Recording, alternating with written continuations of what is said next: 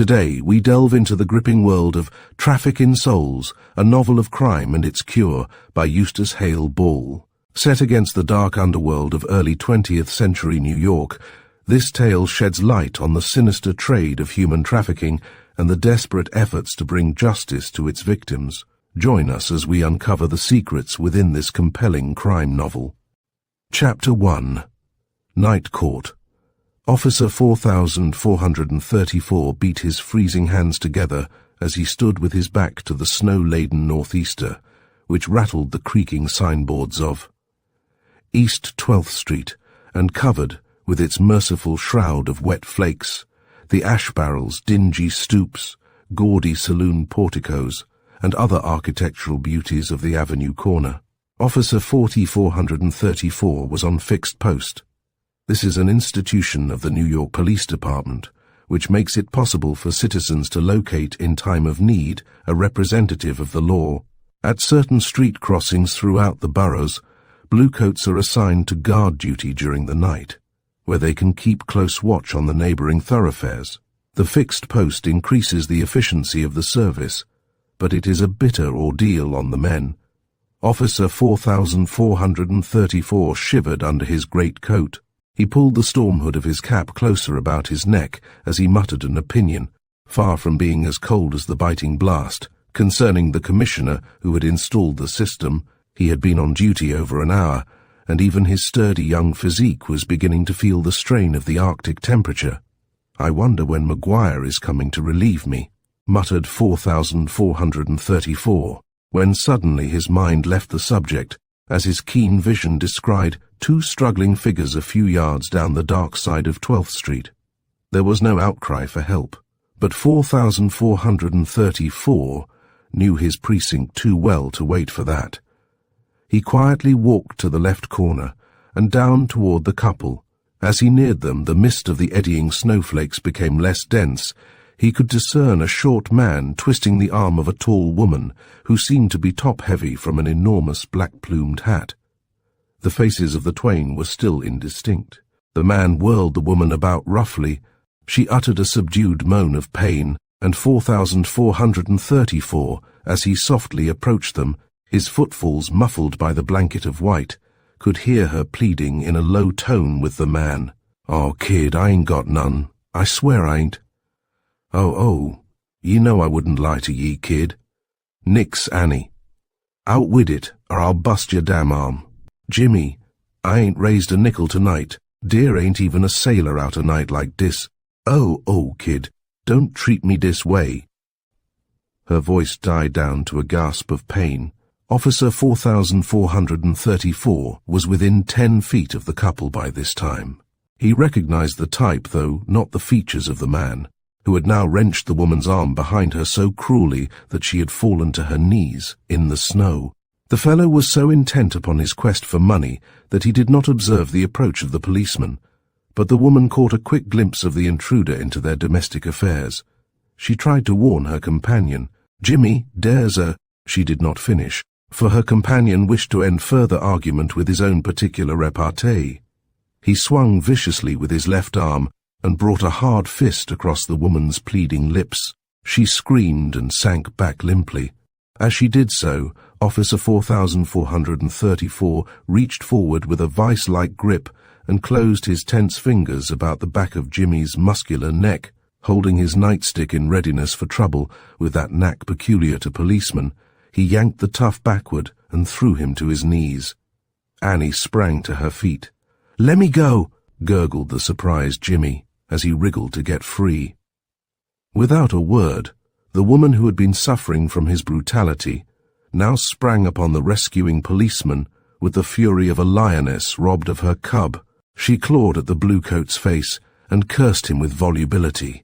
"I'll get you broke for this," groaned Jimmy, as 4434 held him to his knees, while Annie tried to get her hold on the officer's neck.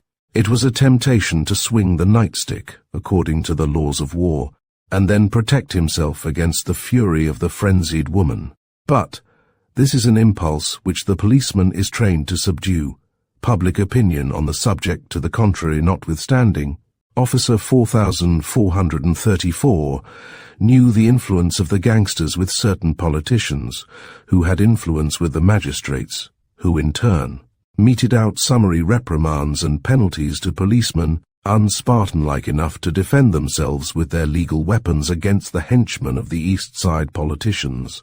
Annie had managed by no mean pugilistic ability to criss-cross 5 painful scratches with her nails upon the policeman's face, despite his attempt to guard himself. Jimmy, with tactical resourcefulness, had twisted around in such a way that he delivered a strong-jaw nip on the right leg of the policeman. 4434 suddenly released his hold on the man's neck, whipped out his revolver and fired it in the air. He would have used the signal for help generally available at such a time, striking the nightstick upon the pavement, but the thick snow would have muffled the resonant alarm. "Beat it, Annie, and git de gang!" cried out Jimmy as he scrambled to his feet. The woman sped away obediently as Officer 4434 closed in again upon his prisoner. The gangster covered the retreat of the woman by grappling the policeman with arms and legs. The two fell to the pavement and writhed in their struggle on the snow. Jimmy, like many of the gang men, was a local pugilist of no mean ability. His short stature was equalized in fighting odds by a tremendous bull strength. 4434, in his heavy overcoat and with the storm hood over his head and neck, was somewhat handicapped. Even as they struggled, the efforts of the nimble Annie bore fruit. In surprisingly brief time, a dozen men had rushed out from the neighboring saloon, and were giving the doughty policeman more trouble than he could handle. Suddenly they ran, however, for down the street came 2 speeding figures in the familiar blue coats. One of the officers was shrilly blowing his whistle for reinforcements. He knew what to expect in a gang battle, and was taking no chances. Maguire, who had just come on to relieve 4434, lived up to his duty most practically by catching the leg of the battling Jimmy, and giving it a wrestling twist which threw the tough with a thud on the pavement, clear of his antagonist. 4434 rose to his feet stiffly, as his rescuers dragged Jimmy to a standing position. "Well, Burke, 'tis a pleasant little party you do be having," volunteered Maguire. "Sure. And you've been wrestling with Jimmy the monk. Was he trying to pick your pockets?" "No, I wasn't doing nothin', and I'm going to git that rookie Broke for assaulting me. I'm going to write a letter to the mayor," growled Jimmy. Officer Burke laughed a bit ruefully. He mopped some blood off his face from the nail scratches of Jimmy's lady associate, and then turned toward the 2 officers. "He didn't pick my pockets. It was just the old story of beating up his woman, trying to get the money she made on the street tonight. When I tried to help her, they both turned on me." "Faith, Burke, I thought you had more horse sense," responded Maguire. "That's a dangerous thing to do with married folks, or them as ought to be married. They'll fight like Kilkenny cats until the Good Samaritan comes along, and then they form a trust and beat up the Samaritan. I think most women these days need a little beating up anyway, to keep 'em from worrying about their troubles," volunteered Officer Dexter. "I'd have been happier if I had learned that in time." "Say, nix on dis blarney use," interrupted the monk, who was trying to wriggle out of the arm-hold of Burke and Maguire. "I ain't gone to stand for dis pinch when I ain't done northin'." A police sergeant, who had heard the whistle as he made his rounds, now came up. "What's the row?" he gruffly exclaimed. Burke explained. The sergeant shook his head. "You're wasting time, Burke, on this sort of stuff. When you've been on the force a while longer, you'll learn that it's the easiest thing to look the other way when you see these men fighting with their women. The magistrates won't do a thing on a policeman's word alone. You just see, now you've got to go down to night court with this man, get a call down because you haven't got a witness, and this rummy gets set free. Why, you'd think these magistrates had to apologize for there being a police force. The papers go on about the brutality of the police, and the socialists howl about Cossack methods, and the ministers preach about graft and vice, and the reformers sit in their mahogany chairs in the skyscraper offices and dictate poems about sin, and the cops have to walk around and get hell beat out of 'em by these wops and kikes every time they tries to keep a little order." The sergeant turned to Maguire. "You know these gangs around here, Mac. Who's this guy's girl?" "He's got 3 or 4, Sergeant," responded the officer. "I guess this one must be Dutch Annie. Was she all dolled up with about $100 worth of ostrich feathers, Burke?" Yes, tall and some fighter. That's the one. Her hangout is over there on the corner, in Schultberger's cabaret. We can get her now, maybe. The sergeant beckoned to Dexter. Run this guy over to the station house and put him down on the blotter for disorderly conduct. And assaulting an officer. You get onto your post, Maguire, or the commish will be shooting past here in a machine on the way to some ball at the Ritz, and will have us all on charges. You come with me, Burke, and we'll nab that woman as a material witness. Burke and his superior crossed the street and quickly entered the ornate portal of Schultberger's cabaret, which was in reality the annex to his corner barroom. As they strode in, a waiter stood by a tuneless piano, upon which a bloated professor was beating a tattoo of cheap syncopation accompaniment of the advantages of bobbing up and down, which was warbled with that peculiarly raucous nasal tenor so popular in Tenderloin resorts. The musical waiter's jaw fell in the middle of a bob as he espied the blue uniforms. He disappeared behind a swinging door with the professional skill of a stage magician.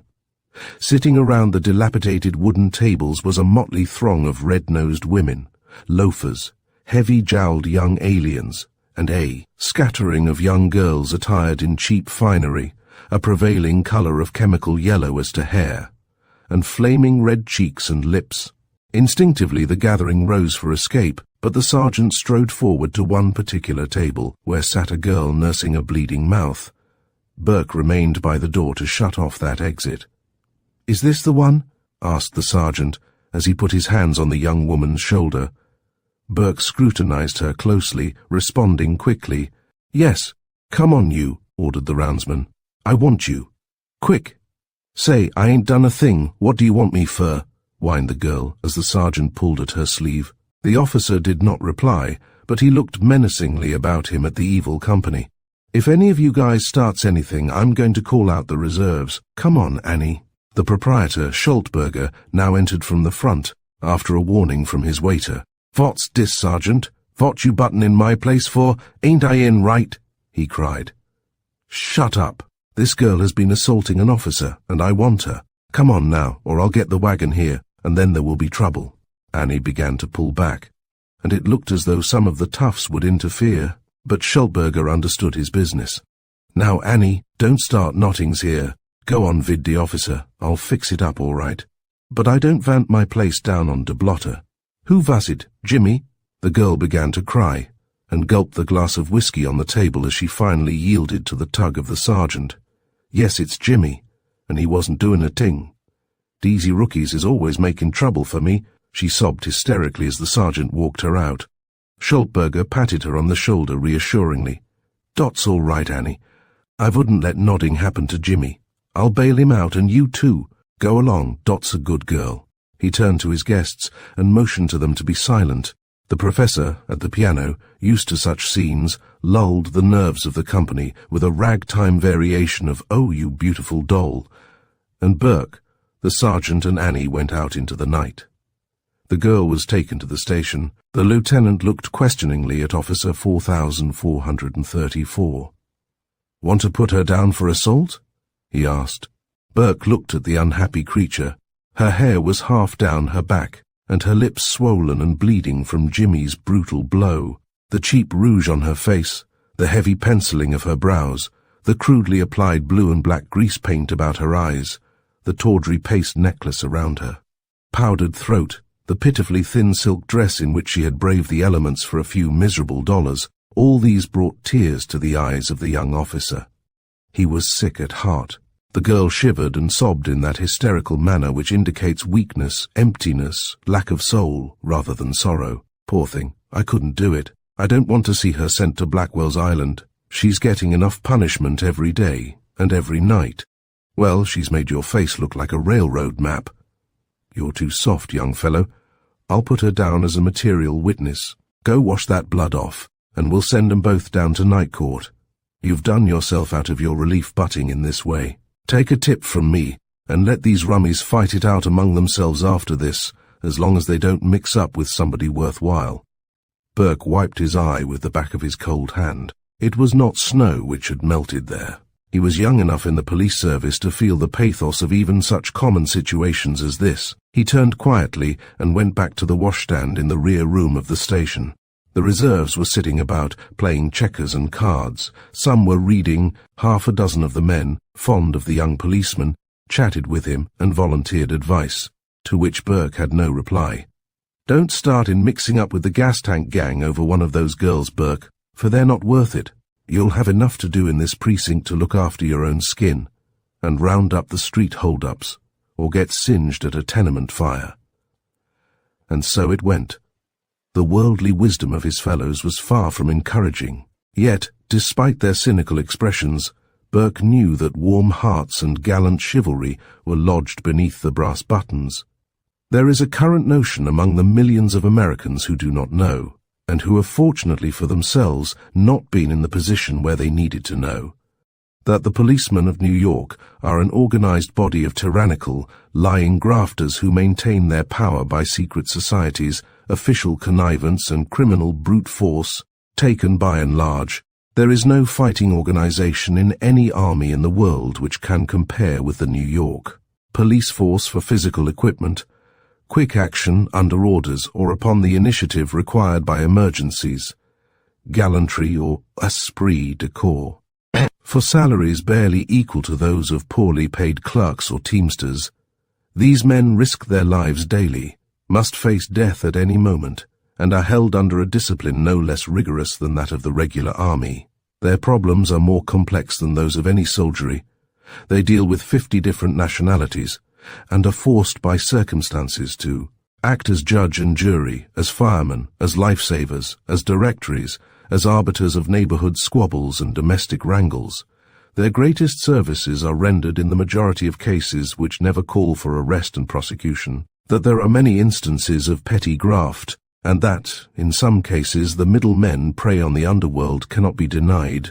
But it is the case against a certain policeman which receives the attention of the newspapers and the condemnation of the public, while almost unheeded are scores of heroic deeds which receive bare mention in the daily press.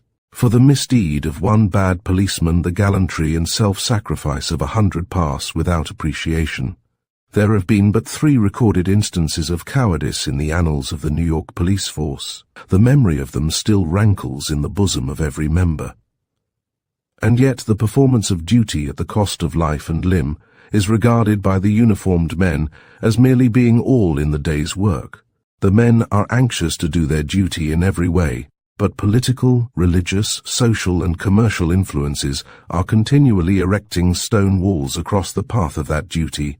Superhuman in wisdom, thrice blessed in luck is the bluecoat who conscientiously can live up to his own ideals, carry out the law as written, by his superiors without being sent to rusticate with the goats, or being demoted for stepping upon the toes of some of those same superiors. Officer Bobby Burke betook himself to the night court to lodge his complaint against Jimmy the monk. The woman, Dutch Annie, snivelling and sobbing, was lodged in a cell near the gangster before being brought before the rail to face the magistrate. Burke saw that they could not communicate with each other, and so hoped that he could have his own story accepted by the magistrate. He stood by the door of the crowded detention room, which opened into a larger courtroom, where the prisoners were led one by one to the prisoner's dock.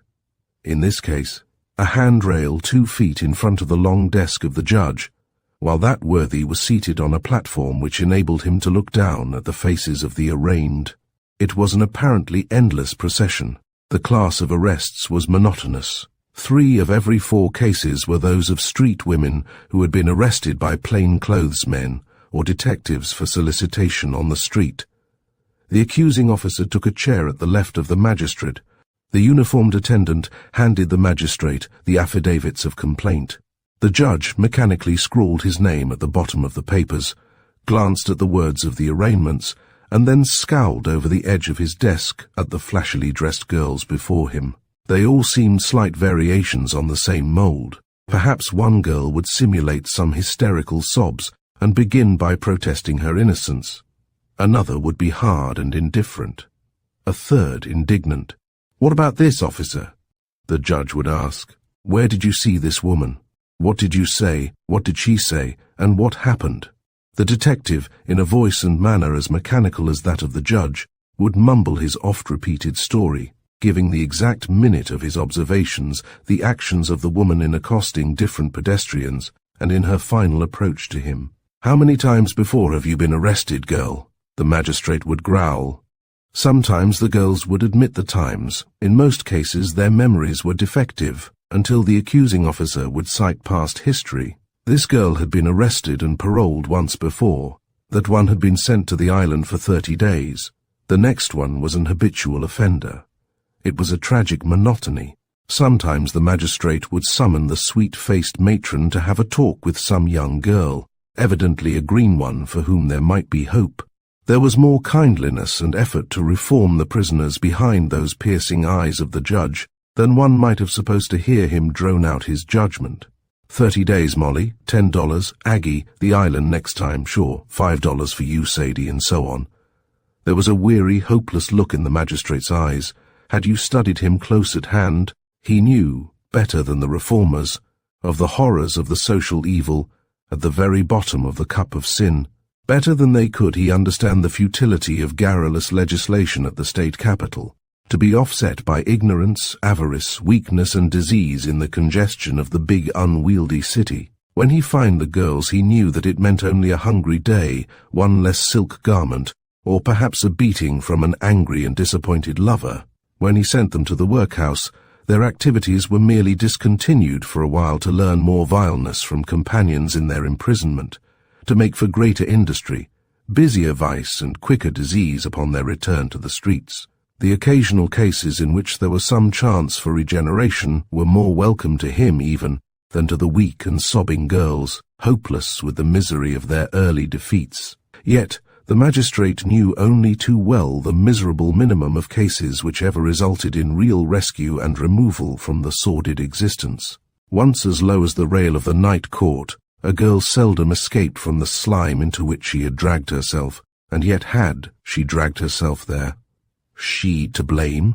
Was she to pay the consequences in the last reckoning of accounts? This thought came to Officer Bobby Burke as he watched the horrible drama drag monotonously through its brief succession of sordid scenes.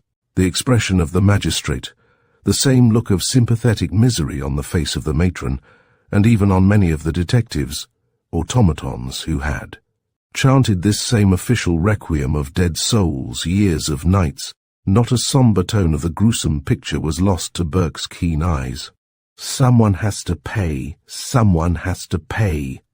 I wonder who," muttered Officer 4434 under his breath.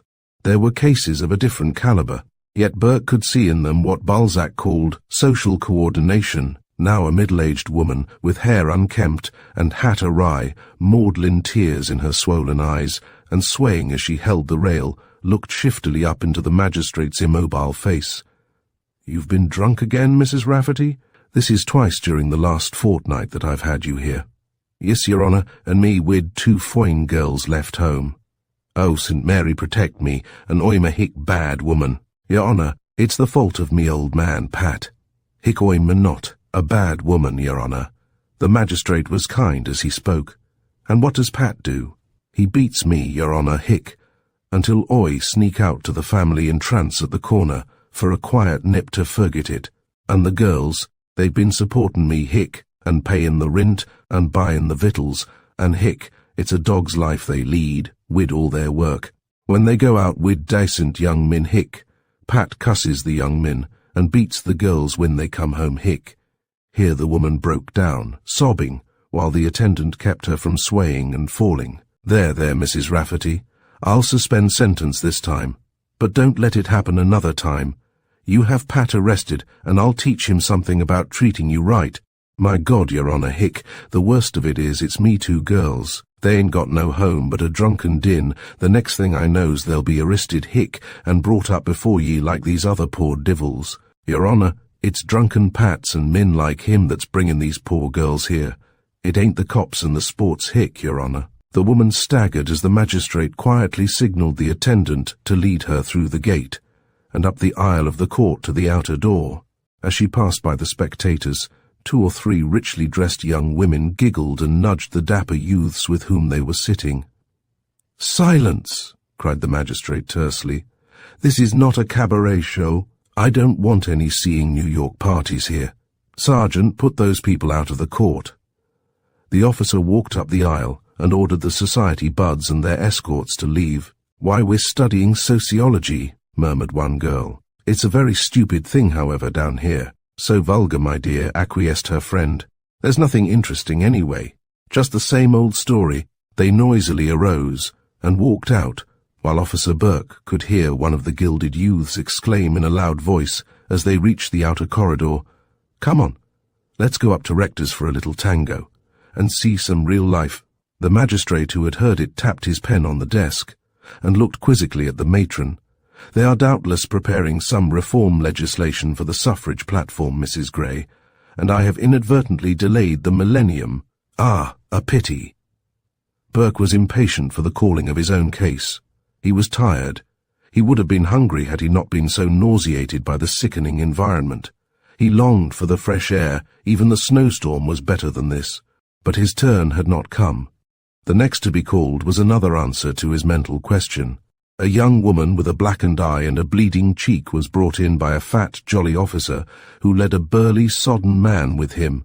The charge was quarrelling and destroying the furniture of a neighbour in whose flat the fight had taken place. "Who started it?" asked the magistrate.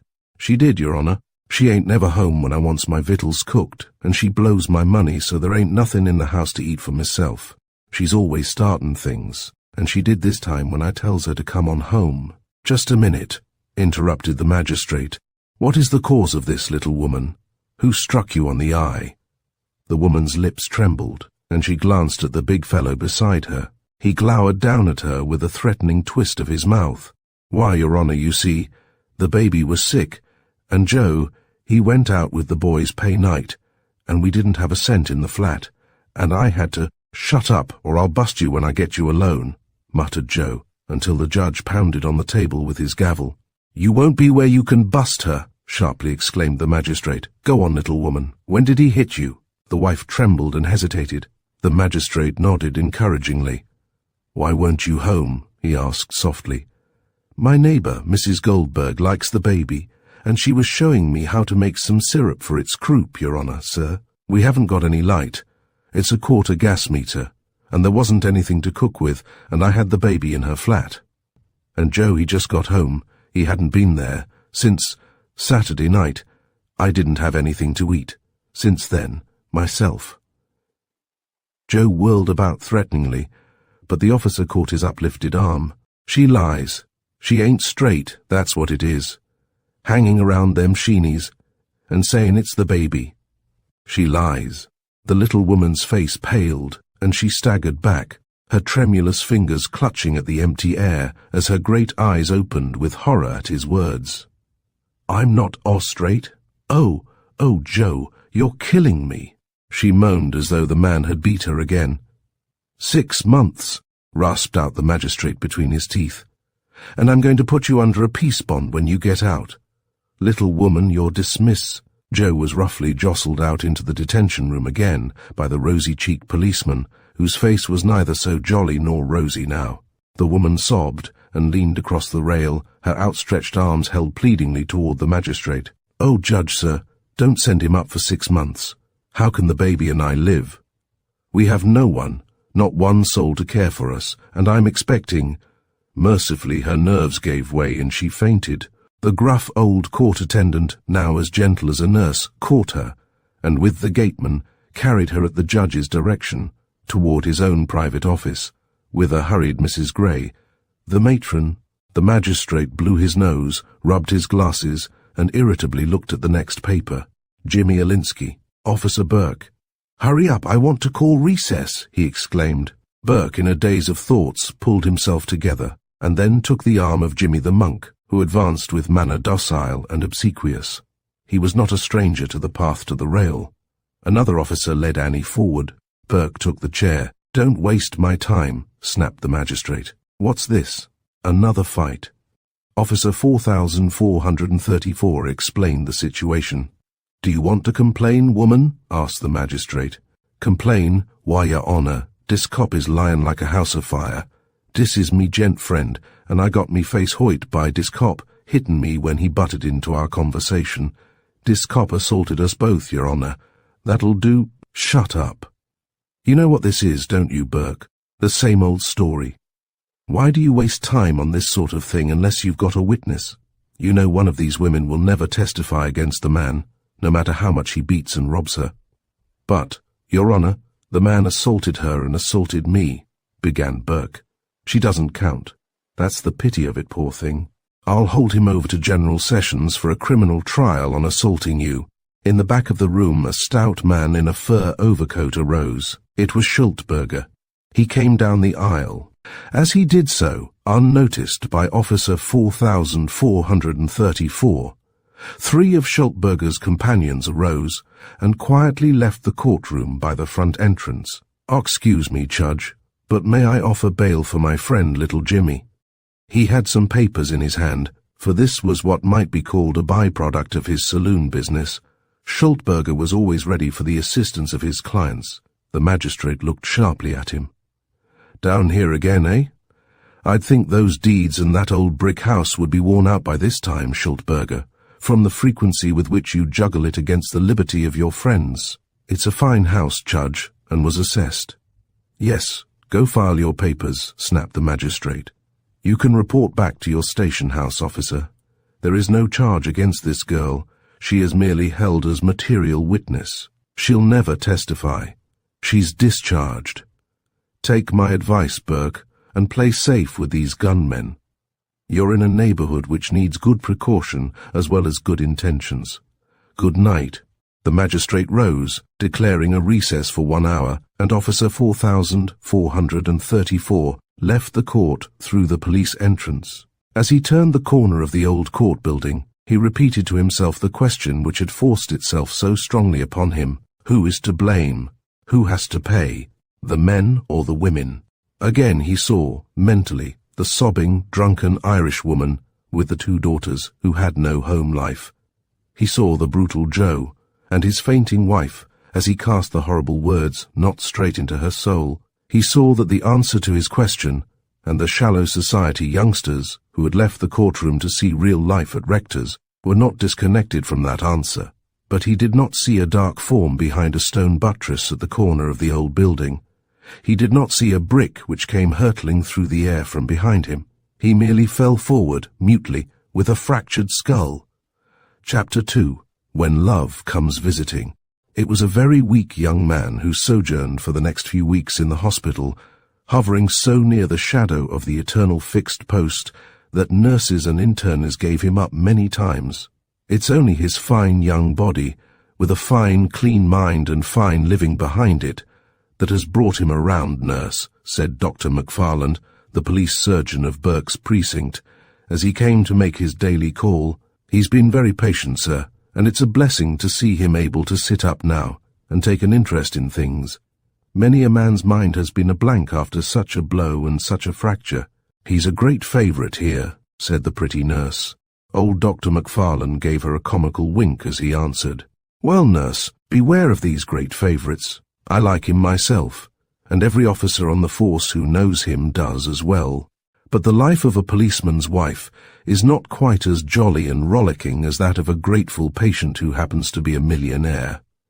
So bide your time." He chuckled and walked on down the hall, while the young woman blushed a carmine which made her look very pretty as she entered the private room which had been reserved for Bobby Burke. "Is there anything you would like for a change?" she asked. "Well, I can't read, and I can't take up all your time talking, so I wish you'd let me get out of this room into one of the wards in a wheelchair, nurse," answered Burke. "I'd like to see some of the other folks, if it's permissible." "That's easy. The doctor said you could sit up more each day now. He says you'll be back on duty in another 3 weeks, or maybe 6. Burke groaned. "Oh, these doctors, really. I feel as well now as I ever did, except that my head is just a little wobbly and I don't believe I could beat Longboat in a marathon. But you see, I'll be back on duty before any 3 weeks go by." Burke was wheeled out into the big free ward of the hospital by one of the attendants. He had never realized how much human misery could be concentrated into one room until that perambulatory trip. It was not a visiting day, and many of the sufferers tossed about restless and unhappy. About some of the beds there were screens to keep the sight of their unhappiness and anguish from their neighbors. Here was a man whose leg had been amputated. His entire life was blighted because he had stuck to his job, coupling freight cars, when the engineer lost his head. There, on that bed, was an old man who had saved a dozen youngsters from a burning Christmas tree, and was now paying the penalty with months of torture. Yonder poor fellow, braving the odds of the city, had left his country town, sought labor vainly, until he was found starving rather than beg. As a policeman, Burke had seen many miseries in his short experience on the force. As an invalid, he had been initiated into the 2nd degree in this hospital ward. He wondered if there could be anything more bitter. There was, his 3rd and final degree in the ritual of life, but that comes later on in our story. After chatting here and there with a sufferer, passing a friendly word of encouragement, or spinning some droll old yarn to cheer up another, Bobby had enough. "Say, it's warm looking outside. Could I get some fresh air on one of the sun porches?" he asked his steersman. "Sure thing, Cap. I'll blanket you up a bit and put you through your paces on the south porch." Bobby was rolled out on the glass-protected porch into the blessed rays of the sun. He found another traveller using the same mode of conveyance, an elderly man, whose pallid face, seamed with lines of suffering, still showed the jolly, unconquerable spirit which keeps some men young no matter how old they grow. "Well, it's about the finest sunlight I've seen for many a day. How do you like it, young man?" "It's the first I've had for so many weeks that I didn't believe there was any left in the world," responded Burke. "If we could only get out for a walk instead of this Atlantic City boardwalk business, it would be better, wouldn't it?" His companion nodded, but his genial smile vanished. "Yes, but that's something I'll never get again." "What, never again? Why, surely you're getting along to have them bring you out here." "No, my boy. I've a broken hip and a broken thigh, crushed in an elevator accident back in the factory, and I'm too old a dog to learn to do such tricks as flying. I'll have to content myself with one of these chairs for the rest of my worthless old years." The old man sighed, and such a sigh. Bobby's heart went out to him, and he tried to cheer him up. "Well, sir, there could be worse things in life. You are not blind nor deaf. You have your hands, and they look like hands that can do a lot." His neighbour looked down at his nervous, delicate hands and smiled, for his was a valiant spirit. "Yes, they've done a lot. They'll do a lot more, for I've been lying on my back with nothing to do for a month but think up things for them to do. I'm a mechanic, you know, and fortunately I have my hands and my memory, and years of training. I've been superintendent of a factory, electrical work, phonographs, and all kinds of instruments like that were my specialty. But they don't want an old man back there now. Too many young bloods with college training and book knowledge. I couldn't superintend much work now. This wheelchair of mine is built for comfort rather than exceeding the speed limit." Burke drew him out, and learned another pitiful side of life. Burke's new acquaintance was an artisan of the old school, albeit with the skill and modernity of a man who keeps himself constantly in the forefront by youthful thinking and scientific work. He had devoted the best years of his life to the interests of his employer. When a splendid factory had been completed, largely through the results of his executive as well as his technical skill, and an enormous fortune accumulated from the growing business of the famous plant, the president of the company had died. His son, fresh from college, assumed the management of the organization, and the services of old Barton were little appreciated by the younger man or his board of directors. It was a familiar story of modern business life. "So, there you have it, young man. Why I should bother you with my troubles I don't quite understand myself. In a hospital it's like shipboard. We know a man a short while, and isolated from the rest of the world, we are drawn closer than with the acquaintances of years. In my case it's just the tragedy of age. There is no man so important but that a business goes on very well without him. I realized it with young Gresham, even before I was hurt in the factory. They had taken practically all I had to give, and it was time to cast me aside. As a sort of charity, Gresham has sent me 4 weeks' salary, with a letter saying that he can do no more, and has appointed a young electrical engineer from his own class in Yale to take my place. They need an active man, not an invalid. My salary has been used up for expenses, and for the living of my 2 daughters, Mary and Lorna. What I'll do when I get back home, I don't know." He shook his head, striving to conceal the despondency which was tugging at his heart. Burke was cheery as he responded, "Well, Mr. Barton, you're not out of date yet. The world of electricity is getting bigger every day. You say that you have made many patents which were given to the Gresham Company because you were their employee. Now, you can turn out a few more with your own name on them and get the profits yourself. That's not so bad. I'll be out of here myself before long, and I'll stir myself to see that you get a chance. I can perhaps help in some way, even if I'm only a policeman." The older man looked at him with a comical surprise. "A policeman? A cop? Well, well, well, I wouldn't have known it." Bobby Burke laughed, and he had a merry laugh that did one's soul good to hear. "We're just human beings, you know, even if the ministers and the muckrakers do accuse us of being blood brothers to the devil and Ali Baba. I never saw a policeman out of uniform before. That's why it seems funny, I suppose. But I wouldn't judge you to be the type which I usually see in the police. How long have you been in the service?" Here was Bobby's cue for autobiography, and he realized that, as a matter of neighborliness, he must go as far as his friend. "Well, I'm what they call a rookie. It's my second job as a rookie, however, for I ran away from home several years ago and joined the army. I believed all the pretty pictures they hang up in barber shops and country post offices, and thought I was going to be a globetrotter. Do you remember that masterpiece which shows the gallant bugler tooting the bluebells of Scotland and wearing a straight front jacket that would make a Paris dressmaker green with envy? Well, sir, I believed that poster, and the result was that I went to the Philippines and helped chase Malays, Filipinos, mosquitoes and germs curried. The major's horse swept his front porch, polished his shoes, built fences and chicken houses, and all the rest of the things a soldier does. But why didn't you stay at home?" Burke dropped his eyes for an instant, and then looked up unhappily. "I had no real home. My mother and father died the same year, when I was 18. I don't know how it all happened. I had gone to college out west for 1 year, when my uncle sent for me to come back to the town where we lived and get to work. My father was rather well-to-do, and I couldn't quite understand it, but my uncle was executor of the estate, and when I had been away that season, it was all done. There was no estate when I got back, and there was nothing to do but to work for my uncle in the store which he said he had bought from my father, and to live up in the little room on the 3rd floor where the cook used to sleep, in the house where I was born, which he said he had bought from the estate. It was a queer game. My father left no records of a lot of things, and so there you know why I ran away to listen to that picture bugle.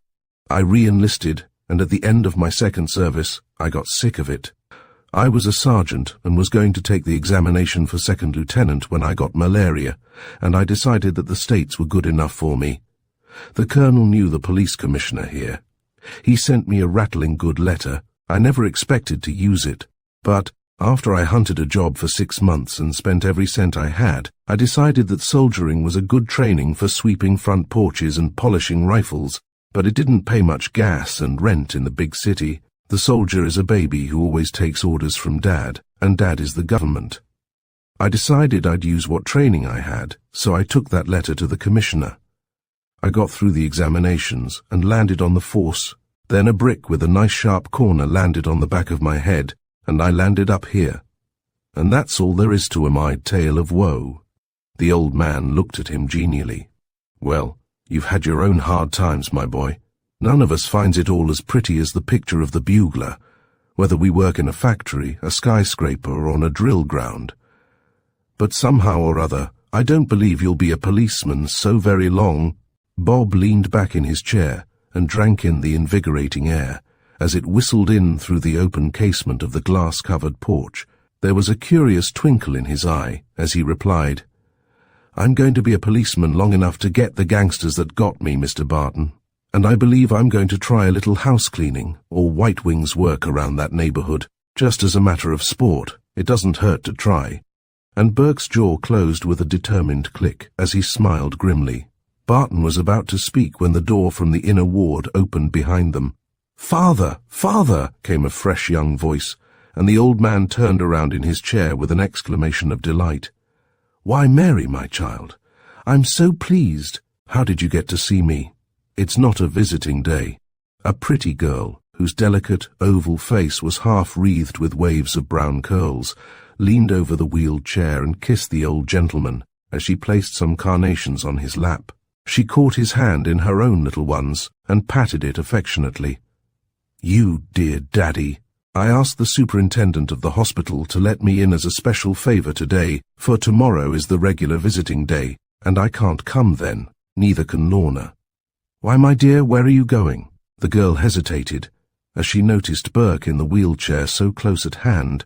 By superhuman effort, Bobby was directing his attention to the distant roofs, counting the chimneys as he endeavored to keep his mind off a conversation which did not concern him.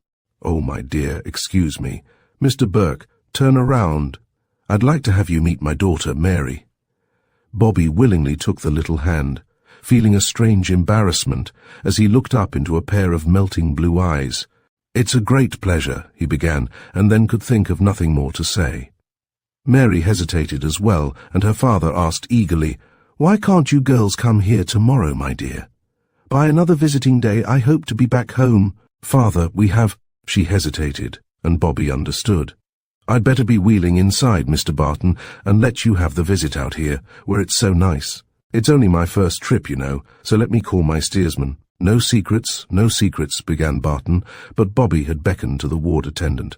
The man came out, and at Burke's request started to wheel him inside. "Won't you come and visit me, sir, in my little room? I get lonely, you know, and have a lot of space." "I'm so glad to have seen you, Miss Barton. Mr. Burke is going to be one of my very good friends, Mary.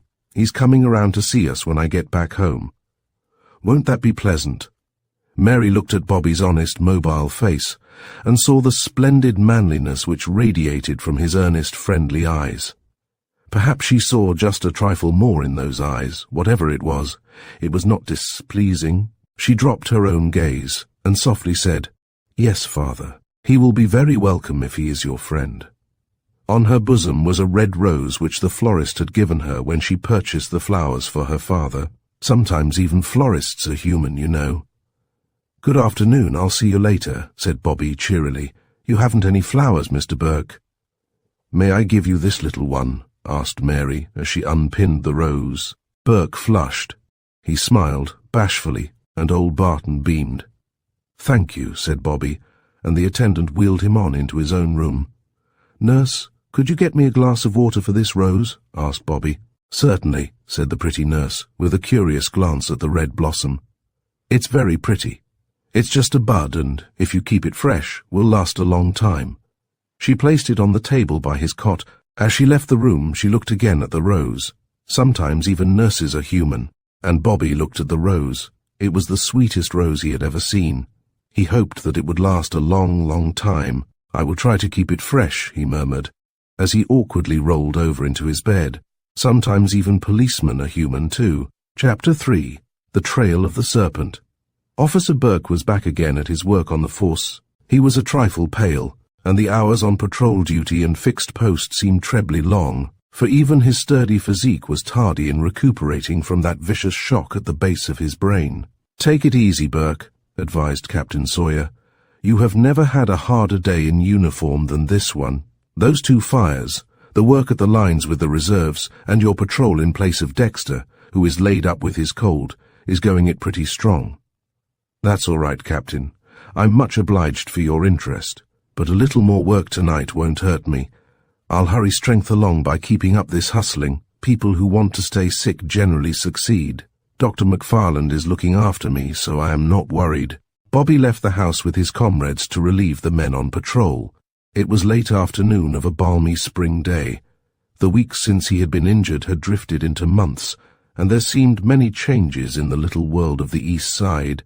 This store had failed, that artisan had moved out, and even 2 or 3 fruit dealers whom Bobby patronized had disappeared. In the same place stood other stands, managed by Italians who looked like caricatures drawn by the same artist who limned their predecessors. "It must be pretty hard for even the Italian squad to tell all these fellows apart, Tom," said Bobby, as they stood on the corner by one of the stalls. "Sure, lad. All ginnies look alike to me. Maybe that's why they carve each other up every now and then at them little shindigs of theirs. Little family rows they are, you know.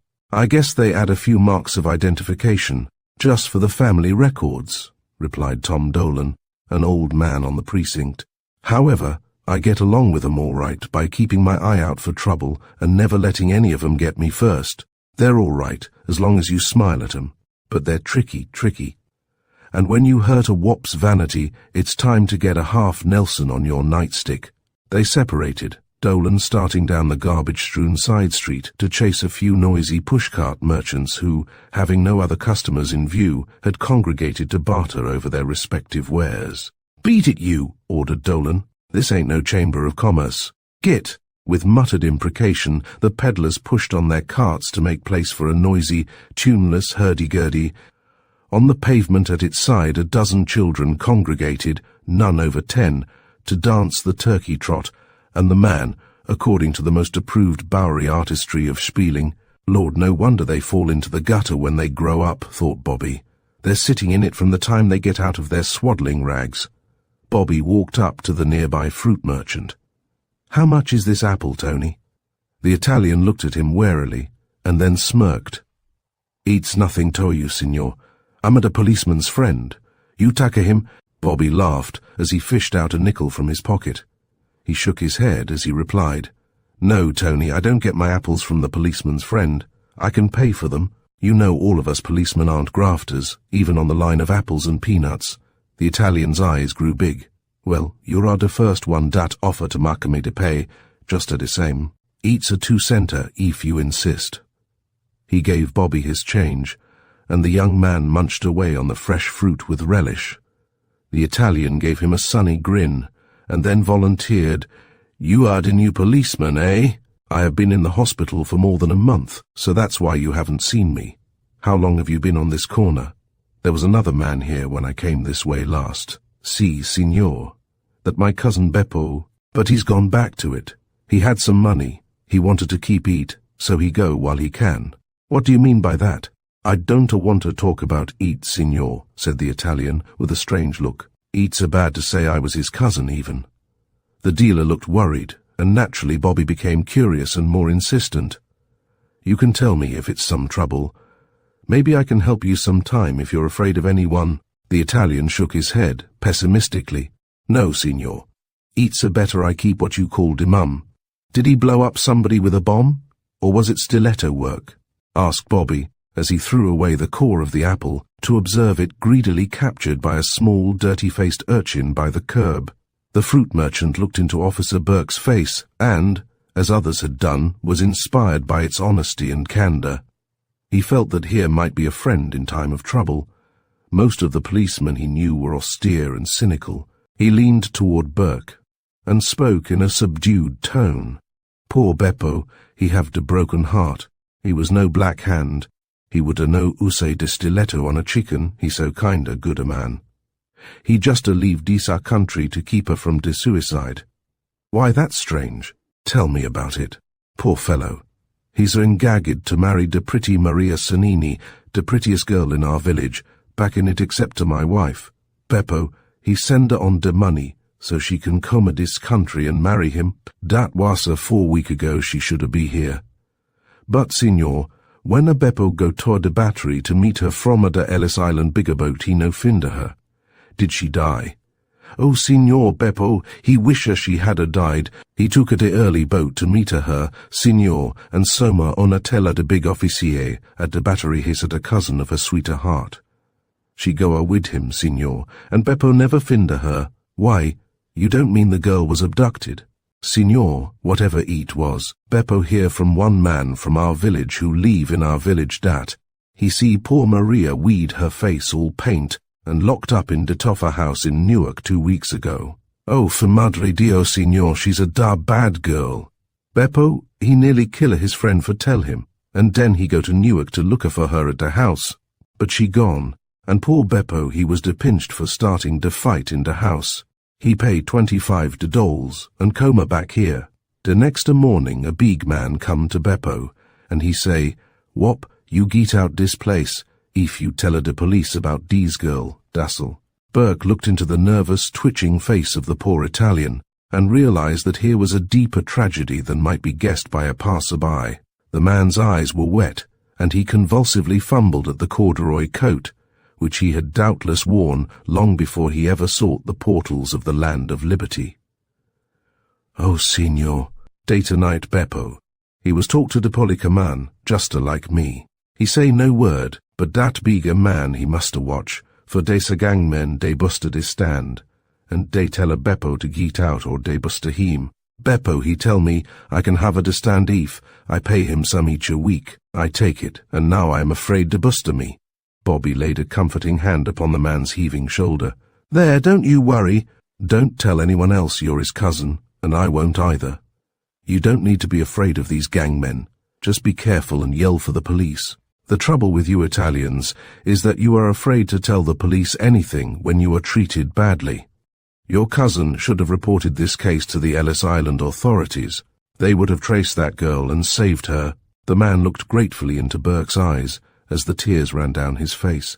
"Oh, signor, if all the police were like you we be not afraid." Just then he dropped his eyes, and Burke noticed that his hand trembled as he suddenly reached for a big orange and held it up.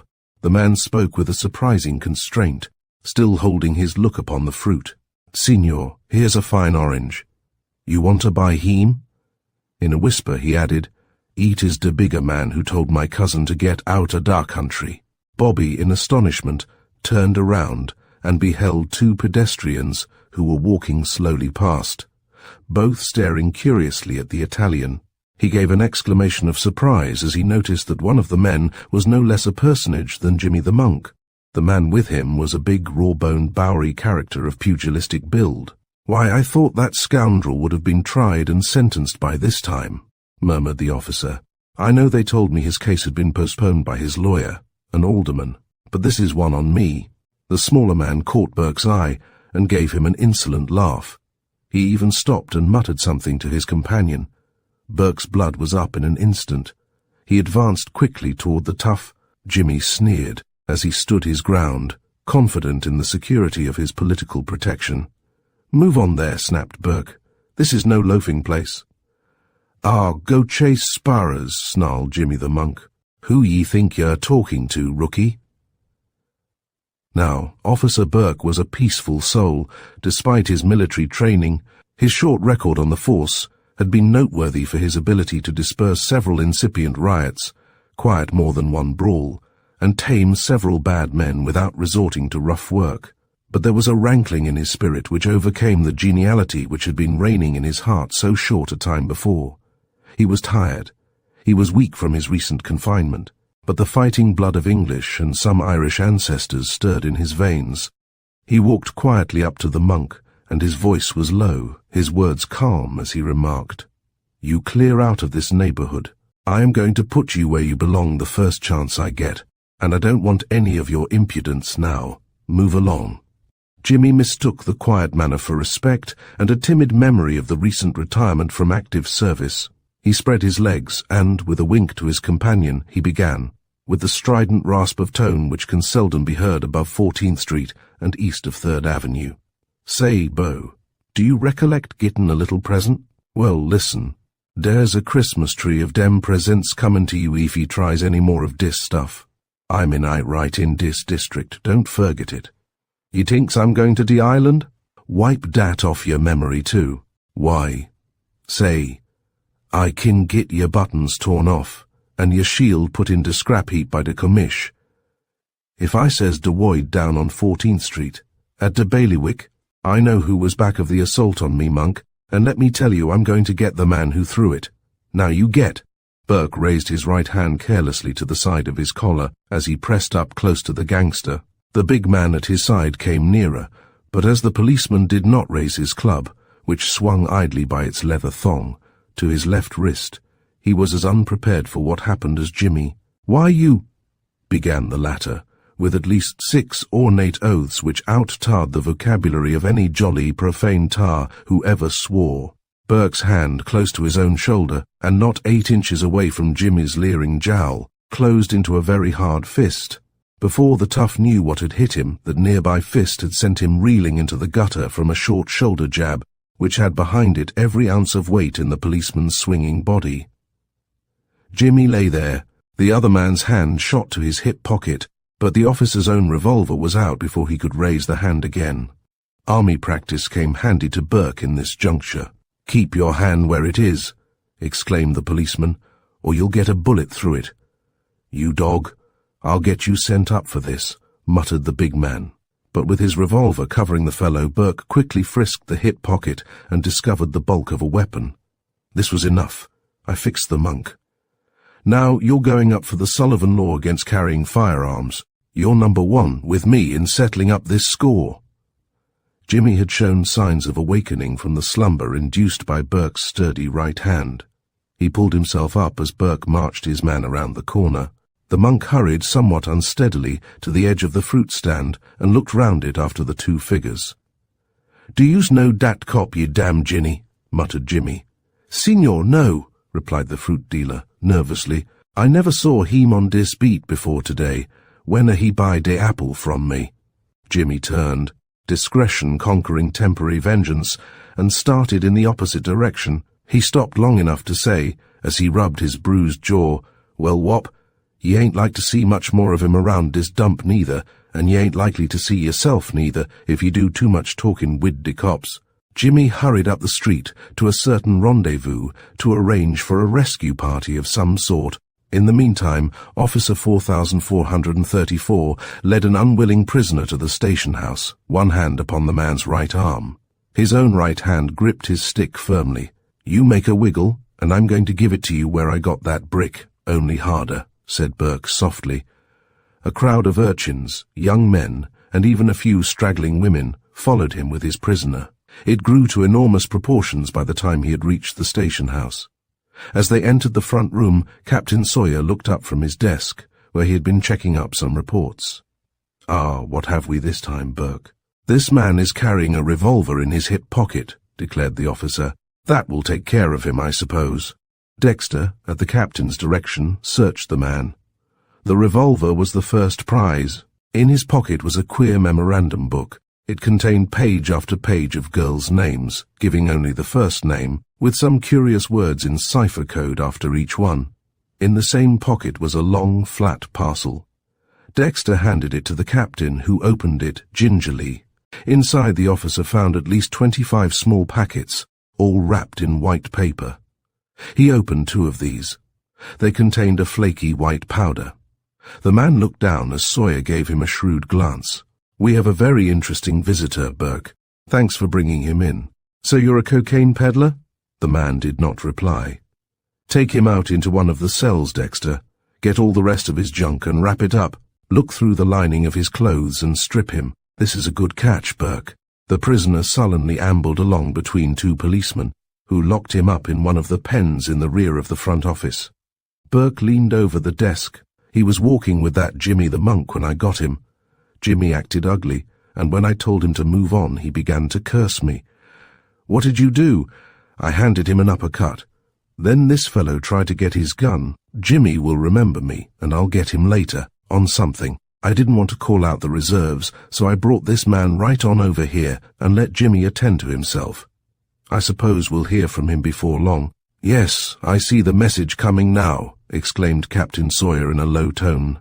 "Don't you open your mouth. I'll do the talking now." As he spoke, Burke followed his eyes and turned around. A large man, decorated with a shiny silk hat, shinier patent leather shoes of extreme breadth of beam, a flamboyant waistcoat, and a gold chain from which dangled a large diamond charm, swaggered into the room, mopping his red face with a silk handkerchief. "Well, well, Captain," he ejaculated. "What's this I hear about an officer from this precinct assaulting two peaceful civilians?" The captain looked steadily into the puffy face of the speaker. His steely grey eyes fairly snapped with anger, although his voice was unruffled as he replied, "You'd better tell me all you heard, and who you heard it from." The big man looked at Burke and scowled ominously. It was evident that Officer 4434 was well known to him, although Bobby had never seen the other in his life. "Here's the fellow. Clubbing one of my district workers. Straight politics, that's what it is, or I should say crooked politics. I'm going to take this up with the mayor this very day. You know his orders about policemen using their clubs. Yes, Alderman, I know that and several other things. I know that this policeman did not use his club, but his fist on one of your ward heelers, and that was for cursing him in public. He should have arrested him. I also know that you are the lawyer for this gangster, Jimmy the Monk, and I know what we have on his friend. You can look at the blotter if you want. I haven't finished writing it all yet. The captain turned the big record book around on his desk, while the politician angrily examined it. What's that? Carrying weapons unlawfully? Carrying cocaine? Why, this is a frame-up. This man Morgan is a law-abiding citizen. You're trying to send him up to make a record for yourself. I'm going to take this up with the mayor as sure as my name is Kelly. Take it up with the United States District Attorney too, Mr. Alderman, for I've got some other things on your man Morgan. This political stuff is beginning to wear out, snapped Sawyer. There are too many big citizens getting interested in this dope trade and in the gang work for you and your boss to keep it hushed any longer. He turned to Burke and waved his hand toward the stairway which led to the dormitory above. Go on upstairs, my boy, and rest up a little bit. You're pale. This has been a hard day, and I'm going to send out White to relieve you. Take a little rest and then I'll send you up to Men's Night Court with Morgan, for I want him held over for investigation by the United States officers. Alderman Kelly puffed and fumed with excitement. This was getting beyond his depths. He was a competent artist in the criminal and lower courts, but his talents for delaying the law of the federal procedure were rather slim. What do you mean? I'm going to represent Morgan, and I'll have something to say about his case at Night Court. I know the magistrate. Sawyer took out the memorandum book from the little parcel of exhibits removed from the prisoner. Well, Alderman, Burke heard him say as he started up the stairs, you ought to be pleased to have a long and profitable case, for I think this is just starting the trail on a roundup of some young men who have been making money by a little illegal traffic. There are about 400 girls' names in this book, and the chief of detectives has a reputation for being able to figure out ciphers. Alderman Kelly dropped his head, but gazed at Sawyer's grim face from beneath his heavy brows with a baleful intensity. Then he left the station house. Chapter 4. What the doctor said. Officer Bobby Burke found the case at the Men's Night Court to be less difficult than his experience with Dutch Annie and her friend. The magistrate disregarded the pleading of Alderman Kelly to show the law-abiding Morgan any leniency. The man was quickly bound over for investigation by the grand jury, upon the representations of Captain Sawyer, who went in person to look after the matter. This man will bear a strict investigation, Mr. Kelly, and I propose to hold him without bail until the session tomorrow. Your arguments are of no avail. We have had too much talk and too little actual results on this trafficking and cocaine business, and I will do what I can to prevent further delays. But, Your Honor, how about this brutal policeman? Began Kelly, on a new tack. Assaulting a peaceful citizen is a serious matter, and I am prepared to bring charges. Bring any you want, curtly said the magistrate. The officer was fully justified. If nightsticks instead of political pull were used on these gunmen, our politics would be cleaner, and our city would not be the laughingstock of the rest of the country. Officer Burke, keep up your good work, and clean out the district if you can. We need more of it. Burke stepped down from the stand, embarrassed but happy, for it was a satisfaction to know that there were some defenders of the police. He espied Jimmy the Monk sitting with some of his associates in the rear of the room, but this time he was prepared for trouble as he left. Consequently, there was none. When he returned to the station house, he was too tired to return to his room in the boarding house where he lodged, but took advantage of the proximity of a cot in the dormitory for the reserves. Next day he was so white and fagged from the hard duty that Captain Sawyer called up Dr. McFarland, the police surgeon for the precinct. When the old Scotchman came over, he examined Burke carefully and shook his head sternly. "Young man," said he, "if you want to continue on this work, remember that you have just come back from a hospital. There has been a bad shock to your nerves, and if you overdo yourself you will have some trouble with that head again. You had better ask the captain for a little time off. Take it easy this next day or two, and don't pick any more fights." I'm not hunting for trouble, Doctor, but you know, I do get a queer feeling. Maybe it is in my head from that brick, but it feels in my heart. Whenever I see one of these low scoundrels who live on the misery of their women, this Jimmy the monk is one of the worst I have ever met, and I can't rest easy until I see him landed behind the bars. There is no greater curse to our modern civilization than the work of these men, Burke. It is not so much the terrible lives of the women whom they enslave.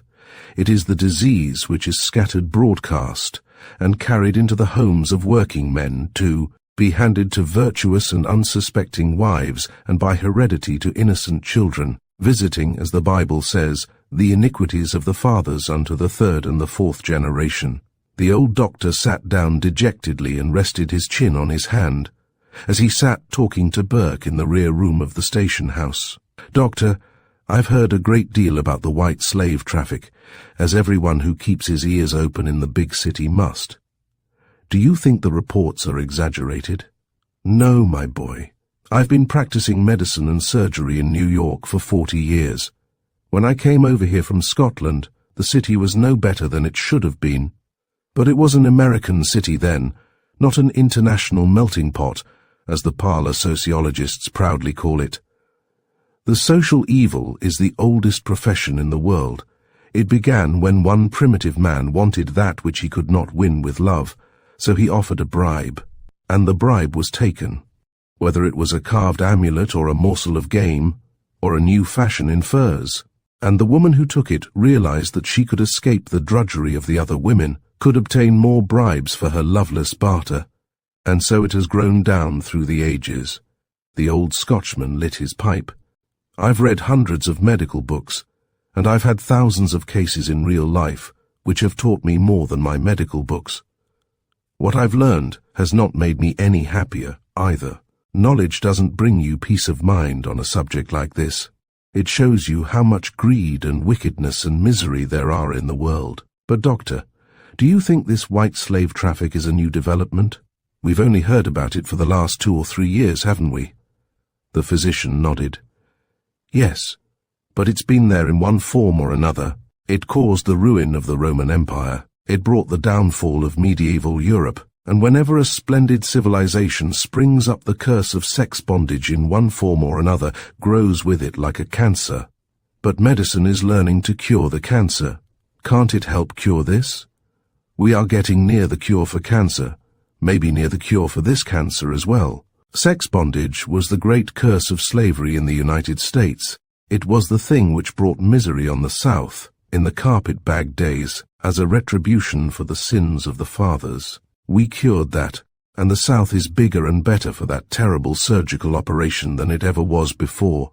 But this latest development, organized capture of ignorant, weak, pretty girls, to be held in slavery by one man or by a band of men and a few debauched old hags, is comparatively a new thing in America. It has been caused by the swarms of ignorant emigrants, by the demand of the lowest classes of those emigrants, and the Americans they influence for a satisfaction of their lust. It is made easy by the crass ignorance of the country girls, the emigrant girls, and by the drudgery and misery of the working girls in the big cities. I saw 2 cases in Night Court, Doc, which explained a whole lot to me. Drunken fathers and brutal husbands who poisoned their own wives.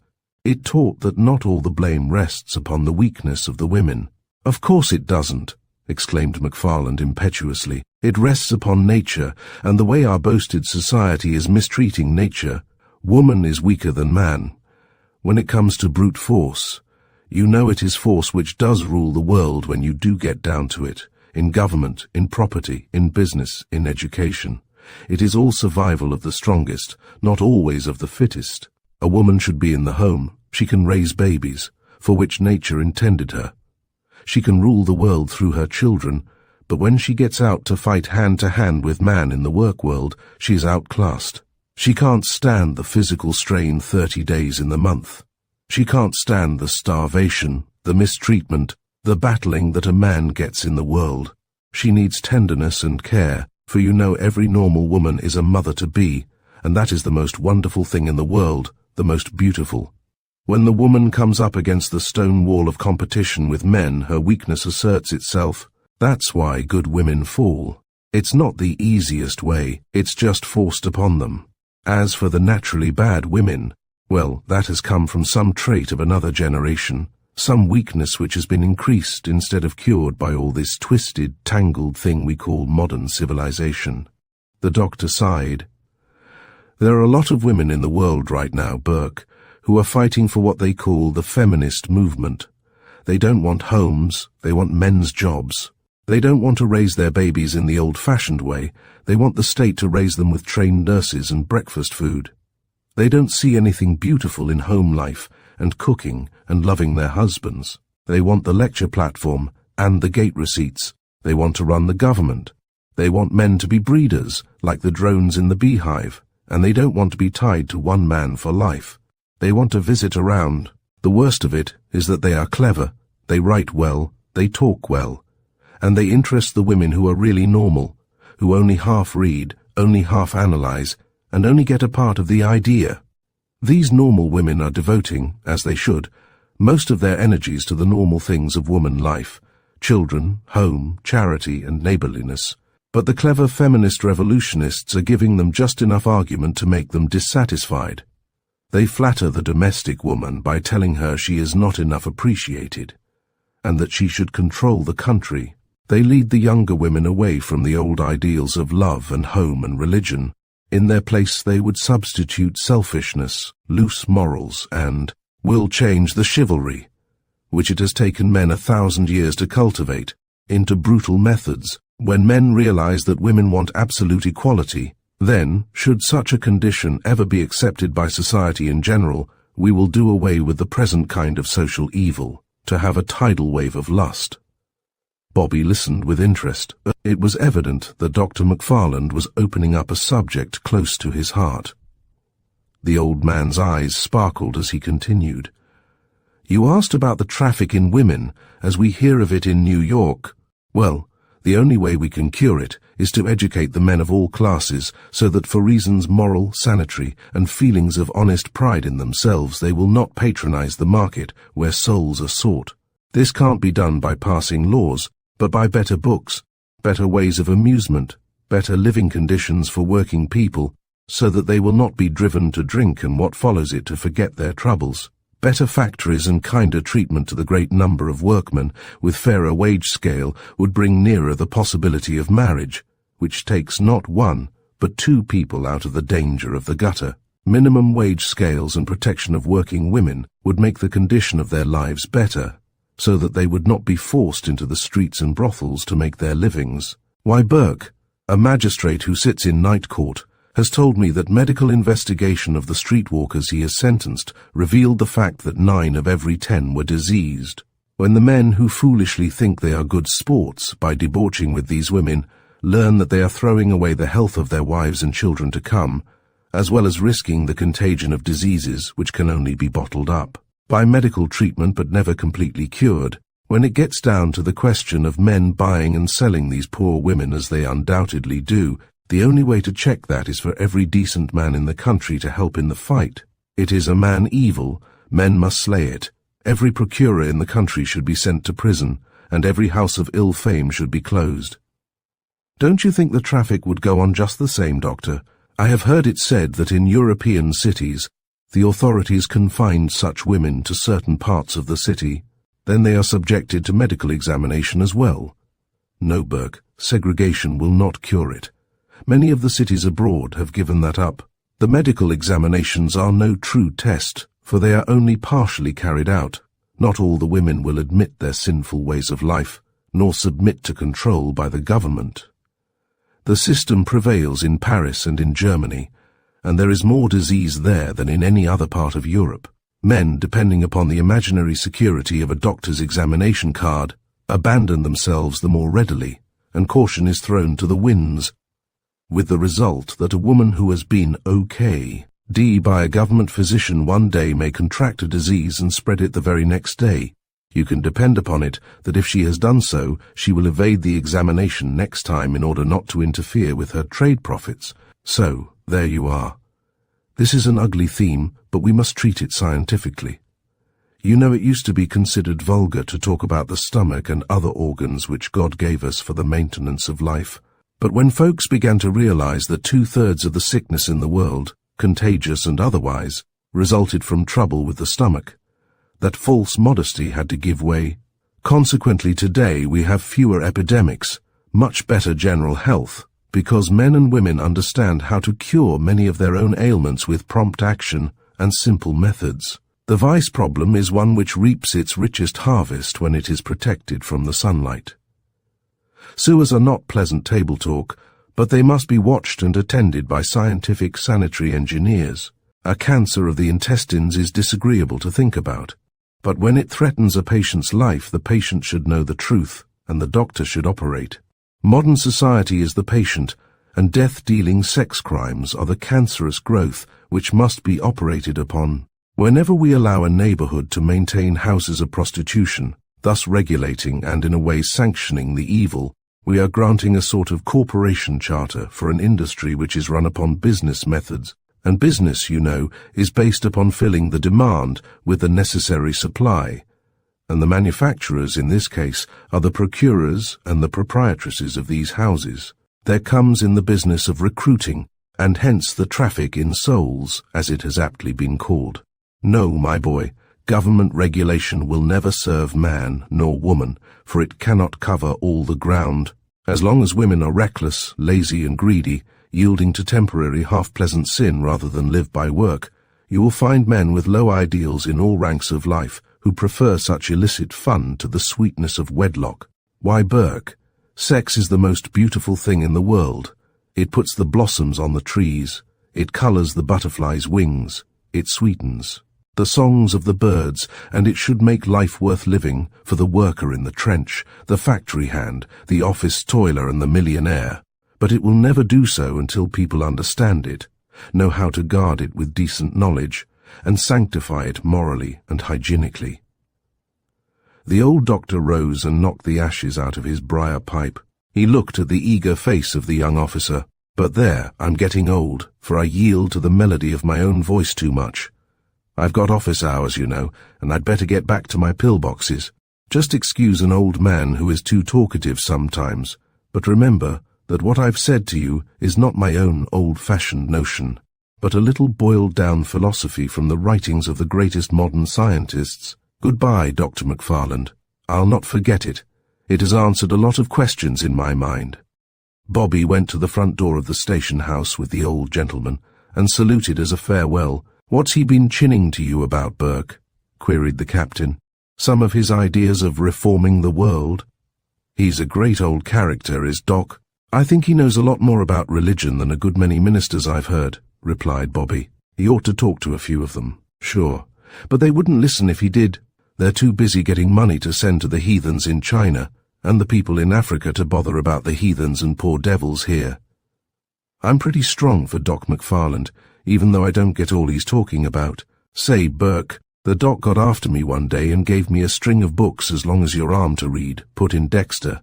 He seems to think a cop ought to have as much time to read as a college boy." "You let me have the list, Dexter, and I'll coach you up on it," laughed Burke. "Today is your relief, Burke," said the captain. "You can go up to the library and wallow in literature if you want to." Burke smiled as he retorted, "I'm going to a better place to do my reading, and not out of books either, Cap."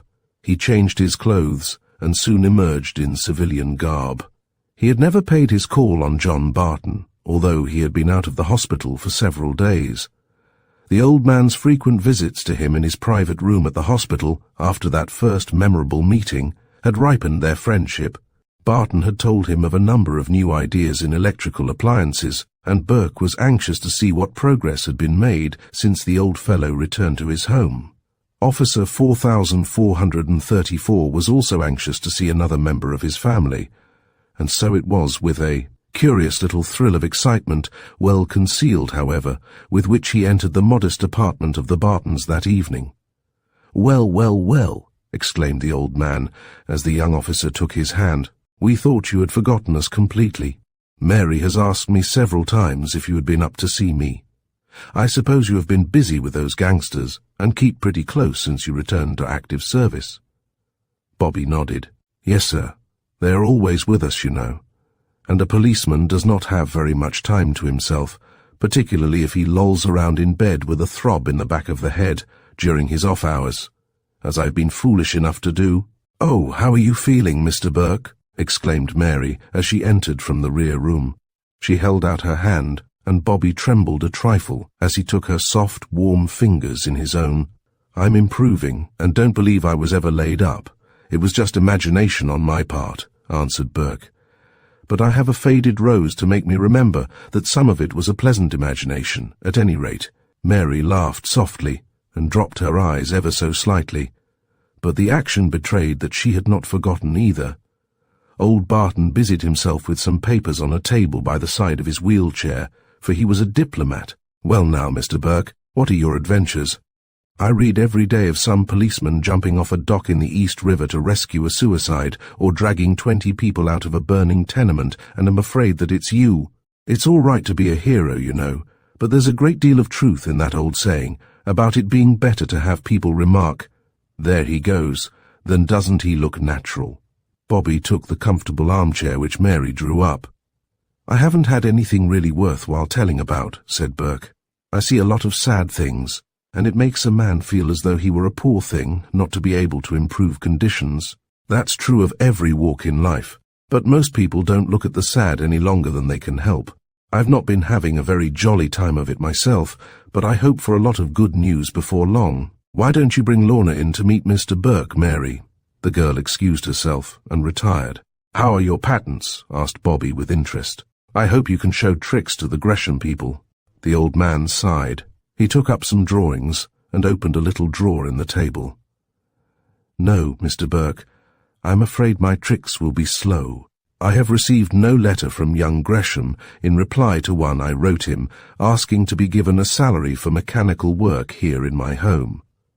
Every bit of my savings has been exhausted. You know I educated my daughters to the limit of my earnings since my dear wife died. They have hard sledding in front of them for a while, I fear." He hesitated and then continued, "Do you remember the day you met Mary? She started to say that she and Lorna could not see me on visiting day. Well, the dear girls had secured a position as clerks in Menard's big candy store up on Fifth Avenue. They talked it over between them and decided that it was better for them to get to work, to relieve my mind of worry. It's the first time they ever worked, and they are sticking to it gamely. But it makes me feel terribly. Their mother never had to work, and I feel as though I have been a failure in life, to have done as much as I have, and yet not have enough in my old age to protect them from the world. There, Mr. Barton, I don't agree with you. There is no disgrace in womanly work. It proves what a girl is worth.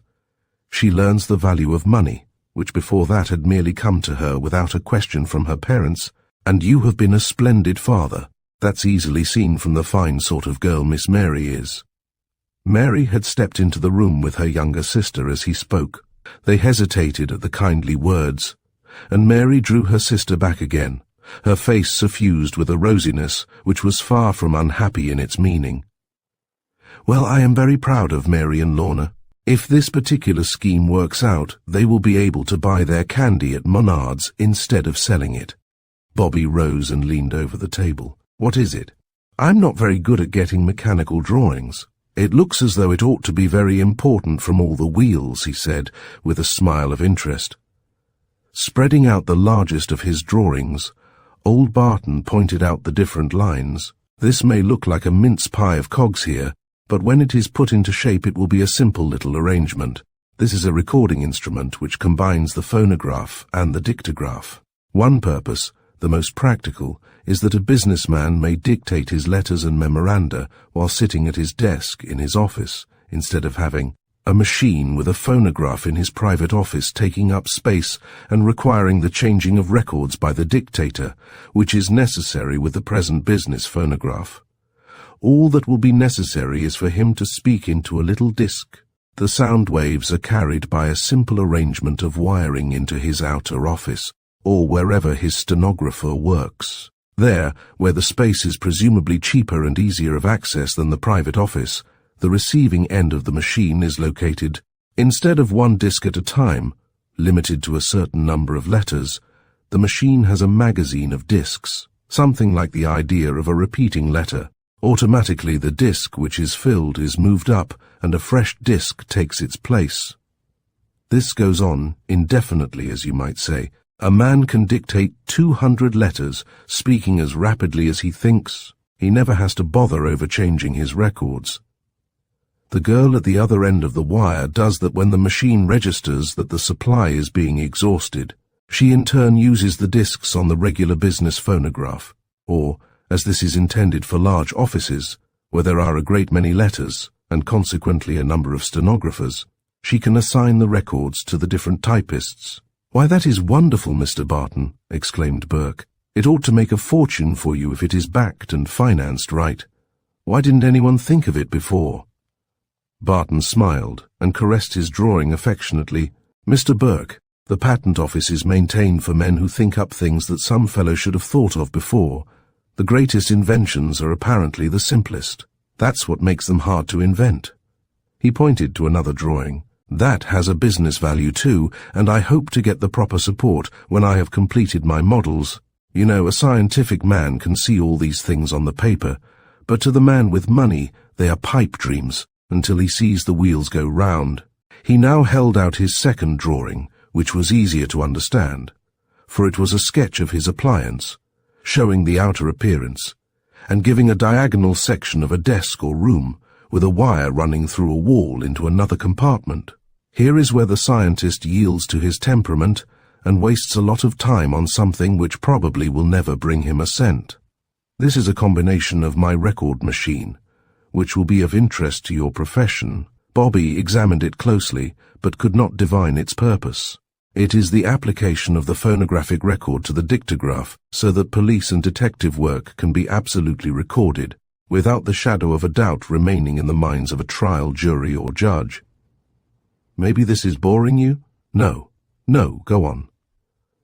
Well, when dictographs are used for the discovery of criminals, it has been necessary to keep expert stenographers and at least one other witness at the end of the wire to put down the record. Frequently, the stenographer cannot take the words spoken as fast as he should to make the record. Sometimes it is impossible to get the stenographer and the witness on the wire at the exact time. Of course, this is only a crazy idea, but it seems to me that by a little additional appliance which I have planned, the record machine could be put into a room nearby, or even another house. If a certain place were under suspicion, the machine could rest with more ease, less food, and on smaller wages than a detective and stenographer on salary. When anyone started to talk in this suspected room, the vibrations of the voices would start a certain connection going through this additional wire, which would set the phonograph into action. As long as the conversation continued, the records would be running continuously. No matter how rapidly words are uttered, the phonograph would get them and could be run for further investigation as slowly and as many times as desired.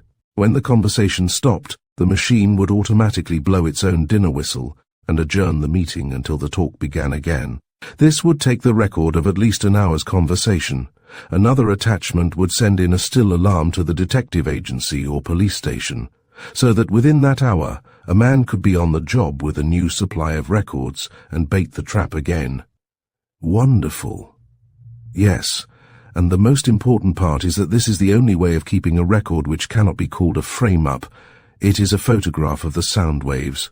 A grafter, a murderer, or any other criminal could be made to speak the same words in court as were put on the phonographic record, and his voice identified beyond the shadow of a doubt. Bobby clapped his hand on the old man's shoulder. "Why, Mr. Barton, that is the greatest invention ever made for capturing and convicting criminals. It's wonderful. The police departments of the big cities should buy enough machines to make you rich, for you could demand your own price." Barton looked dreamily toward the window, through which twinkled the distant lights of the city streets. "I want money, Burke, as every sane man does. But this pet of mine means more than money.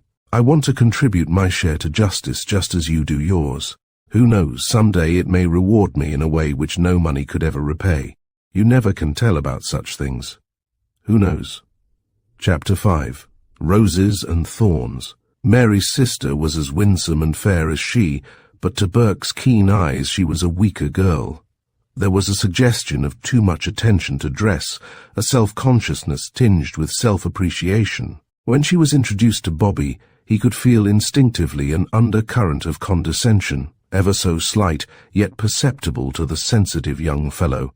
"You're the first policeman I've ever met," began Lorna, with a smile, "and I really don't half believe you are one. I always think of them as swinging clubs and taking a handful of peanuts off a stand as they walk past a corner cart." "Really, I do." Burke reddened but retorted, amiably enough, "I don't like peanuts, for they always remind me of the zoo, and I never liked zoos. But I plead guilty to swinging a club when occasion demands. You know even millionaires have their clubs, and so you can't deny us the privilege, can you?" Lorna laughed, and gracefully pushed back a stray curl with her pretty hand. Mary frowned a bit, but trusted that Bobby had not noticed the lack of tact. "I've seen policemen tugging at a horse's head and getting nearly trampled to death to save some children in a runaway carriage. That was on Fifth Avenue yesterday, just when we quit work, Lorna." She emphasized the word work, and Bobby liked her the more for it. "And, last winter, I saw 2 of them taking people out on a fire escape, wet and covered with icicles, in a big fire over there on Manhattan Avenue. They didn't look a bit romantic, Lorna, and they even had red faces and pug noses. But I think that's a pleasanter memory than shoplifting from peanut stands." Lorna smiled winningly, however, and sat down, not without a decorative adjustment of her pretty silk dress. Bobby forgave her, principally because she looked so much like Mary. They chatted, as young people will, while old Barton mumbled and studied over his drawings, occasionally adding a detail, and calculating on a pad as though he were working out some problem in algebra. Lorna's chief topic was the theatre and dancing. Mary endeavoured to bring the conversation around to other things. "I have to admit that I'm very green on theatres, Miss Barton," said Bobby to the younger sister. "I love serious plays, and these old-fashioned kind of comedies, which teach a fellow that there's some happiness in life. But I don't get the time to attend them. My station is down on the east side, and I see so much tragedy and unhappiness that it has given me about all the real-life plays I could want since I came to the police work." Lorna scoffed and tossed her curls. "Oh, I don't like that stupid old stuff myself. I like the musical comedies that have dancing and French dresses and cleverness. I think all the serious plays nowadays are nothing but scandal. A girl can't go to see them without blushing and wishing she were at home." "I don't agree with you, Lorna. There are some things in life that a girl should learn. An unpleasant play is likely to leave a bad taste in one's mouth, but that bad taste may save her from thinking that evil can be honey-coated and harmless. Why, the show we saw the other night, those costumes, those dances, and the songs, there was nothing left to imagine. They stop serious plays, and ministers preach sermons about them, while the musical comedies that some of the managers produce are 1,000 times worse, for they teach only a bad lesson." As Lorna started to reply, the bell rang and Mary went to the door. 2 young men were outside, and at Mary's stiff invitation they entered. Burke rose politely. "Why, how do you do, Mr. Baxter?" exclaimed Lorna enthusiastically, as she extended one hand and arranged that disobedient lock of hair with the other. "Come right in. This is such a pleasant surprise." Baxter advanced and introduced his companion. "This is my friend, Reggie Craig, Miss Barton. We're just on our way down to Dawley's for a little supper and a dance afterward. You know they have some great tangoing there, and I know you like it." Lorna introduced Craig and Baxter to the others. As she came to Bobby, she said, "This is Mr. Burke. You wouldn't believe it, but he is a friend of father's," interrupted Mary, with a look which did not escape either Bobby or Lorna. "Won't you sit down, gentlemen?" Burke was studying the 2 men with his usual rapidity of observation. Baxter was tall, with dark, curly hair, carefully plastered straight back from a low, narrow forehead. His grooming was immaculate. His extreme cutaway coat showed a good physique, but the pallor of the face above it bespoke dissipation of the strength of that natural endowment. His shoes, embellished with pearl buttons set with rhinestones, were of the latest vogue, described in the Man Who Saw column of the theatre programs. He looked, for all the world, like an advertisement for ready-tailored suitings. His companion was slighter in build, but equally fastidious in appearance. When he drew a handkerchief from his cuff, Bobby completed the survey and walked over toward old Barton, to look at the more interesting drawings. "You girls must come along to Dawley's. You simply must, you know," began Baxter, still standing. "Of course, we'd be glad to have your father's friend, if he likes dancing." "That's very kind of you, but you know I've a lot to talk about with Mr. Barton," answered Bobby quietly. "May we go, father?" asked Lorna impetuously. "Well, I thought," said the old gentleman, "I thought that you'd— Father, I haven't been to a dance or a supper since you were injured." "You know that," pouted Lorna. "What do you want to do, Mary dear?" asked the old man helplessly. "It's very kind of Mr. Baxter, but you know we have a guest." Mary quietly sat down, while Lorna's temper flared. "Well, I'm going anyway.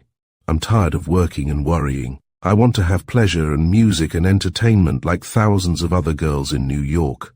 I owe it to myself. I don't intend to sit around here and talk about tenement fires and silly old patents." Burke was embarrassed, but not so the visiting fashion plates. Baxter and Craig merely smiled at each other with studied nonchalance. They seemed used to such scenes, thought Bobby. Lorna flounced angrily from the room, while her father wiped his forehead with a trembling hand. "Why, Lorna," he expostulated weakly. But Lorna reappeared with a pretty evening wrap and her hat in her hand. She donned the hat, twisting it to a coquettish angle, and Baxter unctuously assisted her to place the wrap about her shoulders. "Lorna, I forbid your going out at this time of the evening with two gentlemen we have never met before," cried Mary. But Lorna opened the door and wilfully left the room, followed by Craig. Baxter turned as he left and smiled sarcastically. "Good night," he remarked, with a significant accent on the last word. Mary's face was white as she looked appealingly at Burke. He tried to comfort her in his quiet way. "I wouldn't worry, Miss Mary. I think they are nice young fellows. And you know young girls are the same the world over. I am sure they are all right, and will look after her. You know, some people do think a whole lot of dancing and jolly company, and it is punishment for them to have to talk all the time on serious things. I don't blame her, for I'm poor company, and only a policeman after all." John Barton looked disconsolately at the door which had slammed after the trio. "You do think it's all right, don't you, Burke?" "Why, certainly," said Burke. He lied like a gentleman and a soldier. Old Barton was ill at ease, although he endeavoured to cover his anxiety with his usual optimism. "We are too hard on the youngsters, I fear," he began. "It's true that Lorna has not had very much pleasure since I was injured. The poor child has had many sleepless nights of worry since then as well. You know, she has always been our baby, while my Mary here has been the little mother since my dear wife left us." Mary forced a smiling reply. "You dear Daddy, don't worry. I know Lorna's fine qualities, and I wish we could entertain more for her than we do right in our little flat. That's one of the causes of New York's unnatural life. In the small towns and suburbs, girls have porches and big parlors, while they live in a surrounding of trees and flowers. They have home music, jolly gatherings about their own pianos. We can't afford even to rent a piano just now. So there, Daddy, be patient and forgive Lorna's thoughtlessness." Barton's face beamed again as he caressed his daughter's soft brown curls when she leaned over his chair to kiss him. "My blessed little Mary, you are as old as your mother, as old as all motherhood in your wisdom. I feel more foolishly a boy each day as I realize the depth of your devotion and love." Burke's eyes filled with tears, which he manfully wiped away with a sneaking little movement of his left hand, as he pretended to look out of the window toward the distant lights. A man whose tear ducts have dried with adolescence is cursed with a shriveled soul for the rest of his life. "Now, we mustn't let our little worry make you feel badly, Mr. Burke. Do you know, I've been thinking about a little matter in which you are concerned. Why don't you have your interests looked after in your hometown? My uncle— well, I'm afraid that's a lost cause. I went to the family lawyer when I returned from my army service, and he charged me $5 for advising me to let the matter go. He said that law was law, and that the whole matter had been ended, that I had no recourse. I think I'll just stick to my work and let my uncle get what pleasure he can out of his treatment of me. That is a great mistake. If he was your family lawyer, it is very possible that your uncle anticipated your going to him. And some lawyers have elastic notions of what is possible, depending upon the size of your fee. Now, I have a young friend downtown. He is a patent lawyer, and I trust him. Why don't you let him look into this matter? I have given him other cases before, through my connections with the Greshams. He proved honourable and energetic. Let me write you out a letter of introduction. Perhaps you are right. I appreciate your advice, and it will do no harm to let him try his best," said Bobby. "I'll give him the facts and let him investigate matters." The old man wrote a note, while Burke and Mary became better acquainted. Even in her attempt to speak gaily and happily, Bobby could discern her worriment. As Barton finished his writing, handing the envelope to Burke, the younger man decided to take a little initiative of his own. "It's late, Mr. Barton. I have had a pleasant evening, and I hope I may have many more. But you know I promised Dr. McFarland, the police surgeon, that I would go to bed early on the days when I was off duty, so I had better be getting back downtown." They protested cordially, but Bobby was soon out on the street, walking toward the subway. He did not take the train for his own neighborhood, however. Instead, he boarded a local which stopped at 66th Street, the heart of what is called the New Tenderloin. In this district are dozens of dance halls, flashy restaurants, and cafés chantantes. A block from the subway exit was the well-known establishment called Dawley's. This was the destination of Baxter and Craig with Lorna Barton. Bobby thought it well to take an observation of the social activities of these two young men. He entered the big, glittering room, his coat and hat rudely jerked from his arms by a Greek check boy. At the doorway, without the useless formula of request. The tables were arranged about the walls, leaving an open space in the center for dancing. Nearly every chair was filled, while the popping of corks and the clinking of glasses, even so early in the evening, testified to the popularity of Dawley's. They seemed to prefer this sort of thing to theatres, thought Bobby. Anyway, this crowd is funnier than most comedies I've seen. He looked around him, after being led to a corner seat by the obsequious head waiter. There was a preponderance of fat old men and vacuous-looking young girls of the type designated on Broadway as chickens. Here and there a slumming party was to be seen, elderly women and ill-at-ease men, staring curiously at the diners and dancers, young married couples who seemed to be enjoying their self-thrilled deviltry and newfound freedom. An orchestra of musicians were rattling away on banjos, mandolins, and singing obligatos in deep-voiced improvisations. The drummer and the cymbalist were the busiest of all. Their rattling, clanging, banging addition to the music gave it an irresistible rhythmic cadence. Even Burke felt the call of the dance, until he studied the evolutions of the merrymakers. Oddly assorted couples, some in elaborate evening dress, women in shoulderless, sleeveless, backless gowns, men in dinner coats, girls in street clothes with yard-long feathers, youths in check suits, old men in staid business frock coats. What a motley throng! All were busily engaged in the orgy of a bacchanalian dance in which couples reeled and writhed, cheek to cheek, feet intertwining, arms about shoulders. Instead of enjoying themselves, the men seemed largely engaged in counting their steps and watching their own feet whenever possible. The girls kept their eyes, for the most part, upon the mirrors which covered the walls, each watching her poises and swings, her hat, her curls, her lips, with obvious complacency.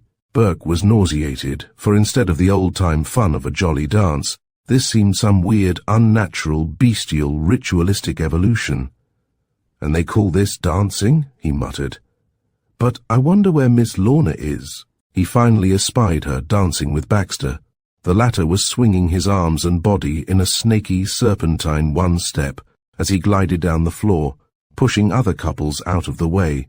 Lorna, like the other girls, lost no opportunity to admire her own reflection in the mirrors. Burke was tempted to rush forward and intercede, to pull her out of the arms of the repulsive Baxter, but he knew how foolish he would appear, and what would be the result of such an action. As he looked, the waiter approached for his order.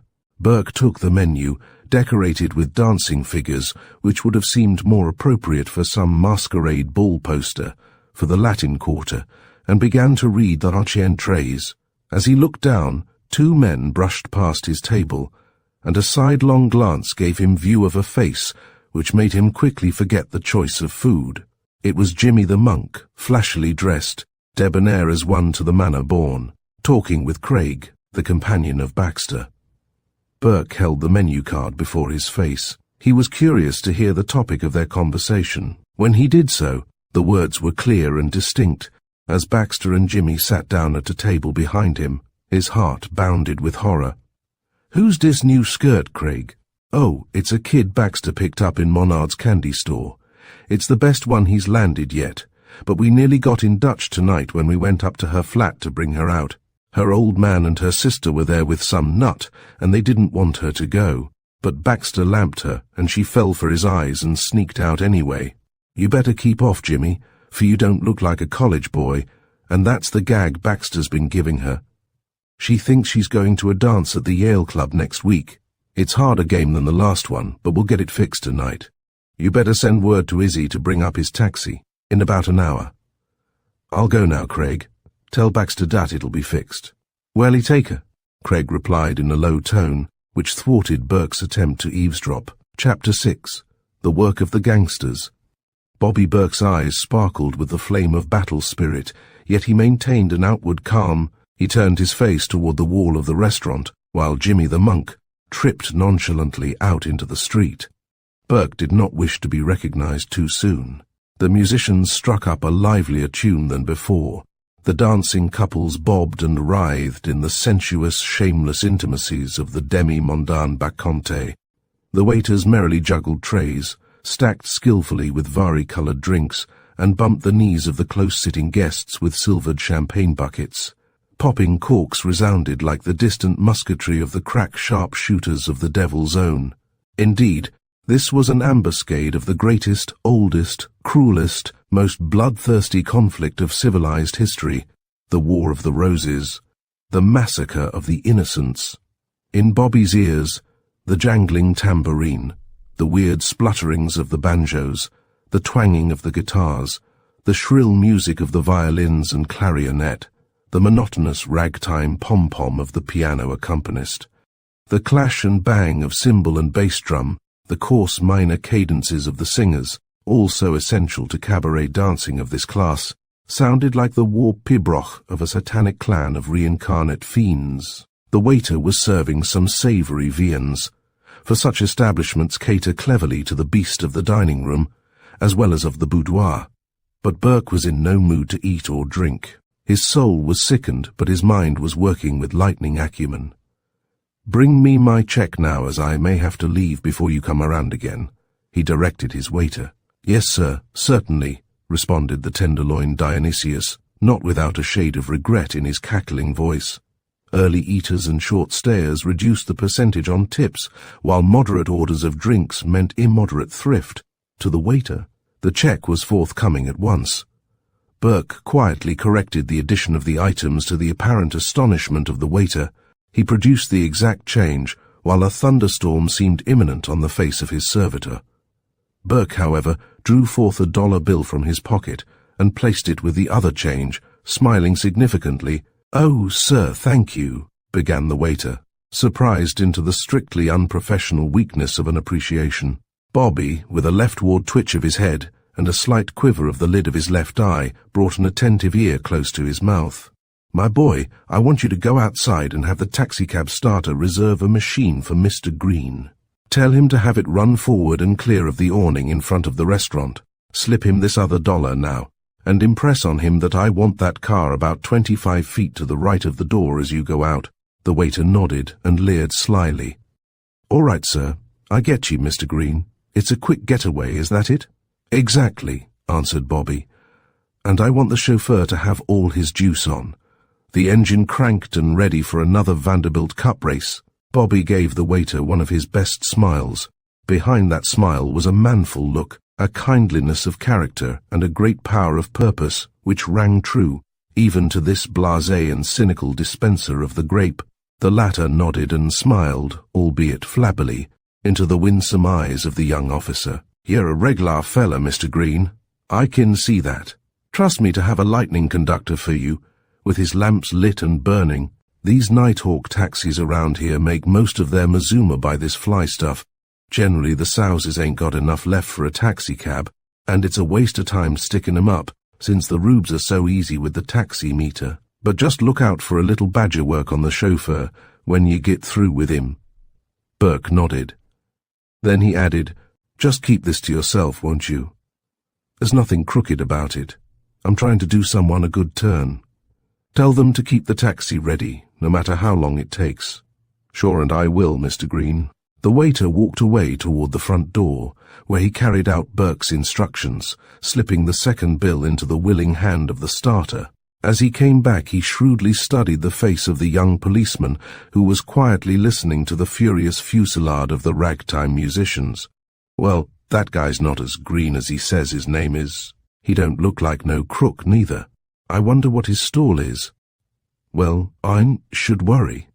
And he went his way rejoicing in the possession of that peace of mind which comes to some men who let neither the joys nor woes of others break through the armament of their own comfortable placidity. Every night of his life was crowded with curious, sad, and ridiculous incidents. Had he let them linger long in his mind, his hand and temperament would have suffered a loss of accumulative skill. That would have spelled ruin. And this particular waiter, like so many of his flabby-faced brothers, was a shrewd tradesman, in the commodities of his discreetly elastic memory, and the even more valuable asset, a talent for forgetting. Burke was biding his time and watching developments. He saw the mealy-faced Baxter take Lorna out upon the dancing floor for the next dance. They swung into the rhythm of the dance with easy familiarity, which proved that the girl was no novice in this style of terpsichorean enjoyment. "She has been to other dances like this," muttered Bobby, as he watched with a strange loathing in his heart. "It's terrible to see the girls of a great modern city like New York entering publicly into a dance which I used to see on the Barbary Coast in Frisco. If they had seen it danced out there, I don't believe they'd be so anxious to imitate it now." Lorna and Baxter returned through the crowded merrymakers to their seats and sat down at the table. "You need another cocktail," suggested Baxter, after sipping one himself and forgetting the need for reserve in his remarks. "You mustn't be a bum sport at a dance like this, Miss Barton." "Oh, Mr. Baxter, I don't dare go home with a breath like cocktails." "You know Mary and I sleep together," objected Lorna. "Don't worry about that, little girlie," said Baxter. "She won't mind it tonight." To Burke's keen ears there was a shade of hidden menace in the words. "Come on now, just this one," said Baxter coaxingly. "It won't hurt. There's always room for one more." What a temptation it was for the muscular policeman to swing around and shake the miserable wretch as one would a cur. But Bobby had learned the value of controlling his temper. That is one of the first requisites of a policeman's as well as of an army man's life. "Do you know, Mr. Baxter," said Lorna, after she had yielded to the insistence of her companion, "that cocktail makes me a little dizzy. I guess it will take me a long while to get used to such drinks. You know, I've been brought up in an awfully old-fashioned way. My father would simply kill me if he thought I drank beer, and as for cocktails and highballs and horses' necks and all those real drinks, well, I hate to think of it. Ha! Ha!" And she laughed in a silly way, which made Burke know that she was beginning to feel the effect. "I wonder if I hadn't better assert myself right now," he mused, pretending to eat a morsel. "It would cause a commotion, but it would teach her a lesson, and would teach her father to keep a closer watch." Just then, he heard his own name mentioned by the girl behind. "Say, Mr. Baxter, you came just at the right time tonight. That Burke who was calling on father is a stupid policeman whom he met in the hospital, and I was being treated to a regular sermon about life and wickedness, and a lot of tiresome rot. I don't like policemen, do you?" "I should say not," was Baxter's heartfelt answer. They were silent an instant. "A policeman, you say, eh?" "Yes, I certainly don't think he's fit to call on nice people. The next thing we know father will have firemen and cab drivers and street cleaners, I suppose. They're all in the same class to me, just servants. What precinct did he come from?" Baxter's tone was more earnest than it had been. Burke's face reddened at the girl's slur, but he continued his waiting game. "Precinct? What's that?" "I don't know where he came from. He's a New York policeman, that's all I found out. It didn't interest me, why should it you? Oh, Mr. Baxter, look at that beautiful willow plume on that girl's hat. She is a silly-looking girl, but that is a wonderful hat." Baxter grunted and seemed lost in thought. Burke espied Jimmy the monk meandering through the tables, in company with a heavy, smooth-faced man whose eyes were directed from even that distance toward the table at which Lorna sat. Burke wiped his forehead with his handkerchief, thus cutting off Jimmy's possible view of his features. "Ah, Jimmy, back again. And I see you're with my old friend Sam Shepherd." Baxter rose to shake hands with the newcomer. He introduced him to Lorna, backing close against Burke's shoulder as he did so. "This is my friend, Sam Shepherd, the theatrical manager, Miss Lorna," began Baxter. "He's the man who can get you on the stage. You know I was telling you about him. This is Miss Barton. You've heard about Sam. Sit down and tell her about your new comic opera that you're casting now." As Shepherd shook Lorna's hand, Jimmy leaned over toward Baxter's ear to whisper. They were not 2 feet from Burke's own ears, so he heard the message, "I've got the taxi ready. Now, make a good getaway to Riley's house, Baxter." "Say, Jimmy, just a minute," murmured Baxter. "This girl says a cop was up calling on her father. I met the guy. His name was Burke. Do you know him? Is he apt to queer anything?" Jimmy the monk started. "Burke? What did he look like?" "Oh, pretty slick-looking gink, well set up. Looked like an army man, and gave me a hard stare when he lamped me. Had been in the hospital with the old fellow. Gee, dat's Burke. De guy dat's been after me, and I'm going to do him. Is he buttin' in on dis?" "Yes, what about him?" "You're not scared of him, are you?" "No, but he's a bad egg. Say, he's a rookie dat thinks he kin clean up our gang. Now, you better dish dis job and let Shepherd pull de trick. Take it from your Uncle Jim." Every syllable was audible to Burke, but Lorna was exchanging pleasantries with Shepherd, who had taken Baxter's seat. "All right, Jimmy. Beat it yourself." Baxter turned around as Jimmy quietly slipped away. Baxter leaned over the table to smirk into the face of the young girl. "Say, Miss Lorna, some of my friends are over in another corner of the room, and I'm going to speak to them. Now save the next tango for me. Mr. Shepherd will fix it for you, and if you jolly him right you can get into his new show, The Girl and the Dragon. Can't she, Sam?" "Where are you going?" exclaimed Shepherd in a gruff tone. "You've got to attend to something for me tonight." There was a brutal dominance which vibrated in his voice. Here was a desperate character, thought Burke, who was accustomed to command others. He was not the flabby weakling type, like Baxter and Craig. "It's better for you to do it, Sam. I'll tell you later. Jimmy just tipped me off that there's a bull on the trail that's lamped me." Burke understood the shifting of their business arrangement, but to Lorna the crook's slang was so much gibberish. "What did you say?" "I can't understand such funny talk, Mr. Baxter. I guess I had too strong a cocktail, He, she exclaimed. "What about a lamp?" "That's all right, girlie," said Shepherd, as Baxter walked quickly away. "Some of his friends want him to go down to the Lambs Club, but he doesn't want to leave you. We'll have a little chat together while he is gone.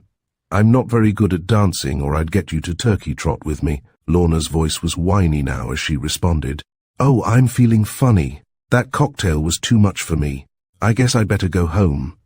There, my dear," Shepherd reassured her. "You get that way for a little while, but it's all right. You'd better have a little beer. That will straighten you up."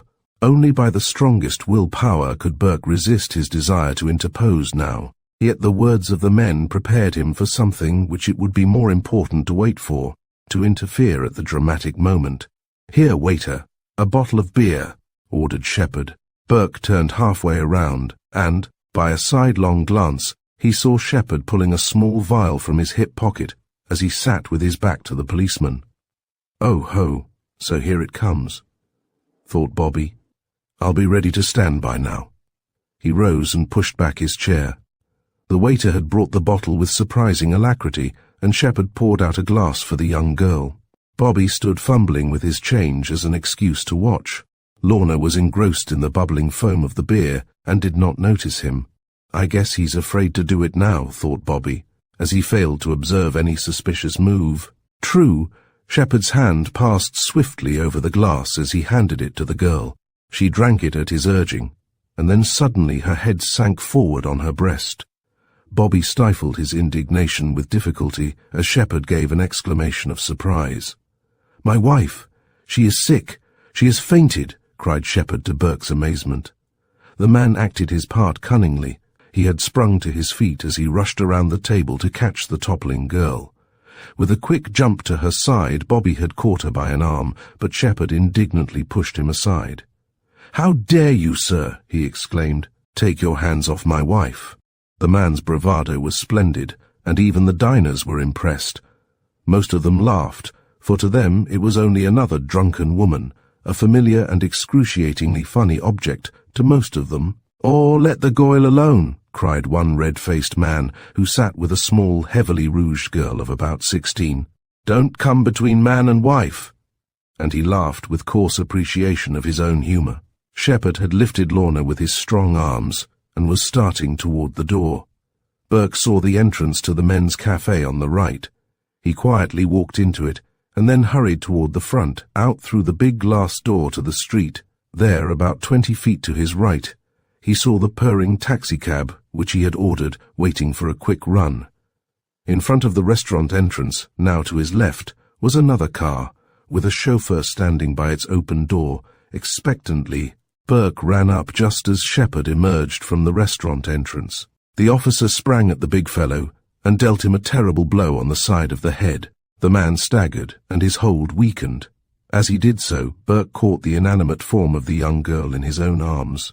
He turned before Shepherd or the waiting chauffeur could recover from their surprise and ran toward the car at the right. The two men were after him, but Burke lifted the girl into the machine and cried to the chauffeur, "Go it! Who are you?"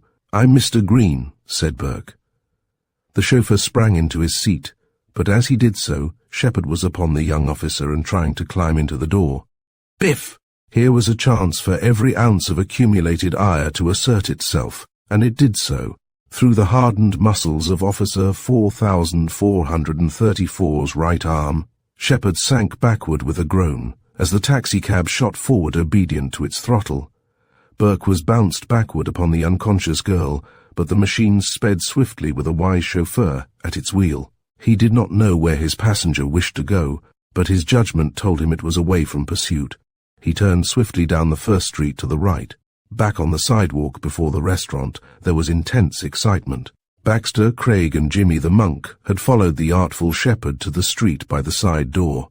They assisted the chauffeur in picking up the bepummeled man from the sidewalk. "Say, Jimmy, there's somebody shadowing us." "Get into that cab of Mike's and we'll chase him," cried Baxter. They rushed for the other cab, leaving Craig to mop Shepherd's wan face with a perfumed handkerchief. After the slight delay of cranking it, the second car whizzed along the street. But that delay was fatal to the purpose of the pursuers, for ere they had reached the corner down which the first machine had turned, the entire block was empty. Burke's driver had made another right turn. Bobby opened the door and yelled to the chauffeur as he hung to the jam with difficulty. "Drive past the restaurant again very slowly, but don't stop. Then keep on going straight up the avenue." The chauffeur knew the advantage of doubling on a trail, and by the time he had passed the restaurant after a third and fourth right turn, making a trip completely around the block, the excitement had died down. The pursuers had gone on a wild goose chase in the opposite direction, little suspecting such a simple trick. The taxicab rumbled nonchalantly up the avenue for 5 or 6 blocks, while Burke worked in a vain effort to restore his fair prisoner to consciousness. The car stopped in a dark stretch between blocks. "Where shall I go, Governor?" asked the chauffeur as he jumped down and opened the door. "Is your lady friend any better, Governor?" Burke looked at the man's face as well as he could in the dim light, wondering if he could be trusted. He decided that it was too big a chance, for there is a secret fraternity among chauffeurs and the denizens of the Tenderloin which is more powerful than any benevolent order ever founded. This man would undoubtedly tell of his destination to some other driver, surely to the starter at the restaurant. Then it would be a comparatively simple matter for Baxter and Jimmy the monk to learn the details in enough fullness to track his own identity. For certain reasons, already formulated, Bobby Burke wished to keep Jimmy and his gangsters in blissful ignorance of his own knowledge of their activities. "This is my girl, and one of those fellows tried to steal her," said Burke in a gruff voice. "I was onto the game, and that's why I had the starter get you ready. She lives on West 71st Street, near West End Avenue. Now, you run along on the right side of the street, and I'll point out the house." He was planning a second double on his trail. The chauffeur grunted and started the machine again. The girl was moaning with pain in an incoherent way. As they rolled slowly down West 71st Street, Bobby saw a house which showed a light in the 3rd floor. Presumably the storm door would not be locked, as it would have been in case the tenants were away. He knocked on the window. The taxi came to a stop. The chauffeur opened the door, and Burke sprang out. "Here's a $10 bill, my boy," said Burke. "I'll have to square her with her mother, so you come back here in 20 minutes and take me down to that restaurant. I'm going to clean out that joint, and I'll pay you another 10 to help me. Are you game?" The chauffeur laughed wisely. "Am I game? Just watch me." Burke lifted Lorna out and turned toward the steps. "Now don't leave me in the lurch. Be back in exactly 20 minutes, and I'll be on the job, and we'll make it some job. But don't let the folks see you standing around, or they'll think I've been up to some game. Her old man will start some shooting. Come back for me." The chauffeur chuckled as he climbed into his car and drove away, planning a little himself. "Any guy that has a girl as swell as that one to live on this street will be good for $100 before I get through with him," he muttered as he took a chew of tobacco. "And I've got the number of that house too. Her old man will give a good deal to keep this out of the papers. I know my business, even if I didn't go to college." As the chauffeur disappeared around the corner, after taking a look toward the steps up which Burke had carried his unconscious burden, the policeman put Lorna down inside the vestibule. "Now, this is a dangerous game. It means disgrace if I get caught, but it means a pair of broken hearts if this poor girl gets caught," he thought. "I'll risk nobody coming, and run for another taxi." He hastened down the steps and walked around the corner, hurrying toward a big hotel which stood not far from Broadway. Here he found another taxicab. "There's a young lady sick at the house of one of my friends, and I'm taking her home," said Burke to the driver. "Hurry up, please." The second automobile sped over the street to the house where Burke had left the girl, and the officer hurried up the steps. He soon reappeared with Lorna in his arms, walked calmly down the steps, and put her into the car. This time he gave the correct home address, and the taxicab rumbled along on the last stretch of the race. They passed the first car, whose driver was already planning the ways to spend the money which he was to make by a little scientific blackmail. He was destined to a long wait in front of the brownstone mansion. After nearly an hour, he decided to take things into his own hands. "I'll get a little now," he muttered with an accompaniment of profanity. "That guy can't stall me." After ringing the bell for several minutes, a very angry caretaker came to the door. "What do you want, my man?" cried this individual in unmistakable British accents. "Dash your blooming impudence in waking me up at this time in the morning. I want to get my taxicab fare from the gent that brought the lady here drunk," declared the chauffeur. "Are you her father?" The caretaker shook a fist in his face as he snapped back. "I'm nobody's father. There ain't no gent nor drunk lady here. I'm alone in this house, and my master and missus is at Palm Beach. If you don't get away from here, I'm going to call the police." With that, he slammed the door in the face of the astounded chauffeur and turned out the light in the hall. The taxi driver walked down the steps slowly. "Well, that's a new game on me," he grunted. "There's a new gang working this town as sure as I'm alive. I'm going down and put the starter wise." Down he went, to face a cross-examination from the starter and an accounting for his time.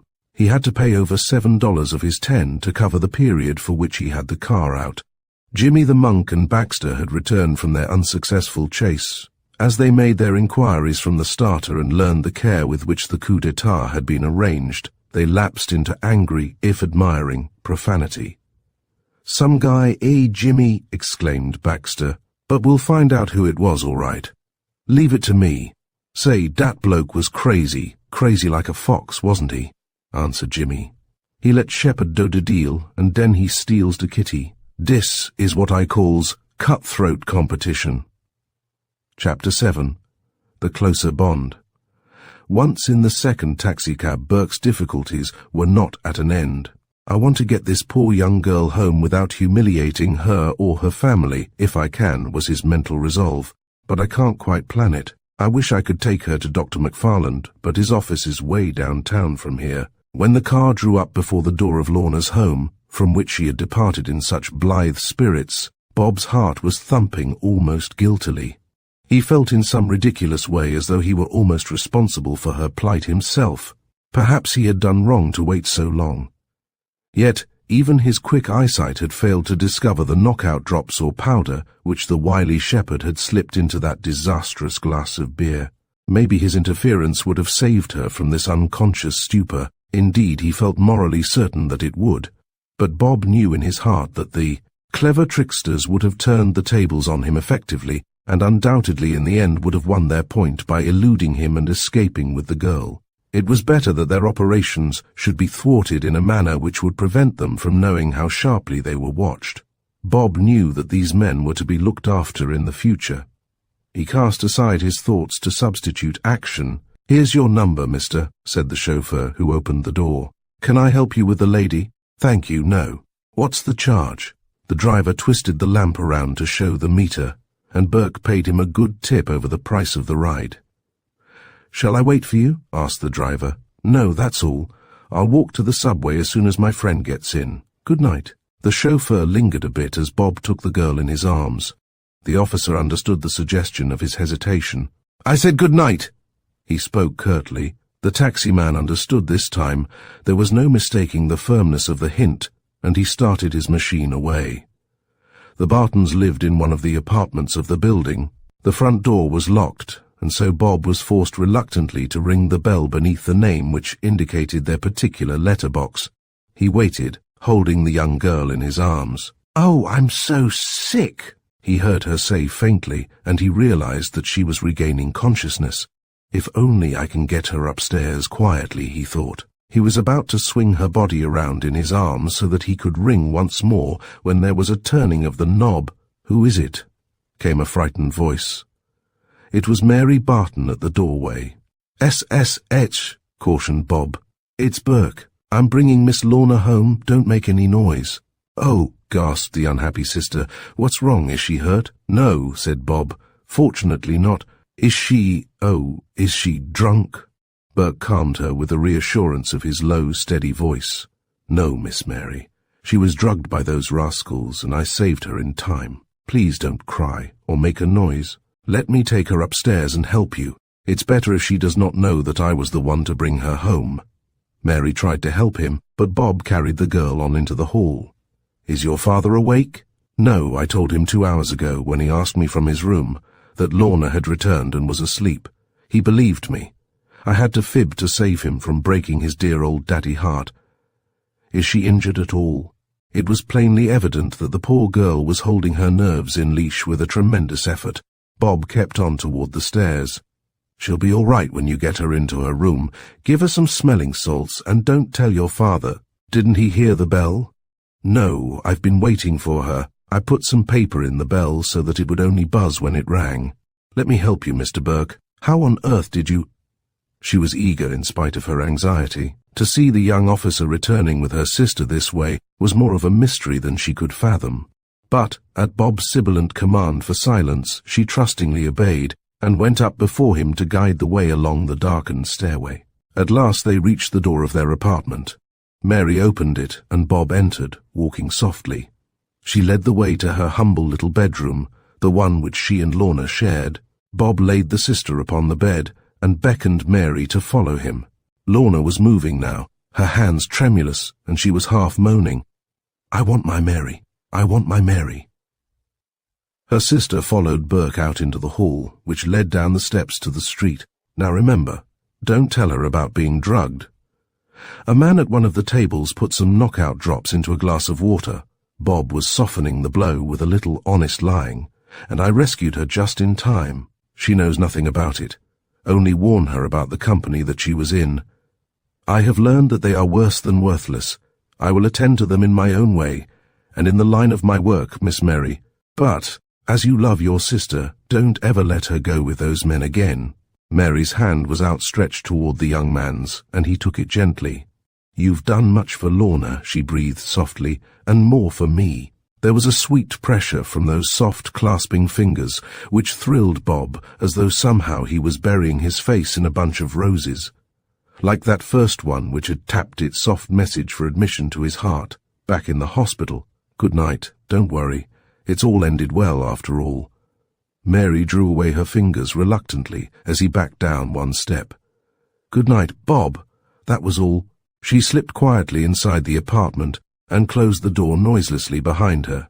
Bob slowly descended the steps. Oddly enough, he felt as though it were an ascension of some sort. His life seemed to be going into higher planes, and his hopes and ambitions came fluttering into his brain like the shower of petals from some blossom-laden tree.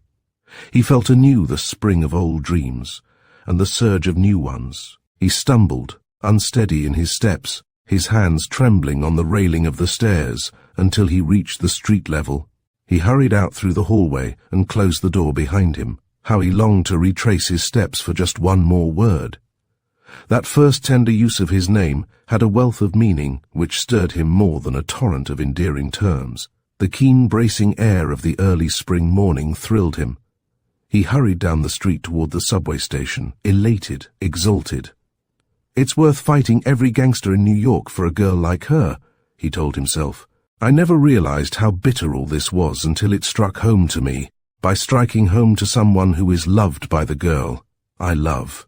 The trip downtown was more tiring than he had expected. The stimulus of his exciting evening was now wearing off, and Bob went direct to the station house to be handy for the duty, which began early in the day.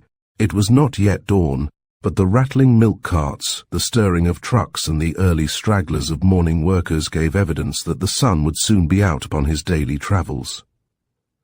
The day passed without more excitement than usual. Bob took his turn after a short nap in the dormitory room of the station house. During his relief, he rested up again. When he was preparing to start out again upon patrol, a letter was handed him by the captain. "Here, Burke, a little message from your best girl, I suppose," smiled his superior. Bob took it, and as he opened it again, he felt that curious thrill which had been aroused in him by the winsome charm of Mary Barton.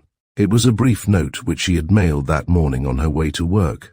"Dear Mr. Burke, everything was all right after all our worry. Lorna is heartily repentant and thinks that she had to be brought home by one of her friends. She has promised never to go with them again, and aside from a bad headache today, she is no worse for her folly. Father knows nothing, and, dear soul, I feel that it is better so. I can never thank you enough. I hope to see you soon. Cordially, Mary." Bob folded the note and tucked it into his breast pocket. The captain had been watching him with shrewd interest, and presently he intercepted, "Ah, now I guessed right. Why, Bobby Burke, you're even blushing like a schoolgirl over her first Burke was just a trifle resentful under the sharp look of the captain's grey eyes, but the unmistakable friendliness of the officer's face drove away all feeling. "I envy you, my boy. I am not making fun of you," said the captain with keen understanding. "Thank you, Cap," said Bob quietly. "You guessed right both times. It's my first sweetheart." He buttoned his coat and started for the door. "You'd better step around to Doc McFarlane's on your rounds this evening and let him look you over. It won't take but a minute, and I don't expect him around the station. You're not on peg post tonight, so you can do it." "All right, Cap." Burke saluted and left the station, falling into line with the other men who were marching out on relief. A half-hour later he dropped into the office of the police surgeon and was greeted warmly by the old gentleman. McFarland was smoking his pipe in comfort after the cares and worries of a busy day. "Any more trouble with the gangsters, Burke?" he asked. Bob, after a little hesitation, decided to tell him about the adventure of the night before. "I want your advice, Doc, for you understand these things. Do you suppose there's any danger of Lorna's going out with those fellows again? You don't suppose that they were actually going to entice her into some house, do you?" McFarland stroked his grey whiskers.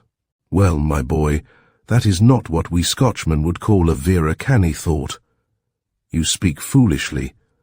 Why, don't you know that is organised teamwork just as fine as they make it? Those two fellows, Baxter, I think you said, and Craig, are typical cadets. They are the pretty boys who make the acquaintance of the girls and open the way for temptation, which is generally attended to by other men of stronger calibre. This fellow Shepherd is undoubtedly one of the head men of their gang. If Jimmy the Monk is mixed up in it, that is the connecting link between these fellows and the East Side. And it's back to the East Side that the trail nearly always leads, for over in the East Side of New York is the feudal fastness of the politician who tells the public to be damned, and is rewarded with a fortune for his pains. The politician protects the gangster protects the procurer, and both of them vote early and often for the politician. Bob sighed.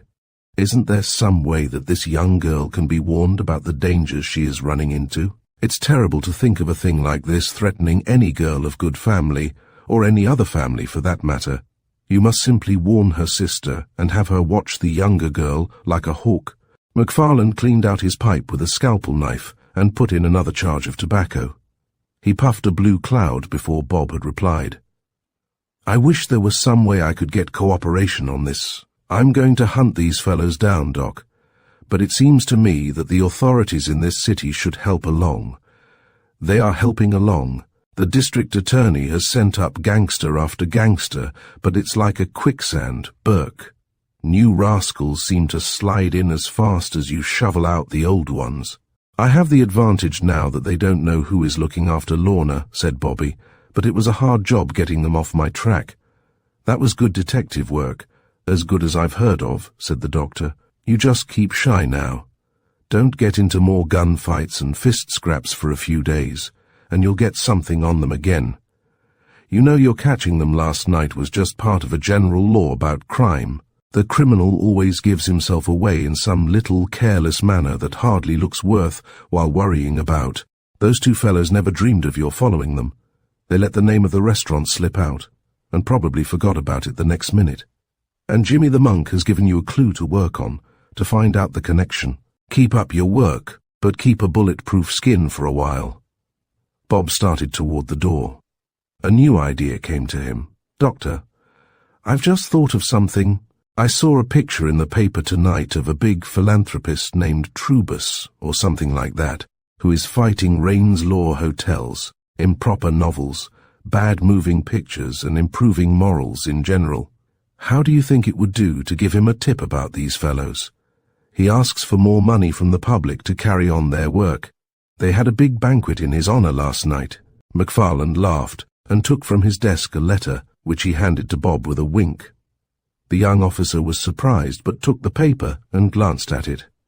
There, Burke, read this letter. If I get one of these a day, I get 5, all in the same tune. Isn't that enough to make a man die a miser? Officer 4434 took the letter over to the doctor's student lamp and read with amusement. Dear Sir, the Purity League is waging the great battle against sin. You are doubtless aware that in this glorious work it is necessary for us to defray office and other expenses. Whatever tithe of your blessings can be donated to our rescue fund will be bread cast upon the waters to return tenfold. A poor widow, whose only child is a beautiful girl of 17, has been taken under the care of our gentle nurses. This unfortunate woman, a devout church attendant, has been prostrated by the wanton conduct of her daughter, who has left the influence of home to enter upon a life of wickedness. If you will contribute $100 to the support of this miserable old creature, we will have collected enough to pay her a pension from the interest of the fund of $10 monthly. Upon receipt of your check for this amount, we will send you, express prepaid, a framed membership certificate, richly embossed in gold, and signed by the President, Treasurer and Chaplain Secretary of the Purity League. Your name will be entered upon our roster as a patron of the organization. Make all checks payable to William Trubus, President, and on out-of-town checks kindly add clearinghouse fee. Charity shall cover the multitude of sins. I, Peter, a 4th, 8. Yours for the glory of the cause, William Trubus, President, the Purity League of NY. As Officer Burke finished the letter, he looked quizzically at Dr. McFarland. How large was your check, Doctor? My boy, I came from Scotland. I will give you 3 guesses. But, Doctor, I see the top of the letterhead festooned with about 25 names, all of them millionaires. Why don't these men contribute the money direct? Then they could save the postage. This letter is printed, not typewritten. They must have sent out thousands about this poor old woman. Surely some millionaire could give up one monkey dinner and endow the old lady. Burke, you're young in the ways of charity. That old woman is an endowment herself. She ought to bring enough royalties for the Purity League to buy 3 new mahogany desks, hire 5 new investigators and 4 extra stenographers. The old doctor's kindly face lost its geniality as he pounded on the table with rising ire. "Burke, I have looked into this organized charity game. It is a disgrace. Out of every $100 given to a really worthy cause, in answer to hundreds of thousands of letters, $90 go to office and executive expenses. When a poor man or a starving woman finally yields to circumstances and applies to one of these richly endowed institutions, do you know what happens?" Burke shook his head. "The object of divine assistance enters a room which has nice oak benches down either side. She, and most of them are women, for men have a chance to panhandle and consider it more self-respecting to beg on the streets than from a religious corporation. Waits her turn until a dizzy blonde clerk beckons condescendingly. She advances to the rail and gives her name, race, color, previous condition of servitude, her mother's great-grandmother's maiden name, and a lot of other important charitable things. She is then referred to room 690. There she gives more of her autobiography. From this room she is sent to the inspection department, and she is investigated further. If the poor woman doesn't faint from hunger and exhaustion, she keeps up this schedule until she has walked a marathon around the fine white marble building devoted to charity. At last she gets a ticket for a meal, or a sort of trading stamp by which she can get a room for the night in a vermin-infested lodging house, upon the additional payment of 30 cents. Now, this may seem exaggerated, but honestly, my boy, I have given you just about the course of action of these scientific philanthropic enterprises. They are spick and span as the quarterdeck of a millionaire's yacht. McFarland was so disgusted with the objects of his tirade that he tried 3 times before he could fill his old briar pipe. "Doctor, why don't you air these opinions where they will count?" asked Bobby. "It's time to stop the graft. When some newspaper is brave enough to risk the enmity of church people who don't know real conditions and thus lose a few subscribers, or when some really charitable people investigate for themselves, it will all come out. The real truth of that quotation at the bottom of the Purity League letter should be expressed this way: charity covers a multitude of hypocrites and grafters. And to my mind, the dirtiest, foulest, lowest grafter in the world is the man who does it under the cloak of charity or religion.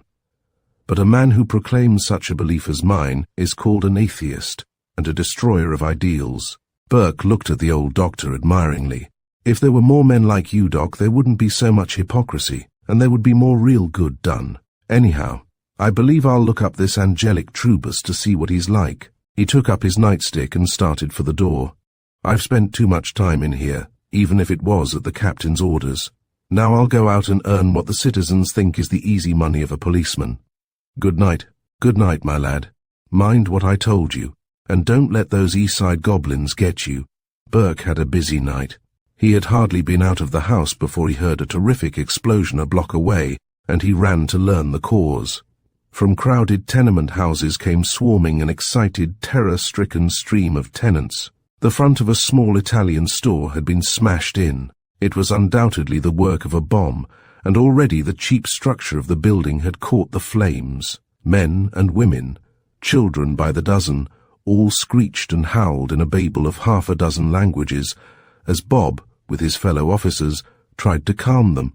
The engines were soon at the scene, but not until Bob and others had dashed into the burning building half a dozen times to guide the frightened occupants to the streets. Mothers would remember that babies had been left inside, after they themselves had been brought to safety. The long-suffering policemen would rush back to get the little ones. The fathers of these aliens seemed to forget family ties, and even that chivalry, supposed to be a masculine instinct, for they fought with fist and foot to get to safety, regardless of their women and the children. The reserves from the station had to be called out to keep the fire lines intact, while the grimy firemen worked with might and main to keep the blaze from spreading. After it was all over, Burke wondered whether these great hordes of aliens were of such benefit to the country as their political compatriots avowed. He had been reading long articles in the newspapers denouncing senators and representatives who wished to restrict immigration. He had seen glowing accounts of the value of strong workers for the development of the country's enterprise, of the duty of Americans to open their national portal to the downtrodden of other lands, no matter how ignorant or poverty-stricken. I believe much of this vice and crime comes from letting this rabble into the city where they stay, instead of going out into the country where they can work and get fresh air and fields. They take the jobs of honest men, who are Americans, and I see by the papers that there are 250,000 men out of work and hunting jobs in New York this spring, mused Bob. It appears to me as if we might look after Americans first for a while, instead of letting in more scum. Cheap labor is all right, but when honest men have to pay higher taxes to take care of the peasants of Europe who don't want to work and who do crowd our hospitals and streets and fill our schools with their children and our jails and hospitals with their work and their diseases, it's a high price for cheap labor. And, without knowing it, Officer 4434 echoed the sentiments of a great many of his fellow citizens, who are not catering to the votes of foreign-born constituents, or making fortunes from the prostitution of workers' brain and brawn. The big steamship companies, the cheap factory proprietors, and the great merchants who sell the sweatshop goods at high-art prices, the manipulators of subway and road graft, the political jobbers, the anarchistic and socialistic sycophants of class guerrilla warfare are continually arguing to the contrary. But the policemen and the firemen of New York City can tell a different story of the value of our alien population of more than 2 million. Chapter 8. The Purity League and its Angel. In a few days, when an afternoon's relief allowed him the time, Officer 4434 decided to visit the renowned William Trubus. He found the address of that patron of organized philanthropy in the telephone book at the station house.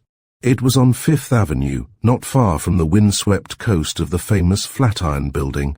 Burke started up to the building shortly before 1 o'clock, and he found it difficult to make his way along the sidewalks of the beautiful avenue because of the hordes of men and girls who loitered about, enjoying the last minutes of their luncheon hour, where a few years before had been handsome and prosperous shops, with a throng of fashionably dressed pedestrians of the city's better classes on the sidewalks. The district had been taken over by shirtwaist and cloak factories. The ill-fed, foul-smelling foreigners jabbered in their native dialects, ogled the gum-chewing girls, and grudgingly gave passageway to the young officer, who, as usual, when off-duty, wore his civilian clothes. I wonder why these factories don't use the side streets instead of spoiling the finest avenue in America, thought Bob. I guess it is because the foreigners of their class spoil everything they seem to touch. Our great-granddaddies fought for liberty, and now we have to give it up and pay for the privilege. It was with a pessimistic thought like this that he entered the big office structure in which was located the headquarters of the Purity League. Bob took the elevator in any but a happy frame of mind. He was determined to find out for himself just how correct was Dr. McFarlane's estimate of high-finance philanthropy. On the 4th floor he left the car and entered the door which bore the name of the organization. A young girl, toying with the wires of a telephone switchboard, did not bother to look up, despite his query. "Yes, dearie," she confided to someone at the other end of the telephone. "We had the grandest time. He's a swell fella, all right, and opened nothing but wine all evening. Yes, I had my charmeuse gown, the one with the pannier, you know. And, excuse me," interrupted Burke, "I'd like to speak to the president of this company." The girl looked at him scornfully. "Just a minute, girlie, I'm interrupted." She turned to look at Bob again, and with a haughty toss of her rather startling yellow curls, raised her eyebrows in a supercilious glance of interrogation. "What's your business?" "That's my business. I want to see Mr. Trubus and not you." "Well, nix on the sarcasm. He's too busy to be disturbed by every book agent and insurance peddler in town. Tell me what you want and I'll see if it's important enough. That's what I'm paid for. You tell him that a policeman from the precinct wants to see him, and tell him mighty quick," snapped Burke with a sharp look. He expected a change of attitude, but the curious, shifty look in the girl's face, almost a pallor which overspread its artificial carnadine, was inexplicable to him at this time. He had cause to remember it later. Why, she half stammered. "What's the matter?" "You give him my message." The girl did not telephone as Burke had expected her to do, according to the general custom where switchboard girls send in announcement of callers to private offices.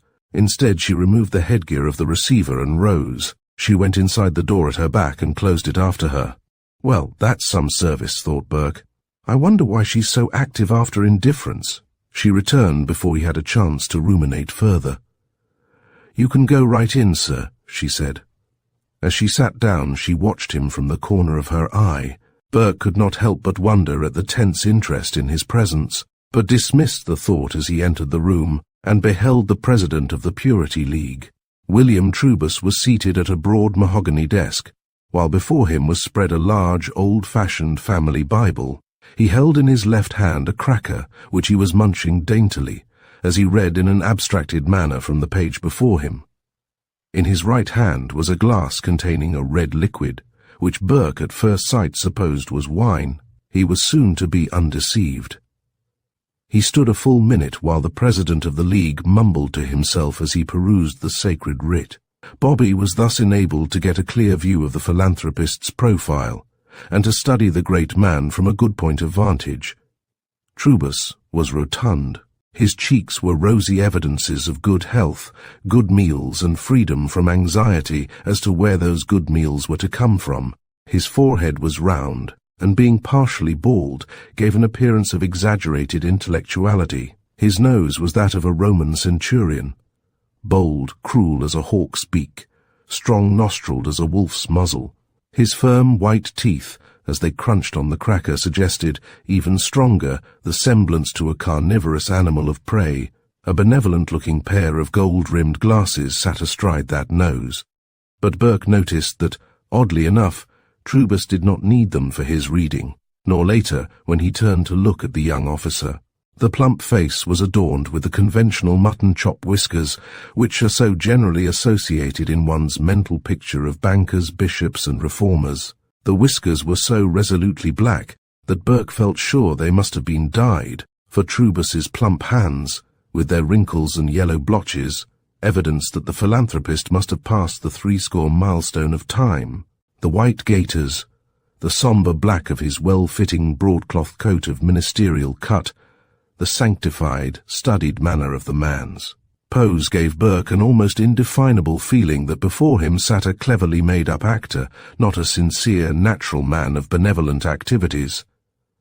The room was furnished elaborately. Some rare Japanese ivories adorned the desk-top. A Chinese vase close by was filled with fresh-cut flowers. Around the walls were handsome oil paintings. Beautiful oriental rugs covered the floor. There hung a tapestry from some old French convent. Yonder stood an exquisite marble statue, whose value must have been enormous. As Trubus raised the glass to drink the red liquid, Bobby caught the glint of an enormous diamond ring which must have cost thousands. Well, evidently his charity begins at home, thought the young man, as he stepped toward the desk. Tiring of the wait, he addressed the absorbed reader.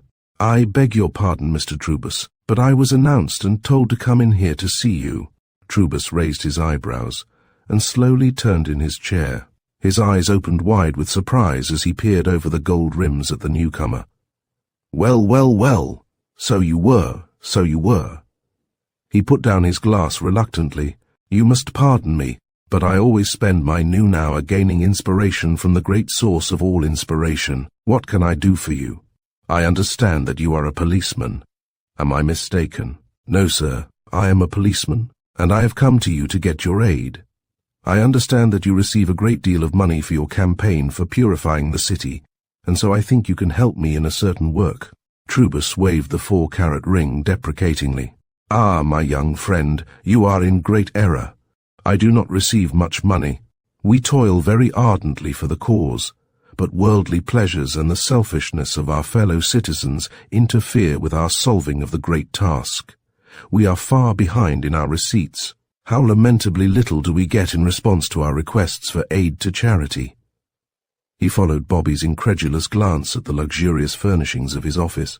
Yes, it is indeed a wretched state of affairs. Our efforts never cease, and although we have 14 stenographers working constantly on the lists of people who could aid us, with a number of devout assistants who cover the field, our results are pitiable. He leaned back in his leather-covered mahogany desk chair. Even I, the president of this association, give all my time to the cause. And for what? A few $100s yearly, a bare modicum. I am compelled to eat this frugal luncheon of crackers and grape juice. I have given practically all of my private fortune to this splendid enterprise, and the results are discouraging. Even the furniture of this office I have brought down from my home, in order that those who may come to discuss our movement may be surrounded by an environment of beauty and calm. But money, much money. Alas, just at this juncture the door opened, and the telephone girl brought in a basket full of letters, evidently just received from the mailman.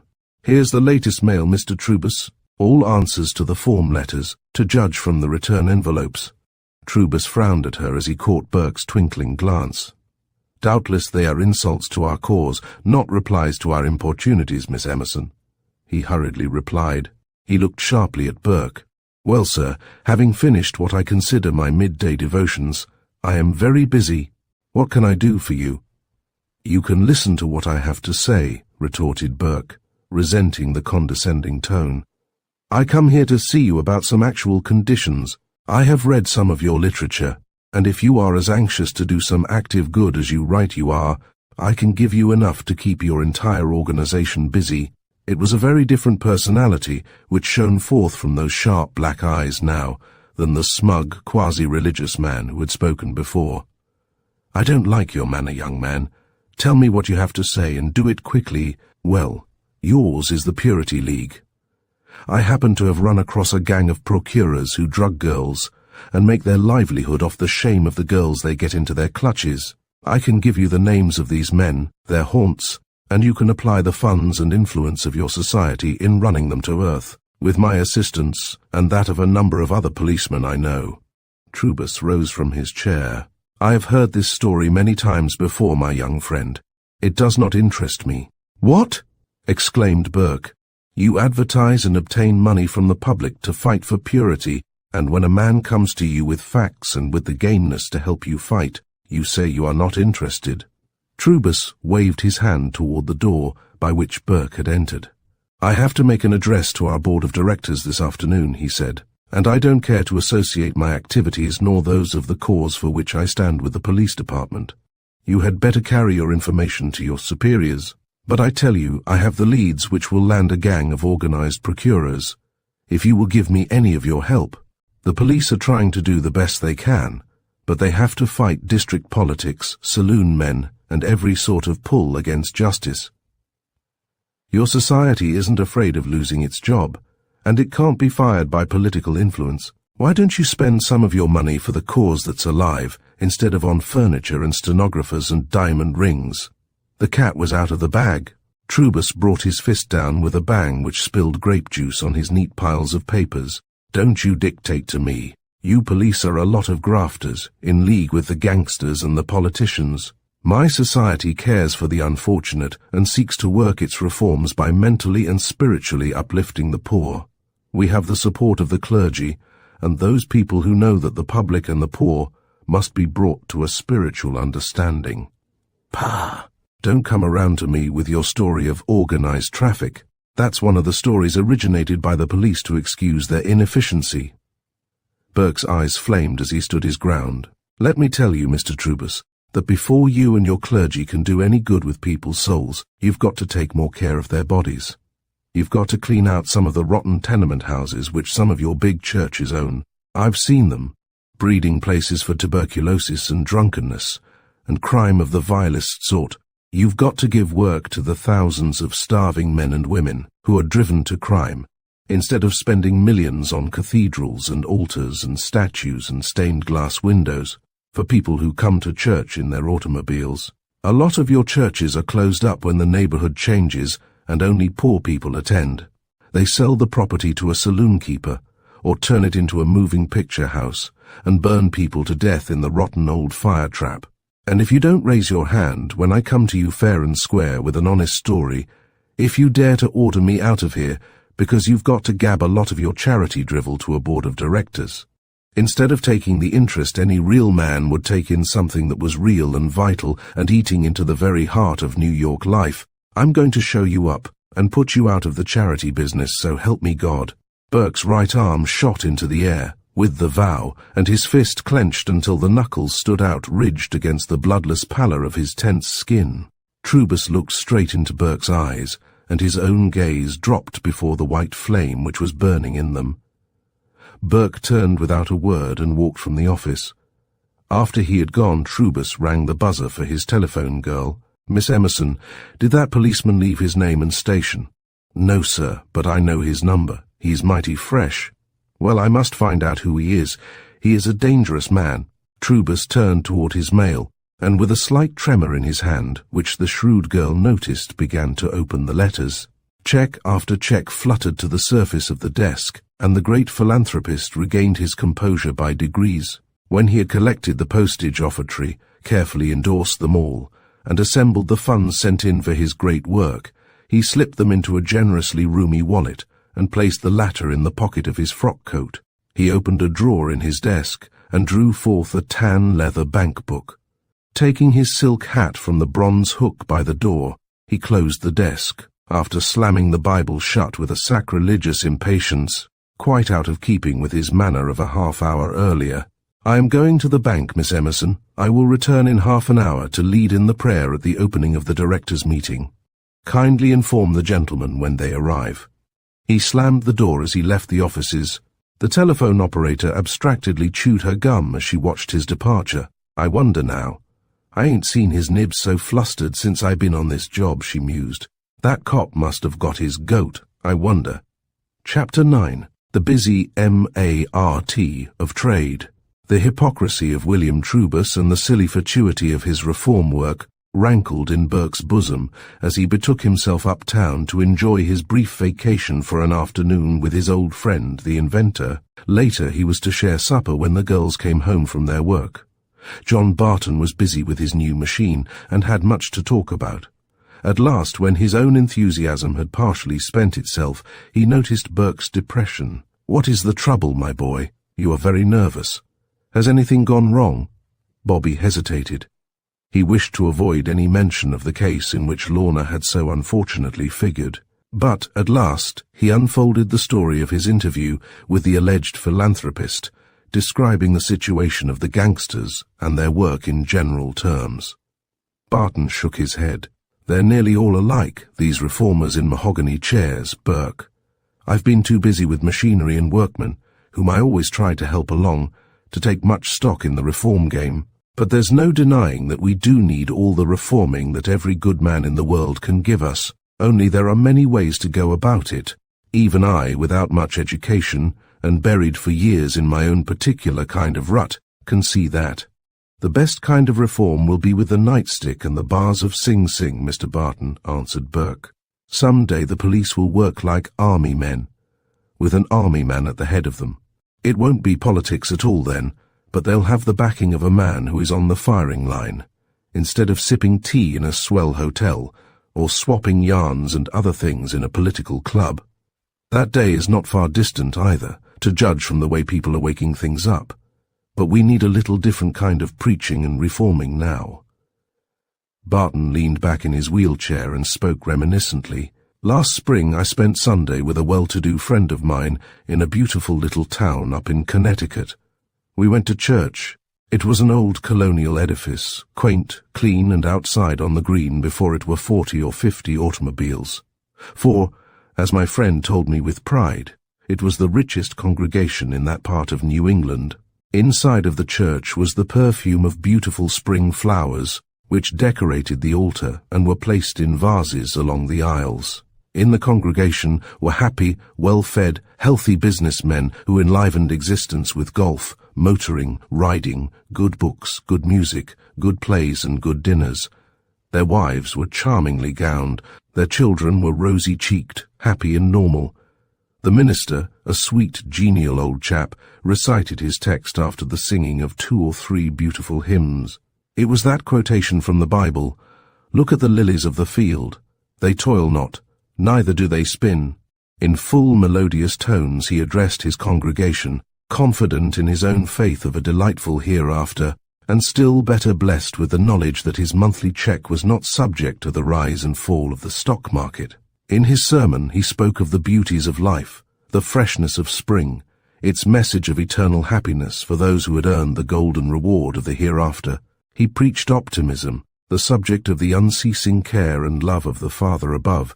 He told of the spiritual joy which comes only with a profound faith in the Almighty, who observes even of the fall of the sparrow. Through the window came the soft breezes of the spring morning, the perfume of buds on the trees and the twitter of birds. It was a sweet relief to me, after having left the dreary streets of the city and our busy machine shop behind, to see the happiness, content, decency and right living shining in the faces of the people about me.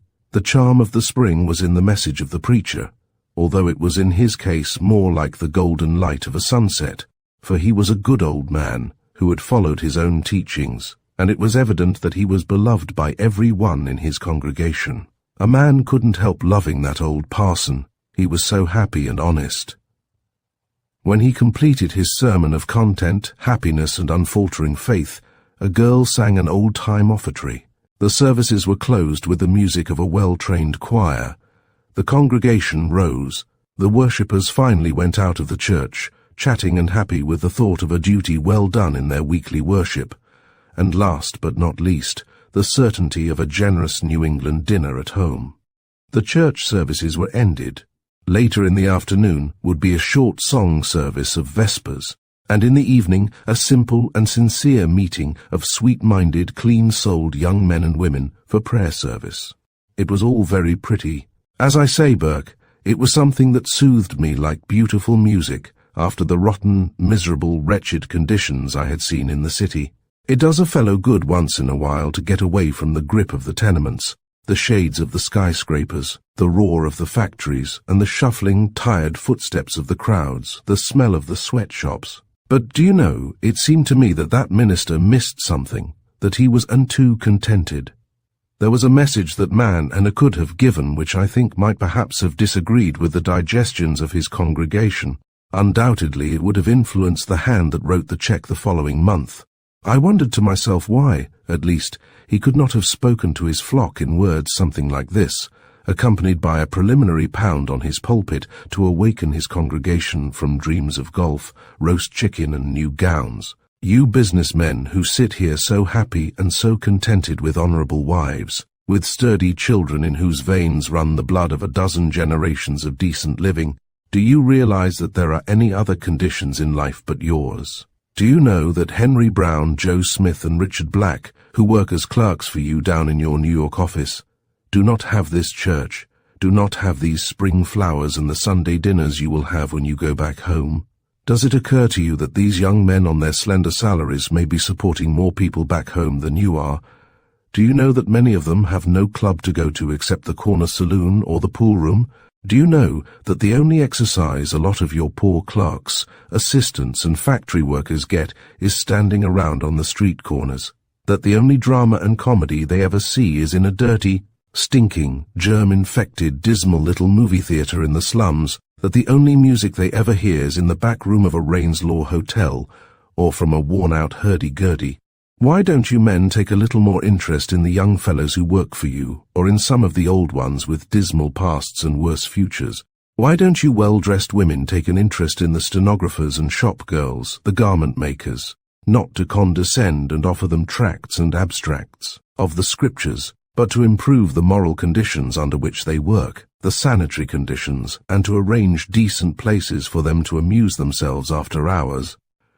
Surely you can spare a little time from the golf clubs and university clubs and literary clubs and bridge clubs and tango parties. Let me tell you that if you do not, during the next 5 or 10 years, the people of these classes will imbibe still more to the detriment of our race, the anarchy and money lust which is being preached to them daily, nightly, and almost hourly by the socialists, the anarchists and the atheists, who are all soured on life because they've never had it. The tide of social unrest is sweeping across to us from the old world, which will engulf our civilization unless it is stopped by the jetties of social assistance and the breakwaters of increased moral education. You can't do this with Sunday school papers and texts. You can't stem the movement in your clubs by denouncing the demagogues over highball glasses and teacups. It is all right to have faith in the good. It is well to have hope for the future. Charity is essential to right living and right helping, but out of the 5 million people in New York City, 4.5 million have never seen any evidence of divine assistance such as our good book says is given to the sparrow. They are not lilies of the field. They must toil or die. You people are to them the lilies of the field. Your fine gowns, your happy lives, your endless opportunities for amusement, your extravagances are to them as the matador's flag to the bull in the Spanish ring. Unless you do take the interest, unless you do fight to stem the movement of these dwarfed and bitter leaders, unless you overcome their arguments based on much solid, rock truth by definite personal work, by definite constructive education, your civilization, my civilization, and the civilization of all the centuries will fall before socialism and anarchy. But that was not what he said. I have never heard the minister of a rich congregation say that yet. Have you, Burke? No. The minister who talked like that would have to look for a new pulpit, or get a job as a carpenter, like the minister long ago, who made the rich men angry. But I had no idea that you thought about such things, Mr. Barton. You'd make a pretty good minister yourself. The old inventor laughed as he patted the young man on the back. Burke, the trouble with most ministers and poets and painters and novelists and lawmakers and other successful professional men who are supposed to show us common, working people the right way to go is that they don't get out and mix it up. They don't have to work for a mean boss. They don't know what it is to go hungry and starved and afraid to call your soul your own, scared by the salary envelope at the end of the week. They don't get out and make their souls down for sweat and blood. Otherwise, they'd reform the world so quickly that men like Trubus wouldn't be able to make a living out of the charity game. Barton smiled jovially. But here we go sermonizing. People don't want to listen to sermons all the time. Well, we're on a serious subject, and it means our bread and butter and our happiness in life, when you get right down to it, said Bobby. I don't like sermons myself. I'd rather live in the Garden of Eden, where they didn't need any. Wouldn't you? Yes, but my wheelchair would find it rough riding without any clearings, said Barton. By the way, Bob, I've some news for you. My lawyer is coming up here tonight to talk over some patent matters, and you can lay your family matters before him. He'll attend to that, and you may get justice done you. If you have some money back in Illinois, you ought to have it. He can get all he wants. If he gives me some, agreed Burke, and I'll back your patents. The old man started off again on his plans, and they argued and explained to each other as happy as two boys with some new toys, until the sisters came home. Lorna was distinctly cool toward Burke, but under a stern look from Mary gave the outward semblance of good grace. The fact that he had been present in her home at the time of her disastrous escapade, even though she believed him ignorant of it, made the girl sensitive and aloof. She left Mary alone with him at the earliest pretext, and Bobby had interesting things to say to her, things which were nobody's business but theirs. Barton's lawyer came before Burke left to report for evening duty, and he spent considerable effort to learn the story of the uncle and the curious will. Now a digression in narrative is ofttimes a dangerous parting of ways, but on this particular day, Bobby Burke had come to a parting of the ways unwittingly. He had left the plodding life of routine excitement of the ordinary policeman to embark upon a journey fraught with multifold dangers. In addition to his enemies of the underworld, he had made a new one in an entirely different sphere. To follow the line of digression, had the reader gone into the same building on Fifth Avenue which Burke had entered that afternoon, perhaps an hour later, and had he stopped on the 3rd floor, entered a door marked Mercantile Agency, he would have discovered a very busy little marketplace. The first room of the suite of offices thus indicated was quite small. A weazened man, with thin, shiny fingers, an unnaturally pallid face, and stooped shoulders, sat at a small, flat-top desk, inside an iron grating of the kind frequently seen in cashiers' offices. He watched the hall door with beady eyes, and whenever it opened to admit a newcomer, he subjected that person to keen scrutiny. Then he pushed a small button which automatically clicked a spring in the lock of the grated door. This done, it was possible for the approved visitor to push past into a larger room, shut off from the first office by a heavy door which invariably slammed, because it was pulled shut by a strong wire spring and was intended to slam. The larger room opened out on a rear court, and upon passing one of the large dirty windows, a fire escape could be descried. Around this room were a number of benches.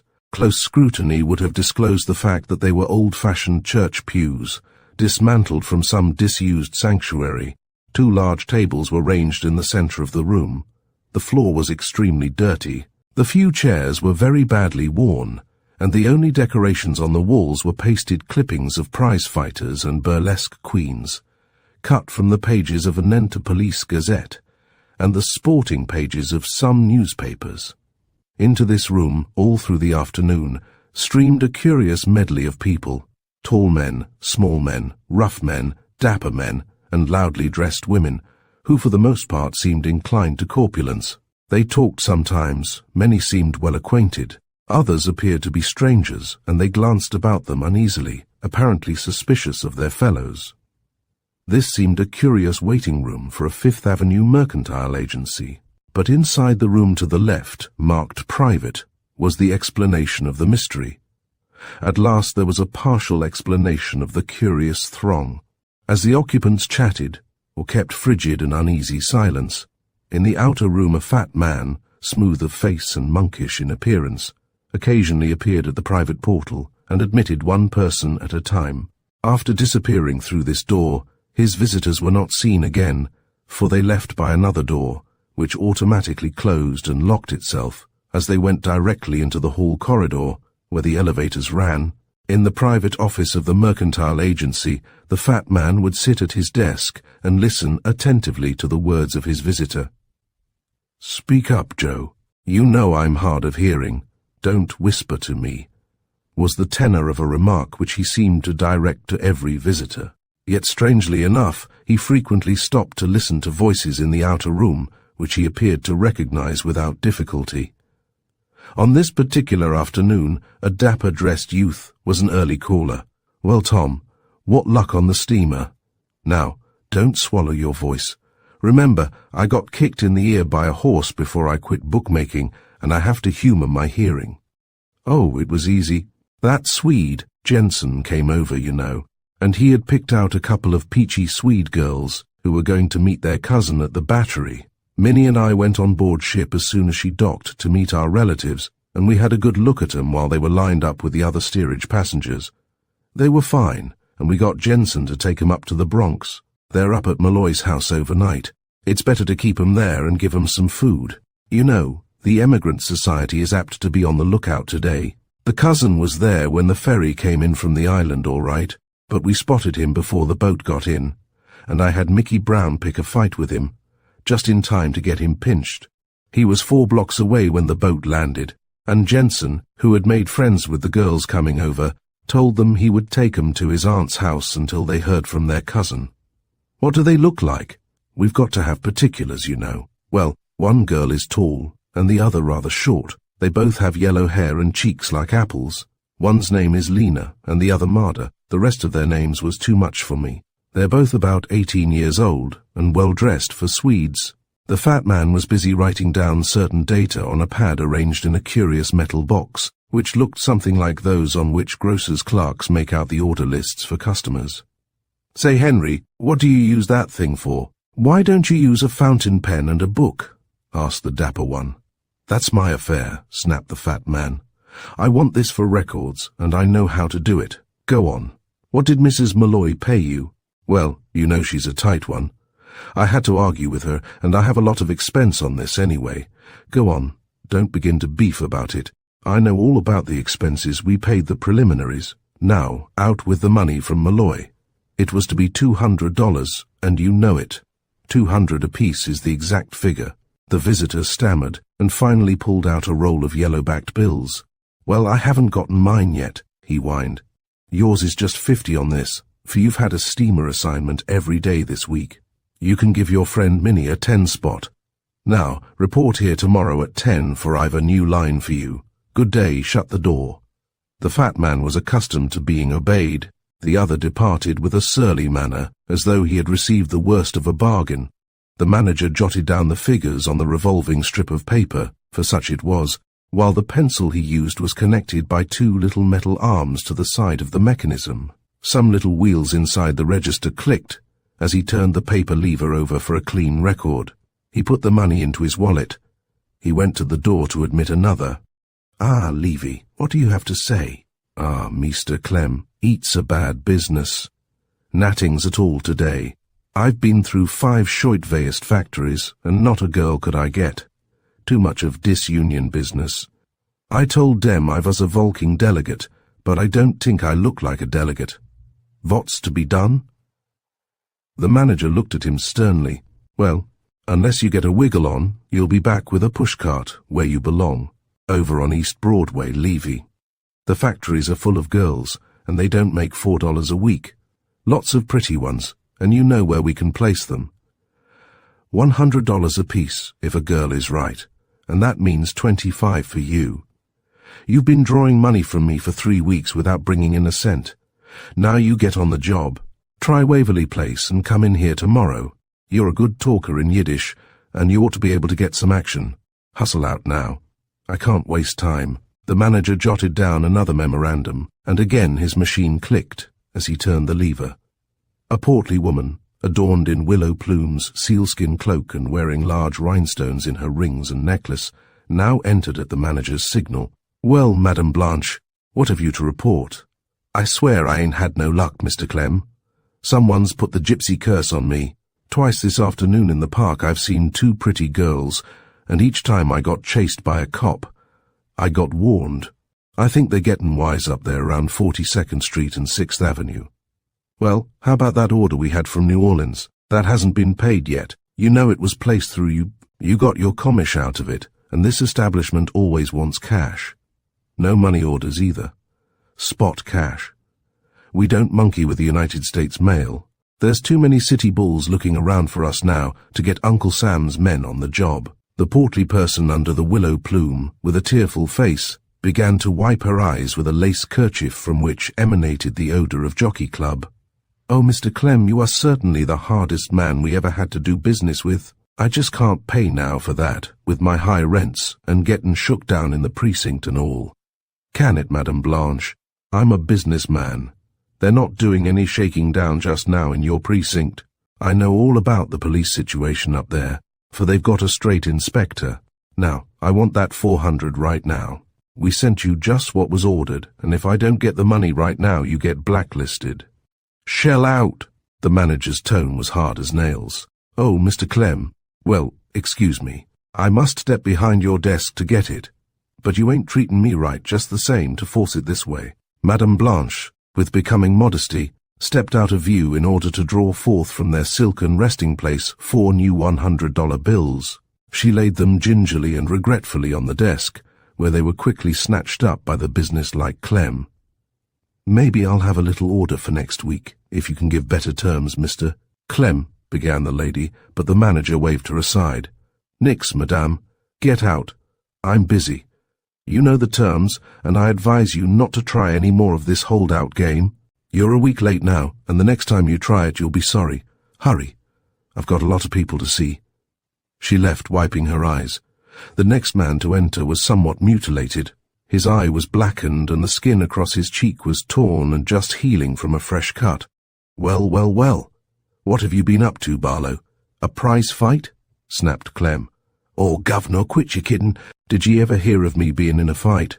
Nix. I tried to work dis needle gag over in Brooklyn, and I got run out and de tater on me neck. There ain't no luck. I'd better go back to the dip again. You stick to orders and stay around those cheap department stores, as you've been told to do, and you'll have no black eyes. Last month you brought in $1,100 for me, and you got 300 of it yourself. What's the matter with you? You look like a panhandler. Don't you save your money? You've got to keep decently dressed. Oh, governor, I guess it's easy come, easy go. Ain't there nothin' special ye kin send me on? Report here tomorrow at 11. We're planning something pretty good. Here's $10. Go rig yourself up a little better and get that eye painted out. Hustle up. I'm busy." The dilapidated one took the bill and rolled his good eye in gratitude. "Sure, governor, you're white wid me. I kin always get treated right here. Don't thank me, it's business. Get out and look like a man when I see you next. I don't want any bums working for me." The fat man jotted down a memorandum of his outlay on the little machine. Then he admitted the next caller. "Ah, it's you, Jimmy. Well, what have you to say? You've been working pretty well, so Shepherd tells me. What about his row the other night? I thought that girl was sure." "Well, Mr. Clem, you see, we had it fixed all right, and some foxy gink blows in wid a taxi and lifts de dame right from out'n Shepherd's mit, the slickest getaway I ever seen. I don't know what his game is, but he sure made some getaway, and we never even got a smell at him. Who was with you on the deal? Who did the come on?" "Oh, pretty Baxter.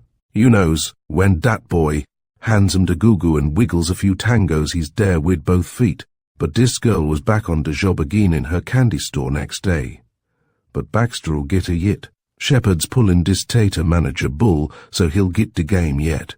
Did her folks get wise?" "No, not as we can tell. Shepherd he seen her once after she left the store. De trouble is, her sister works in de same place. We got to get dat girl fired, and den it'll be easy goin'. De girl gets home without de sister finding out about it, she tells Shepherd. I don't quite pipe de dope on dis buttin guy, but he sure spoiled Shepherd's beauty for a week. There's only one thing I kin suspect." "All right, shoot it. You know I'm busy. This girl's worth the fight, for I know who wants one just about her looks and age. What is it? We'll work it if money will do it, for there's a lot of money in this or I wouldn't have all you fellows on the job. I saw a picture she gave Baxter. She's a pretty little chicken, isn't she?" "Sure, some squab." "Well, Mr. Clem, there's a rookie cop down in de precinct where I got a couple workin' named Burke. Bobby Burke, damn him. He gave me the worst beatin' up I ever got from any cop, and I'm on bail now for general sessions for assaultin' him. What's he got to do with it? Well, this guy was laid up in the hospital by one of me pals who put him out on first wid a brick. He got stuck on a gal whose old man was in dat hospital, and dat gal is the sister of dis yer Lorna Barton. Does ye get me?" Clem's eyes sparkled. "What does he look like? Brown hair, tall, very square shoulders?" he asked. "Exact. He's a fresh guy wid his talk, too, one of dem educated cops. Day tells me he was a college boy, or in the army or something. Could he have known about Lorna Barton going out with Baxter that night Shepherd was beaten? My Gord. Yes, 'cause Baxter he tells me Burke was there at the house." Clem nodded his head. "Then you can take 100 to 1 shot tip from me, Jimmy, that this Burke had something to do with Shepherd. He may have put one of his friends on the job. Those cops are not such dummies as we think they are sometimes. That fellow's a dangerous man." Clem pondered for a moment. Jimmy was surprised, for the manager of the mercantile agency was noted for his rapid-fire methods. The monk knew that something of great importance must be afoot to cause this delay. The manager tapped the desk with his fingers as he moved his lips, in a silent little conversation with himself. At last he banged the desk with vehemence. "Here, Jimmy. I'm going to entrust you with an important job." The monk brightened and smiled hopefully. "How much money would it take to put Officer Bobby Burke, if that's his name, where the cats can't keep him awake at night?" Jimmy looked shiftily at the manager. "You mean—" He drew his hand significantly across his throat, raising his heavy eyebrows in a peculiar monkey grimace which had won for him his sobriquet. "Yes, to quiet his nerves. It's a shame to let these ambitious young policemen worry too much about their work. I kin get it done for $25. Well, here's 100, for I'd like to have it attended to neatly, quietly, and permanently. You understand me? Say I'm ashamed to take money for dis," laughed Jimmy the monk. "Don't worry about that, my boy. Make a good job of it. It's just business. I'm buying the service and you're selling it. Now get out, for I've got a lot more marketing to do." Jimmy got. It was indeed a busy little marketplace, with many commodities for barter and trade. Chapter 10. When the train comes in, Burke was sent up to Grand Central Station the following morning by Captain Sawyer to assist one of the plainclothes men in the apprehension of 2 well-known gangsters who had been reported by telegraph as being on their way to New York. "We want them down in this precinct, Burke, and you have seen these fellows, so I want to have you keep a sharp lookout in the crowd when the train comes in. In case of a scuffle in a crowd, it's not bad to have a blue coat ready, because the crowd is likely to take sides. Anyway, there's apt to be some of this gas house gang up there to welcome them home, and your club will do more good than a revolver in a railroad station. You help out if Callahan gives you the sign, otherwise just monkey around.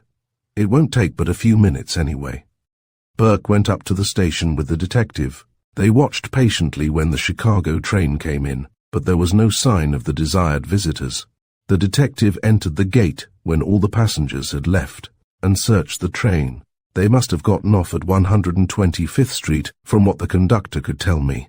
If they did, then they'll be nabbed up there, for Sawyer is a wise one, and had that planned, said Callahan. "I'll just loiter around the station a while to see any familiar faces. You can go back to your regular post, Burke." Bobby bade him goodbye and started out one of the big entrances. As he did so, he noticed a timid country girl, dressed ridiculously behind the fashions and wearing an old-fashioned bonnet. She carried a rattan suitcase and 2 bandboxes. "I wonder if she's lost," thought Burke. "I'll ask her. She looks scared enough." He approached the young woman, but before he reached her, a well-dressed young man accosted her. They exchanged a few words, and the fellow evidently gave her a direction, looking at a paper which she clutched in her nervous hand. The man walked quickly out of the building toward the street. Unseen by Burke, he whispered something to another nattily attired loiterer, an elderly man, who started toward the car stop. As Burke rounded the big pillar of the station entrance, the man again addressed the country girl. "There's your car, sis," he said, with a smile. Bobby looked at him sharply. There was something evil lurking in that smooth face, and the fellow stared impudently, with the haunting flicker of a scornful smile in his eyes as he met the gaze of the policeman. The country girl hurried toward the northbound Madison Avenue car, which she boarded, with several other passengers. Among them was the grey-haired man who had received the mysterious message. Burke watched the car disappear, and then turned to look at the smiling young man, who lit a cigarette, flicking the match insolently near the policeman's face. "Move on, you," said Burke, and the young man shrugged his shoulders, leisurely returning to the waiting room of the station. Burke was puzzled. "I wonder what that game was. Maybe I stopped him in time. He looks like a cadet, I'll be bound. Well, I haven't time to stand around here and get a reprimand for starting on a wild goose chase." So Burke returned to the station house and started out on his rounds. Had he taken the same car as the country girl, however, he would have understood the curious maneuver of the young man with the smile. When the girl had ridden almost to the end of the line, she left the car at a certain street. The elderly gentleman with the neat clothes and the fatherly grey hair did so at the same time. She walked uncertainly down one street, while he followed, without appearing to do so, on the opposite side. He saw her looking at the slip of paper while she struggled with her bandboxes. He casually crossed over to the same side of the thoroughfare. "Can I direct you, young lady?" he politely asked. He was such a kind-looking old gentleman that the girl's confidence was easily won. "Yes, sir. I'm looking for the Young Women's Christian Association. I thought it was downtown, but a gentleman in the depot said it was on that street where I got off. I don't see it at all. They're all private houses, around here. You know, I've never been in New York City before, and I'm kinda green." Well, I wouldn't have known it," said her benefactor. "The YWCA is down this street. Just in the next block, you'll see the sign on the door, in big white letters. I've often passed it on my way to church." "Oh, thank you, sir." And the country girl started on her quest once more, with a firmer grip on the suitcase and the bandboxes. Sure enough, on the next block was a brownstone building, more or less dilapidated in appearance, it is true, just as he had prophesied. There were the big white letters painted on a sign by the door. The girl went up the steps, rang the bell, and was admitted by a tousled, smirking negress. "Is this here the YWCA?" she asked nervously. "Yassim," replied the darky. "Come right in, ma'am, and rest yo' bundles." The girl stepped inside the door, which closed with a click that almost startled her. She backed to the door and put her hand on the knob. It did not turn. "Are you sure? This is the YWCA?" she insisted. "I thought it was a great big building." "Oh, yas, lady, dis is it. Yo all don't know how nice dis building is until you go through it. Gimme yo things." The negress snatched the suitcase from the girl's hand. and whisked one of the bandboxes from the other. "Here, you let go of that grip. I got all my clothes in there, and I don't think I'm in the right place." As she spoke, a plump lady, wearing rhinestone rings and a necklace of the same precious tokens, whom the reader might have recognized as no other than the tearful Madame Blanche, stepped from the parlor. "Oh, my dear little girl, I'm so glad you came. We were expecting you. I am the president of the YWCA, you know. Just go right upstairs with Sally. She'll show you to your room." "Expecting me? How could you be? I didn't send word I was coming. I just got the address from our minister, and I lost part of it." "That's all right, dearie. Just follow Sally. You see she is taking your clothes up to your room. I'll be right up there, and see that you are all comfortable." The bewildered girl followed the only instinct which asserted itself. That was to follow all her earthly belongings and get possession of them again. She walked into the trap and sprang up the stairs, 2 steps at a time, to overtake the negress. Madame Blanche watched her lithe grace and strength as she sped upwards with the approving eye of a connoisseur.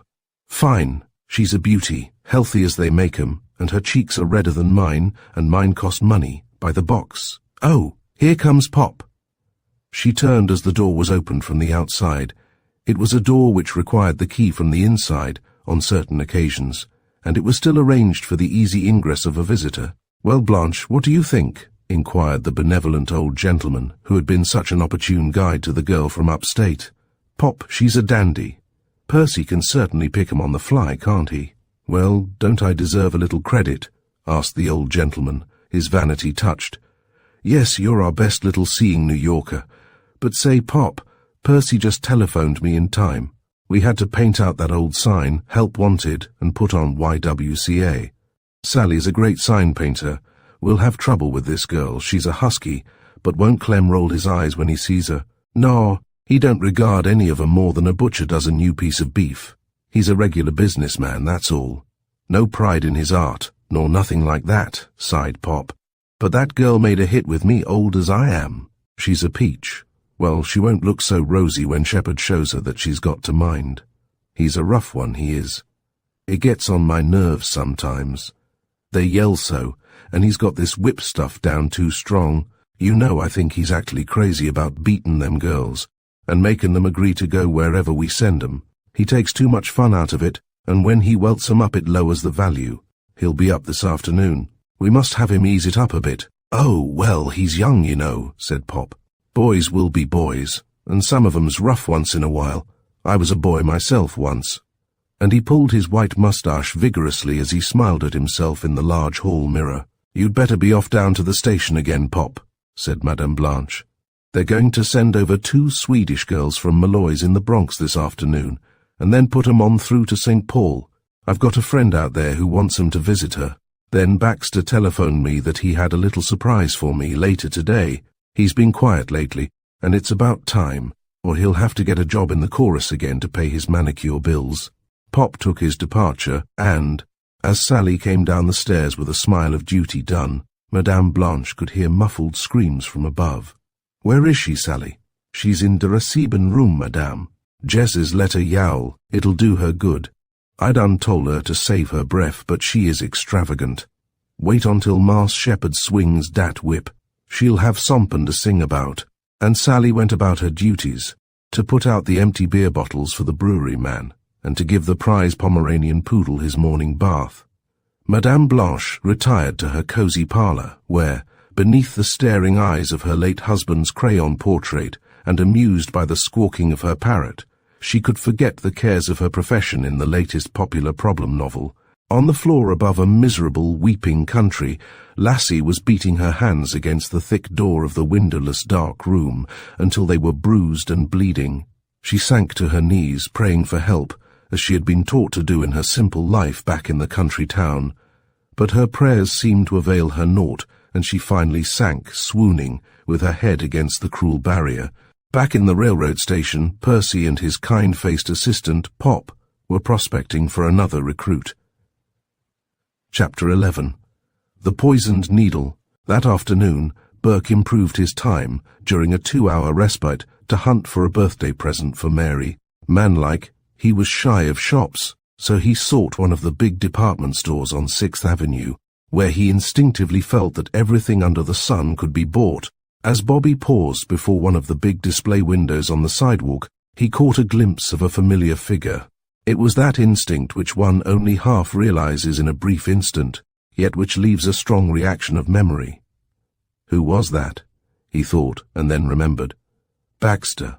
Burke followed the figure which had passed him so quickly, and found the same dapper young man deeply engrossed in the window display of women's walking suits. What can he find so interesting in that window? Mused Burke. I'll just watch his tactics. I don't believe that fellow is ever any place for any good. He stood far out on the sidewalk, close to the curb. The passing throng swept in two eddying, opposite currents between him and Baxter, whose attention seemed strictly upon the window.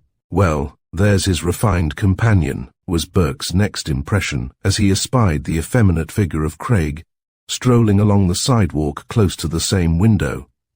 Can they be pickpockets? I would guess that was too risky for them to take a chance on.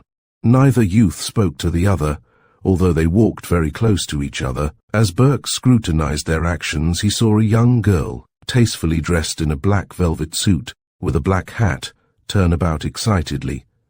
She looked about her, as though in alarm, and her face was distorted with pain. Baxter gave her a shifty look and followed her. Craig had been close at her side. Burke drew nearer to the girl. She seemed to falter as she walked, and it was apparently with great effort that she neared the door of the big department store. Baxter was watching her stealthily now. "Oh!" she exclaimed desperately and keeled backward. Baxter's calculations were close, for he caught her in his arms. "Quick, quick," he cried to the big uniformed carriage attendant at the door. "Get me a taxicab. My sister has fainted." The man whistled for a machine as Burke watched them. The officer was calculating his own chances on what baseball players call a double play. Craig was close behind Baxter in the curious crowd. Burke guessed that it would take at least a minute or two for Baxter to get the girl into a machine, so he rushed for Craig and surprised that young gentleman with a vicious grasp of the throat.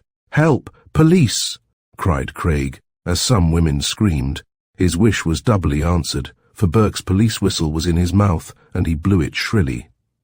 A traffic squad man rushed across from the middle of the street. "Hurry, I want to get my sister away," ordered Baxter excitedly to the doorman. "You big boob, what's the matter with you?" The crowd of people about him shut off the view of Burke's activities 15 feet away. Baxter was nervous and was doing his best to make a quick exit with his victim. "What's this?" gruffly exclaimed the big traffic policeman as he caught Craig's arm. "The needle," grunted Burke. "Here, I've got it from his pocket." He drew forth a small hypodermic needle syringe from Craig's coat pocket and held it up. "It's a frame-up," squealed Craig. "Take him quick." "I want to save the girl," exclaimed Burke as he rushed toward Baxter. That young man was just pushing the girl into the taxicab when a middle-aged woman rushed out from the store entrance. "That's my daughter Helen! Helen, my child!"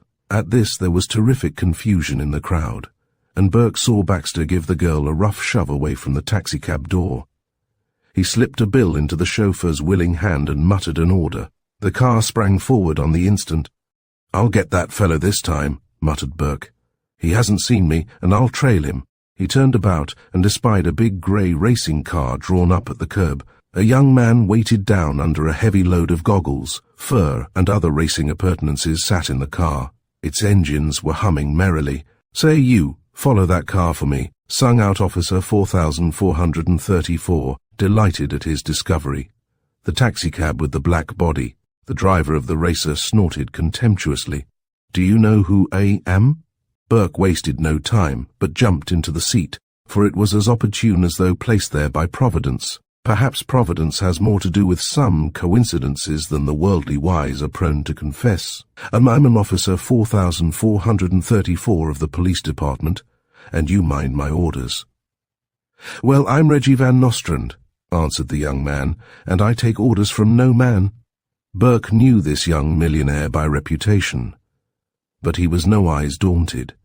He kept his eye on the distant taxicab, which had luckily been halted at the second cross street by the delayed traffic.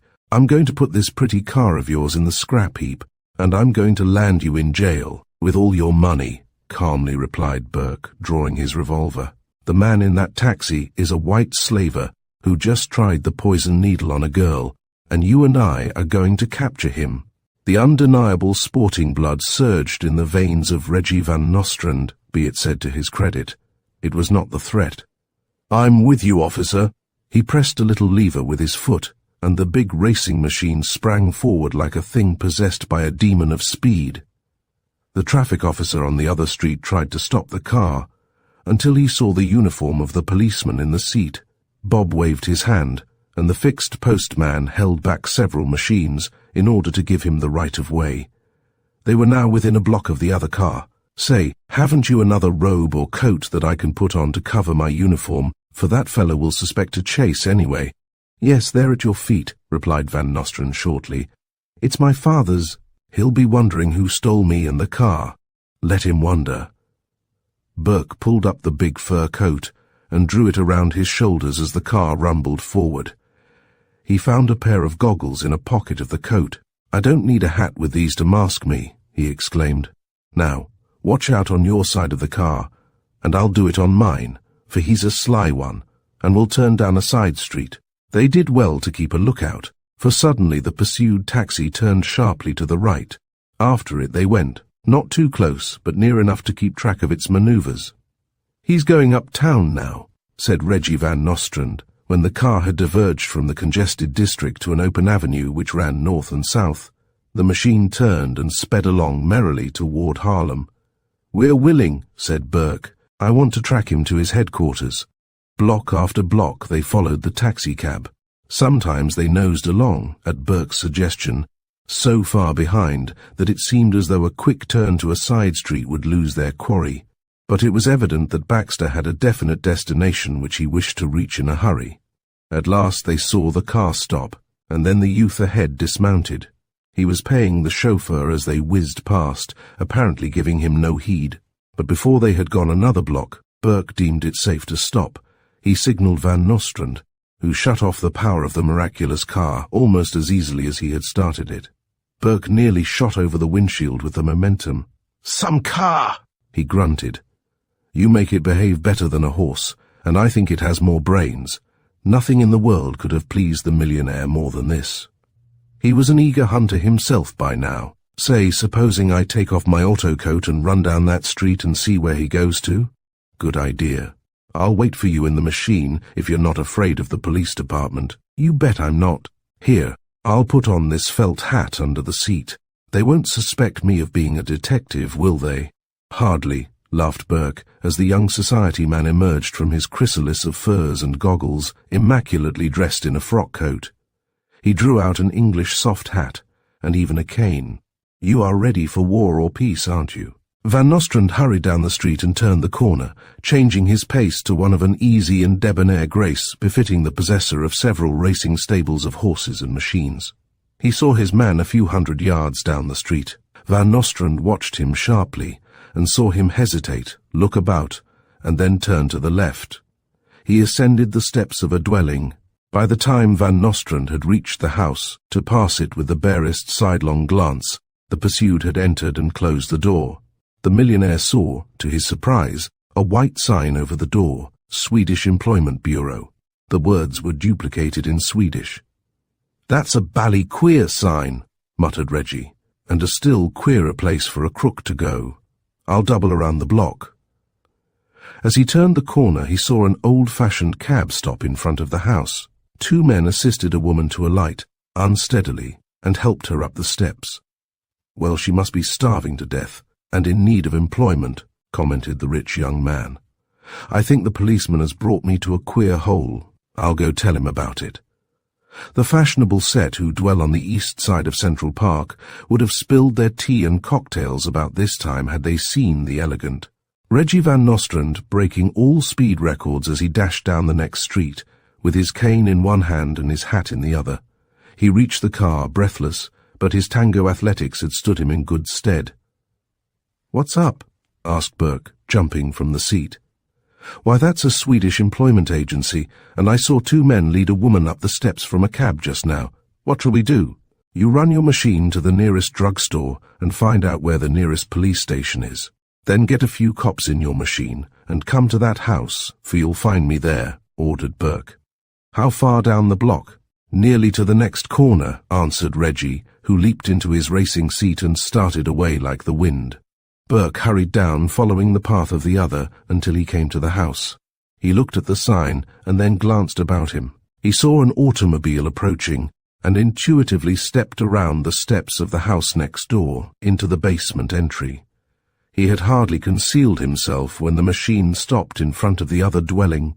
A big Swede, still carrying his emigrant bundle, descended from the machine and called out cheerily in his native language to the occupants within the vehicle. Burke, peeping cautiously, saw two buxom Swedish lassies, still in their national costumes, step down to the street. The machine turned and passed on down the street. Burke saw the man point out the sign of the employment agency, and the girls chattered gaily, cheered up with hopes of work, as he led them up the steps. The door closed behind them. Burke quietly walked around the front of the house and up the steps after them. He had made no noise as he ascended, and as he stood by the wall of the vestibule, he fancied he detected a bitter cry, muffled to an extent by the heavy walls. He examined the sign and saw that it was suspended by a small wire loop from a nail in the door jamb. Bobby reached upward, took the sign off its hook, and turned it about. "Well, just as I thought," he exclaimed. On the reverse side were the telltale letters, YWCA. "They are ready for all kinds of customers. I wonder how they'll like me," was the humorous thought which flitted through his mind as he quietly turned the knob. It opened readily. Bobby stood inside the hallway, face to face with the redoubtable Pop. Pop's eyes protruded as they beheld this horrid vision of a bluecoat. A cynical smile played about Burke's pursed lips as he held the sign up toward the old reprobate.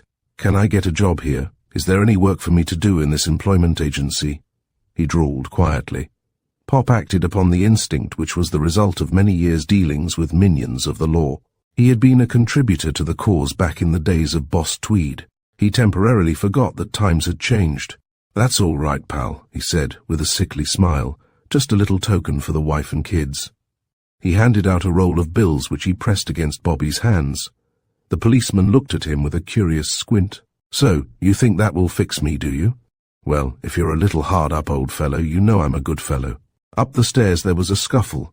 Bobby heard another scream. So, before Pop could utter another sound, he pushed the old man aside and rushed up, 3 steps at a time. The first door he saw was locked. Behind it, Bobby knew a woman was being mistreated. He rushed the door and gave it a kick with his stout service boots. A chair was standing in the hall. He snatched this up and began smashing at the door, directing vigorous blows at the lock. The first leg broke off, then the second. The third was smashed, but the fourth one did the trick.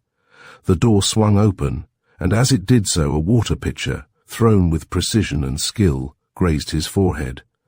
Only a quick dodge saved him from another skull wound. Burke sprang into the room. There were 3 men in it, while Madame Blanche, the proprietress of the miserable establishment, stood in the middle, transfixed with fear. She still held in her hand the black snake whip with which she had been taming one of the sobbing Swedish girls. The Swede held one of his countrywomen in a rough grip. The country girl, who had been hitherto locked in the closet, was down on her knees, her bruised hands outstretched toward Burke. "Oh, save me!" she cried. The last of the victims, who was evidently unconscious from a drug, was lying on the floor in a pathetic little heap. Baxter was cowering behind the bed. The barred windows, placed there to prevent the escape of the unfortunate girl prisoners, were their nemesis, for they were at the mercy of the lone policeman. "Drop that gun!" snapped Burke, as he saw the Swede reaching stealthily toward a pocket. His own, a blue-steeled weapon, was swinging from side to side as he covered them. "Hands up, every one, and march down these stairs before me," he ordered. Just then he heard a footstep behind him. Old Pop was creeping up the steps with Madame Blanche's carving knife, snatched hastily from the dining-room table. Burke, cat-like, caught a side glance of this assailant, and he swung completely around, kicking Pop below the chin. That worthy tumbled down the stairs with a howl of pain. "Now, I'm going to shoot to kill. Every court in the state will sustain a policeman who shoots a white slaver." "Don't forget that," cried Burke sharply. "You girls let them go first." Down the steps went the motley crew, backing slowly at Burke's order. The girls, sobbing hysterically with joy at their rescue, almost impeded the bluecoats' defense as they clung to his arms. It was a curious procession which met the eyes of Reggie Van Nostrand and half a dozen reserves who had just run up the steps. "Well, I say, old chap, isn't this jolly?" cried Reggie. "This beats any show I ever saw. Why, it's a regular Broadway play. You bet it is, and you helped me well. The papers ought to give you a good spread tomorrow, Mr. Van Nostrand," answered Bobby grimly, as he shook the young millionaire's hand with warmth. The gang were rapidly being handcuffed by the reserves. Bobby turned toward Baxter. It was a great moment of triumph for him. "Well, Baxter, so I got you at last. You're the pretty boy who takes young girls out to turkey trots. Now, you can join a dancing class up the Hudson and learn the new lockstep glide." Chapter 12. The Revenge of Jimmy the Monk. At the uptown station house, Burke and his fellow officers had more than a few difficulties to surmount. The two Swedish girls were hysterical with fright, and stolid as the people of Northern Europe generally are. Under the stress of their experience, the young women were almost uncontrollable. It was not until some gentle matrons from the Swedish Emigrant Society had come to comfort them in the familiar tongue that they became normal enough to tell their names and the address of the unfortunate cousin. This man was eventually located, and he led his kinswomen off happy and hopeful once more. Sally, the negress, was remanded for trial, in company with her sobbing mistress, who realized that she was facing the certainty of a term of years in the federal prison. Uncle Sam and his legal assistants are not kind to captains of industry in this particular branch of interstate commerce. "We have the goods on them," said the federal detective, who had been summoned at once to go over the evidence to be found in the carefully guarded house of Madame Blanche. "This place, to judge from the records, has been run along two lines. For one thing, it is what we term a house of call. Madame Blanche has a regular card index of at least 200 girls. Then, that gives a pretty good list for you to get after, doesn't it?" said Burke, who was joining in the conference between the detective, the captain of the precinct, and the inspector of the police district. "Well, the list won't do much good. About all you can actually prove is that these girls are bad ones. There's a description of each girl, her age, her height, her complexion, and the color of her hair."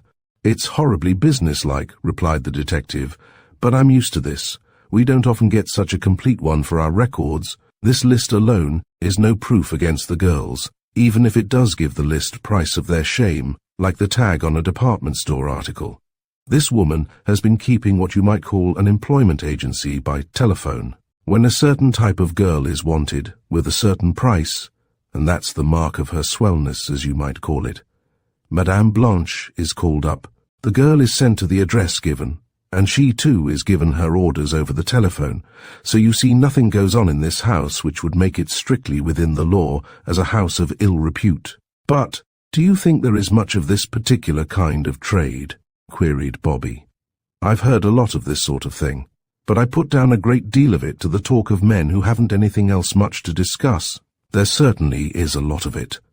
When the police cleaned up the old districts along 29th Street and 30th and threw the regular houses out of the business, the call system grew up. These girls, many of them, live in quiet boarding houses and hotels where they keep up a strict appearance of decency, and yet they are living the worst kind of immoral lives because they follow this trade scientifically."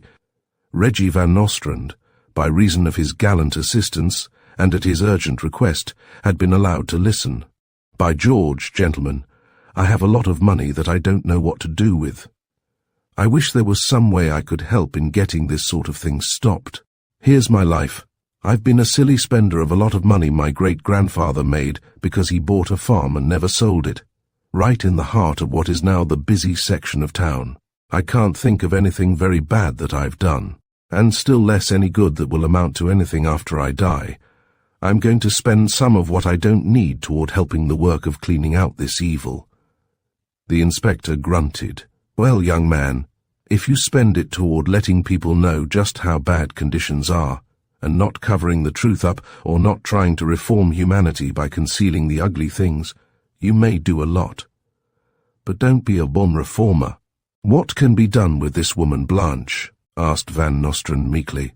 She'll be put where she won't have to worry about telephone calls and card indexes. Every one of these girls should be locked up and given a good strong hint to get a job. It won't do much good. But we've got this much of their records, and we'll be able to drive some of them out of the trade. When every big city keeps on driving them out, and the smaller cities do the same, they'll find that it's easier to give up silk dresses forever and get other work than to starve to death. But you can't get every city in the country doing this until the men and women of influence, the mothers and fathers, are so worked up over the rottenness of it all that they want to house clean their own surroundings. One thing that should be done in New York and other towns is to put the name of the owner of every building on a little tablet by the door.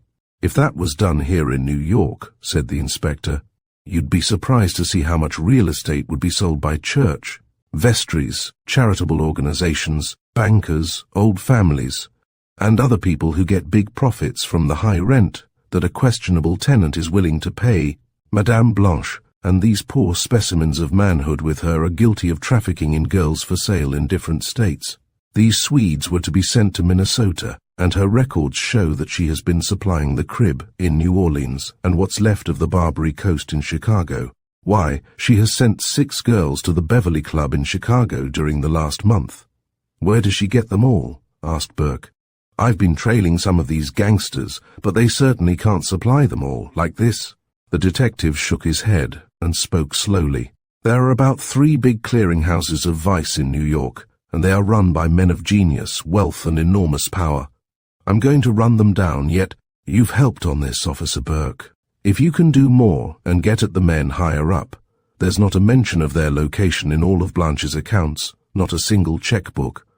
Then you will get a big reward from the Department of Justice, for Uncle Sam is not sleeping with the enemy inside his fortifications. Burke's eyes snapped with the fighting spirit. I've been doing my best with them since I got on the force, and I hope to do more if they don't finish me first. A little Italian fruit man down in my precinct sent word to me today that they were after me, so maybe I will not have a chance. Van Nostrand interrupted at this point. Well, Officer 4434, you can have the backing of all the money you need as far as I am concerned. You'll have to come down to my offices some day soon, and we'll work out a plan of getting after these people. Can I do anything more, Inspector? The official shook his head. There's a poor young woman here who is half drugged and doesn't know who she is, he began. Well, send her to some good private hospital and have her taken care of, and send the bill to me, said Reggie. I've got to be getting downtown. Goodbye, Officer Burke, don't forget me. Goodbye, you've been a fine chauffeur and a better detective, said the young policeman, even if you are a millionaire. And the 2 young men laughed with an unusual cordiality as they shook hands. Despite the difference in their stations, it was the similarity of red blood in them, both which melted away the barriers, and later developed an unconventional and permanent friendship between them. Burke talked with Henrietta Bailey, the country girl, who sat dejectedly in the station house. She had no plans for the future, having come to the big city to look for a position, trusting in the help of the famous YWCA organization, of whose good deeds and protection she had heard so much, even in the little town upstate. I'll call them up, down at their main offices, said Bobby, but it's a big society, and they have all they can do. Wouldn't you like to meet a nice, sweet girl who will take a personal interest in you and go down there with you herself? Henrietta tried to hold back the tears. Oh, land's sakes, she began, stammering. I do want to just blubber on somebody's shoulder. I'm scared of all these New York folks, and I'm so lonesome, Mr. Constable. We'll just cure that then, answered Burke. I'll introduce you to the very finest girl in the world, and she'll show you that hearts beat as warmly in a big city as they do in a village of 200 people. Bobby lost no time in telephoning Mary Barton, who was just on the point of leaving Monard's candy store. She came directly uptown to meet the country girl and take her to the modest apartment for the night. Bobby devoted the interim to making his report on the unusual circumstances of his one-man raid, and dodging the police reporters who were on the scene like hawks as soon as the news had leaked out, despite his declaration that the credit should go to the precinct in which the arrests had been made. Half a dozen photographers, with their black artillery-like cameras, had snapped views of the house, and some grotesque portraits of the young officer. Other cameramen, with newspaper celerity, had captured the aristocratic features of Reggie Van Nostrand and his racing car. As he sat in it before his Fifth Avenue club, it was such a story that city editors gloated over, and it was to give the embarrassed policeman more trouble than it was worth. Bobby's telephone report to Captain Sawyer, explaining his absence from the downtown station house, was greeted with commendation. "That's all right, Burke. Go as far as you like. A few more cases like that and you'll be on the honor list for the police parade day." "Clean it up as soon as you can," retorted his superior. When Mary took charge of Henrietta Bailey, the hapless girl felt as though life were again worth living. After a good cry in the matron's room, she was bundled up. Her rattan suitcase and the weather-beaten bandboxes were carried over to the Barton home. "I don't know whether you had better say anything about this Baxter to Lorna or not," said Bobby as he stood outside the house, to start on his way downtown. "It's a horrible affair, and her escape from the man's clutches was a close one. She's cured now, however," stoutly declared Mary. "I have no fears for Lorna." "Then do as you think best. I'll see you tomorrow afternoon, there at the store, and you can take supper downtown with me if you would like. If there is any way I can help about this girl, let me know." They separated, and Mary took her guest upstairs. Her father was greatly excited, for he had just put the finishing touches on his dictograph recorder. His mind was so overwrought with his work that Mary thought it better not to tell him of the exciting afternoon until later. She simply introduced Henrietta as a friend from the country who was going to spend the night. Lorna was courteous enough to the newcomer, but seemed abstracted and dreamy. She neglected the little household duties, making the burden harder for Mary. Henrietta's rustic training, however, asserted itself, and she gladly took a hand in the preparation of the evening meal. "I've a novel I want to finish reading, Mary," said her sister, "and if you don't mind, I'm going to do it. You and Miss Bailey don't need me. I'll go into our room until supper is ready." "What is it, dear?" "It must be very interesting," replied Mary, a shade of uneasiness coming over her. "You are not usually so literary after the hard work at the store all day." Lorna laughed. "It's time I improved my mind then. A friend gave it to me. It's the story of a chorus girl who married a rich club man, by Robin Chalmers, and oh, Mary, it's simply the most exciting thing you ever read. The stage does give a girl chances that she never gets working in a store, doesn't it?" "There are several kinds of chances, Lorna," answered the older girl slowly. "There are many girls who beautify their own lives by their success on the stage, but you know, there are a great many more who find in that life a terrible current to fight against. While they may make large salaries, as measured against what you and I earn, they must rehearse sometimes for months without salary at all. If the show is successful, they are in luck for a while, and their pictures are in every paper. They spend their salary money to buy prettier clothes and to live in beautiful surroundings, and they gauge their expenditures upon what they are earning from week to week. But girls I have known tell me that is the great trouble, for when the play loses its popularity, or fails, they have accustomed themselves to extravagant tastes, and they must rehearse for another show without money coming in. Oh, but a clever girl can pick out a good opportunity." "No, she can't. She is dependent upon the judgment of the managers, and if you watch and see that 2 of every 3 shows put on right in New York never last a month out, you'll see that the manager's judgment is not so very keen. Even the best season of a play hardly lasts 30 weeks, a little over half a year, and so you must divide a girl's salary in 2 to find what she makes in a year's time. You and I, in the candy store, are making more money than a girl who gets 3 times the money a week on the stage, for we have a whole year of work, and we don't have to go to manicures and modistes and hairdressers 2 or 3 times a week." "Well, I wish we did," retorted Lorna petulantly. "There's no romance in you, Mary. You're just humdrum and old-fashioned and narrow. Think of the beautiful costumes, and the lights, the music, the applause of thousands. Oh, it must be wonderful to thrill an audience, and have hundreds of men worshipping you, and all that, Mary." Her sister's eyes filled with tears as she turned away. "Go on with your book, Lorna," she murmured. "Maybe someday you'll read one which will teach you that old fashions are not so bad, that there's romance in home, and that the true, decent love of one man is 1,000,000 times better than the applause, and the flowers, and the flattery of hundreds. I've read such books." "Hum," sniffed Lorna, "I don't doubt it. Written by old maids who could never attract a man, nor look pretty themselves. Well, none of the girls I know bother with such books. There are too many lively ones written nowadays. Call me when supper is ready, for I'm hungry." And she adjusted her curls before flouncing into the bedroom to lose herself in the adventures of the patchouli heroine. It was a quiet evening at the Barton home. The father was too engrossed to give more than abstracted heed even to the appetizing meal. Mary forbore to interrupt his thoughts about the new machine. She felt a hesitation about narrating the afternoon's adventures of Bobby Burke to Lorna, for the girl seemed estranged and eager only for the false romance of her novel.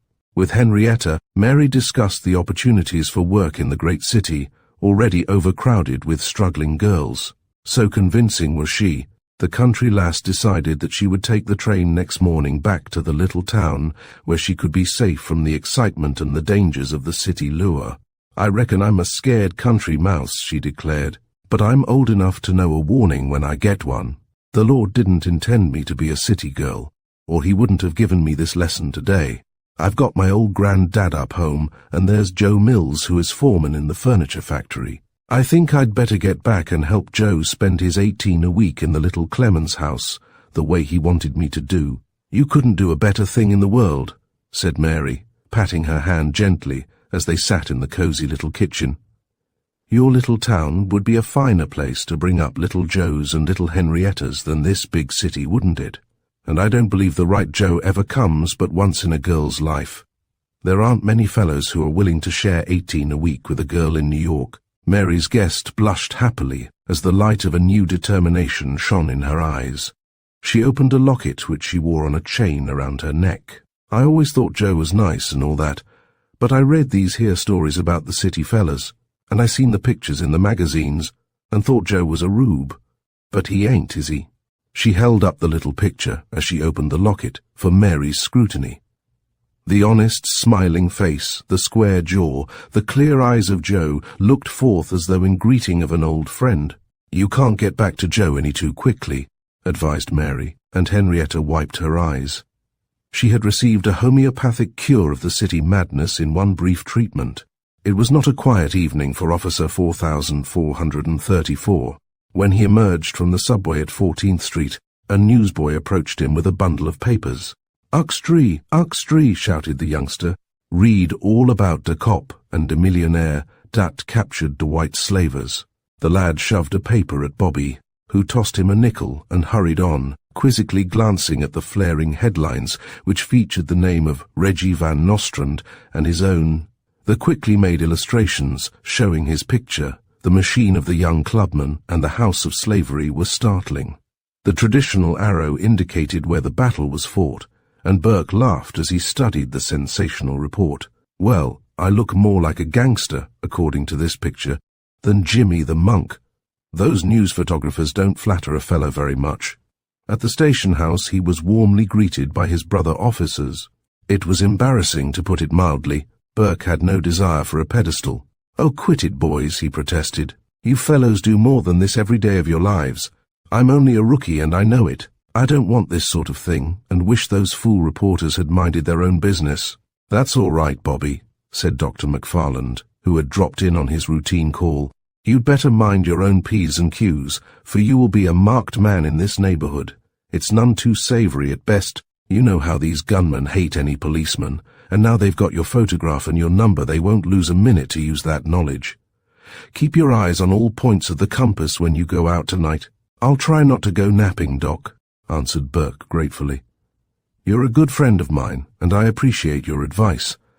But I don't expect any more trouble than usual." After his patrol duty, Burke was scheduled for a period on fixed post. It was the same location as that on which he had made the acquaintance of Jimmy the Monk and Dutch Annie several months before. As a coincidence, it began to storm, just as it had on that memorable evening, except that instead of the blighting, snow blizzards, furious sheets of rain swept the dirty streets and sent pedestrians under the dripping shelter of vestibules and awnings. Burke, without the protection of a raincoat, walked back and forth in the small compass of space allowed the peg-post watcher, beating his arms together to warm himself against the sickening chill of his dripping clothes. As he waited, he saw a man come out of the corner saloon. It was no other than Schultberger, the proprietor of the cafe and its cabaret annex. The man wore a raincoat and a hat pulled down over his eyes. He came to the middle of the crossing and closely scrutinized the young policeman. "Is dot you, Burke?" he asked gruffly. "Yes, what do you want of me?" "Vale, I just wanted to know dat a good man was on post tonight, for I expect troubles mit dese gunmen. They don't like me, and I thought I'd find out who was here." This struck 4434 as curious. He knew that Schultberger was the guardian angel of the neighborhood toughs in time of storm and trouble, yet he was anxious to do his duty.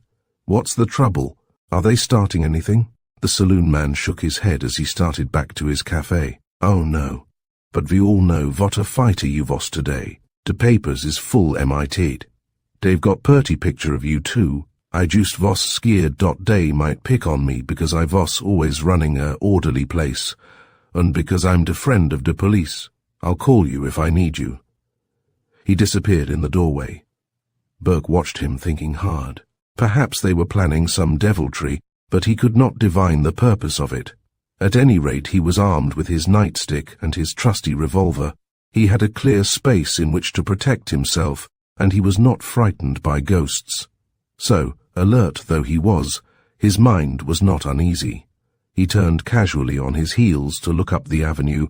He was startled to see two stocky figures within 5 feet of him. That quick right-about had saved him from an attack, although he did not realize it. The approach of the men had been absolutely noiseless. The rain beat down in his face, and the men hesitated an instant, as though interrupted in some plan.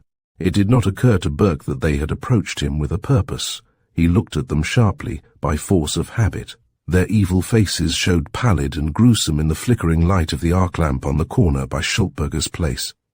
The two men glared at him shrewdly, and then passed on by without a word. They walked halfway down the block, and Burke, watching them from the corner of his eye, saw them cross the street and turn into the rear entrance of Schultberger's cabaret restaurant. "Well, he's having some high-class callers tonight," mused Burke. "Perhaps he'll need a little help after all." Even as he thought this, he heard a crash of broken glass, and he turned abruptly toward the direction of the sound. The arc light had gone out. Burke walked across the street and fumbled with his feet, feeling the broken glass which had showered down near the base of the pole. "I wonder what happened to that lamp. They don't burst of their own accord like this generally." He walked back to his position. The street was now very dark, because the nearest burning arc lamp was half a block to the south. As Burke pondered on the situation, he heard footsteps to his left. He turned about and a familiar voice greeted him. It was Patrolman Maguire. "Well, Burke, your sins should sure be washed away in this deluge. I thought that I'd step up a minute and give you a chance to go get some dry clothes and a raincoat. You've another hour on the peg before I relieve you, but hustle down to the station house and rig yourself up, me lad." It was a welcome, cheery voice from the dismal nightshades. But Burke objected to the suggestion. "No, Maguire, I'll stick it out. I think there's trouble brewing, and it's only 60 more minutes. You keep on your patrol. We both might get a call-down for changing. Well, begorra, if there's any call-down for a little humanity, I don't give a rap. You go get some dry clothes. I know Cap Sawyer won't mind. You can be back here in 5 minutes. You've done enough today to deserve a little consideration, me boy. Hustle now." Burke was chilled to the marrow and his teeth chattered, even though it was a spring rain and not the icy blasts of the earlier post-nights. "Well, keep a sharp lookout for this crowd around Schultberger's, Mac." He yielded and turned toward the station house with a quick stride. He had hardly gone half a block before Maguire had reason to remember the warning. A cry of distress came from the vestibule of Schultberger's front entrance. The lights of the saloon had been suddenly extinguished. Sure, and that's some monkey business, thought Maguire, as he ran toward the doorway. He pounded on the pavement with his nightstick, and the resonant sound stopped Burke's retreat to the station. Officer 4434 wheeled about and ran for the post he had just left. Maguire had barely reached the doorway of the saloon when a revolver shot rang out, and the red tongue licked his face. "Now we got him!" cried a voice. "Kill the rookie! That's Burke, all right." Maguire felt a stinging sensation in his shoulder, and his nightstick dropped with a thud to the sidewalk. 3 figures pounded upon him, and again the revolver spoke. This time there was no fault in the aim. A gallant Irish soul passed to its final goal as the weapon barked for the 3rd time. Burke's heart was in his mouth. It was no personal fear, but for the beloved comrade whom he felt sure had stepped into the fate intended for himself. He drew his revolver as he ran, and swung his stick from its leathern handle thong resoundingly on the sidewalk as he raced toward the direction of the scuffle. A short figure darted out from a doorway as he approached the corner and deftly stuck a foot forward, tripping the policeman. "Beat it, fellas," called this adept, whose voice Burke recognized as that of Jimmy the Monk. It was a clever campaign which the gangsters had laid out, but their mistake in picking the man cost them dearly. As he called, the monk darted down the street for a quick escape, feeling confident that his enemy was lying dead in the doorway on the corner. Burke forgot the orders of the mayor against the use of firearms. His mind inadvertently swung into the fighting mood of the old days in the Philippines, when native devils were dealt justice as befitted their own methods. He had fallen heavily on the wet pavement and slid. But at the recognition of that evil voice, he rolled over, and half lying on the pavement he levelled his revolver at the fleeting figure of the gang leader. Bang! One shot did the work, and Jimmy the Monk crumpled forward, with a leg which was never again to lead in another Bowery spiel or club prize fight. "He's fixed," thought Burke, and he sprang up to run forward to the vestibule of Schultberger's. There he found the body of Maguire sprawled out, with the blood of the Irish kings mingling with the rainwater on the east side street. One man was hiding in the doorway shelter. Another was scuttling down the street to run full into the arms of an approaching roundsman.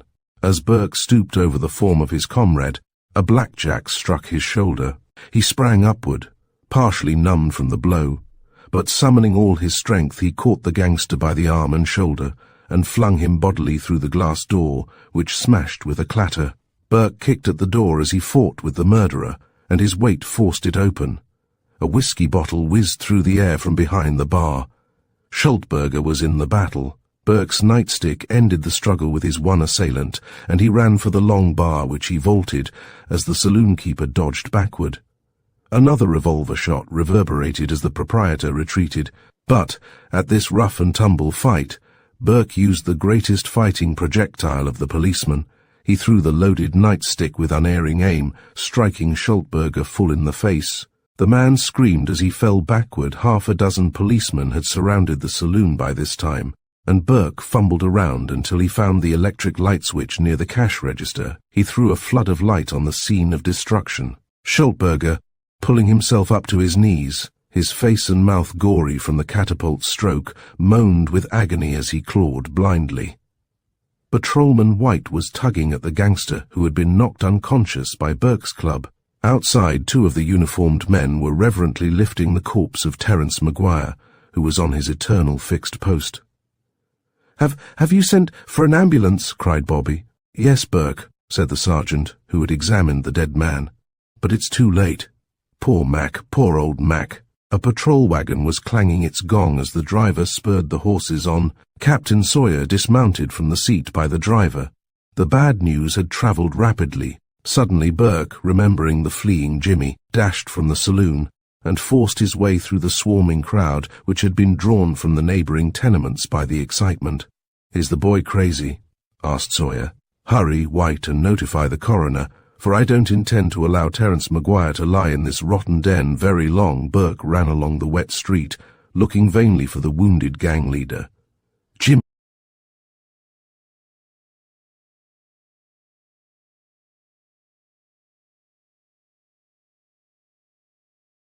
Jimmy was not in sight.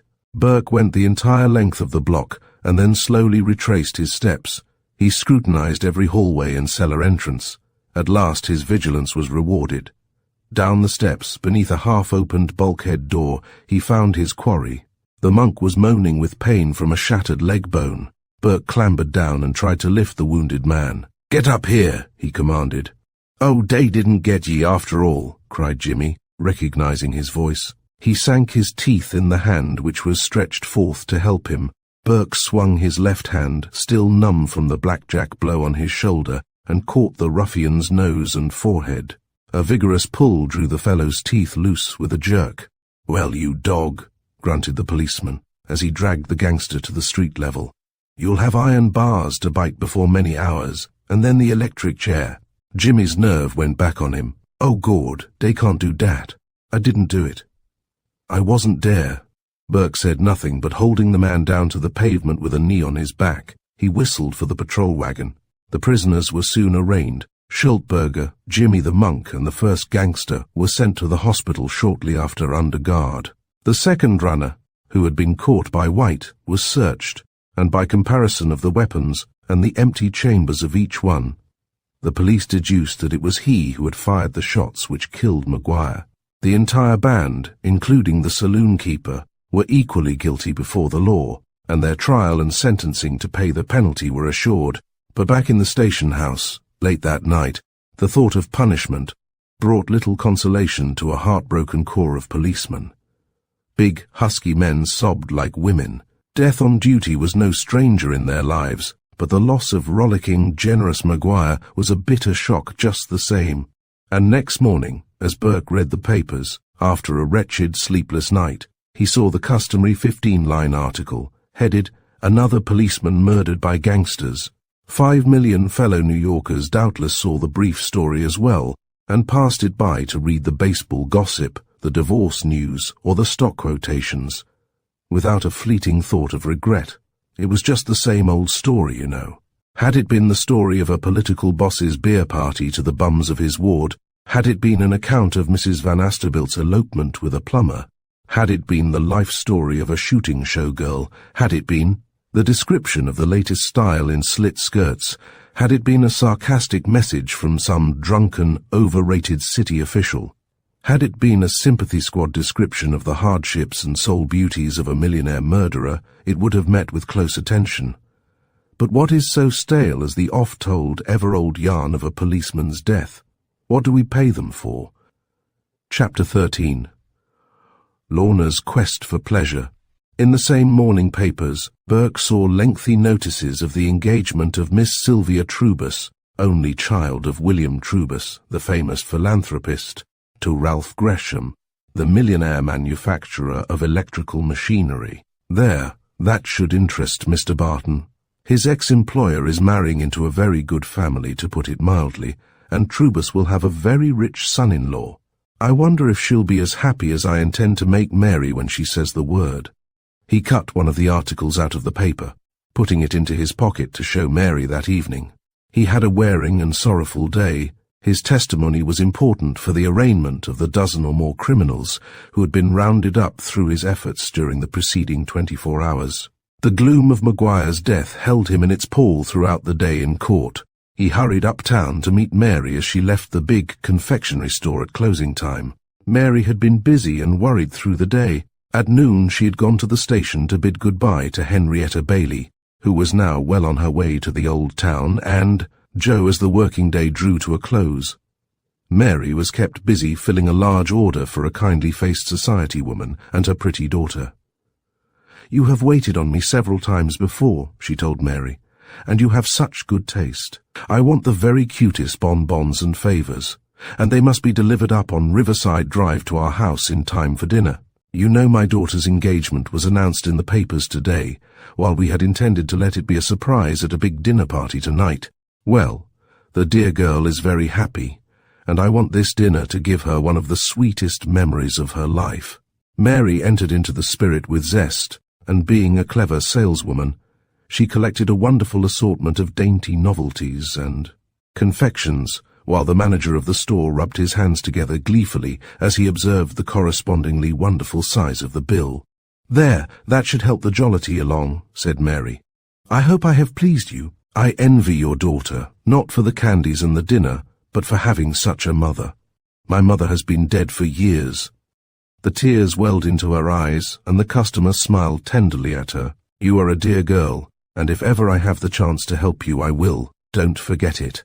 I am so happy myself, perhaps selfishly so, but my life has been along such even lines, such a wonderful husband, and such a daughter. I am so proud of her. She is marrying a young man who is very rich, yet with a strong character, and he will make her very happy, I am sure. Well, dear, I will give you my address, for I wish you would see personally that these goodies are delivered to us without delay."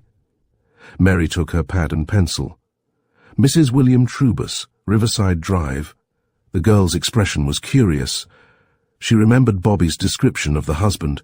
It hardly seemed possible that such a man could be blessed with so sweet a wife and daughter. But such undeserved blessings seemed too often to be the unusual injustice of fate in this twisted, tangled old world, as Mary well knew. "All right, Mrs. Trubus, I shall follow your instructions and will go to the delivery room myself to see that they are sent out immediately." "Good afternoon, my dear." And Mrs. Trubus and her happy daughter left the store. Mary was as good as her word, and she made sure that the several parcels were on their way to Riverside Drive before she returned to the front of the store. When she did so, she saw a little tableau, unobserved by the busy clerks and customers, which made her heart stand still. Lorna was standing by one of the bonbon showcases, talking to a tall stranger who ogled her in bold fashion, and a manner which indicated that the conversation was far from that of business. "Who can that be?" thought Mary. An intuition of danger crept over her as she watched the shades of sinister suggestion on the face of the man who whispered to her sister. The man was urging, Lorna half protesting, as though refusing some enticing offer. Mary stepped closer, and the deep tones of the stranger's voice filled her with a thrill of loathing. It was a voice which she felt she could never forget as long as she lived. "Come up to my office with me when you finish work, and I'll book you up this very evening. The show will open in 2 weeks, and I will give you a speaking part, maybe even one song to sing. You know I'm strong for you, little girl, and always have been.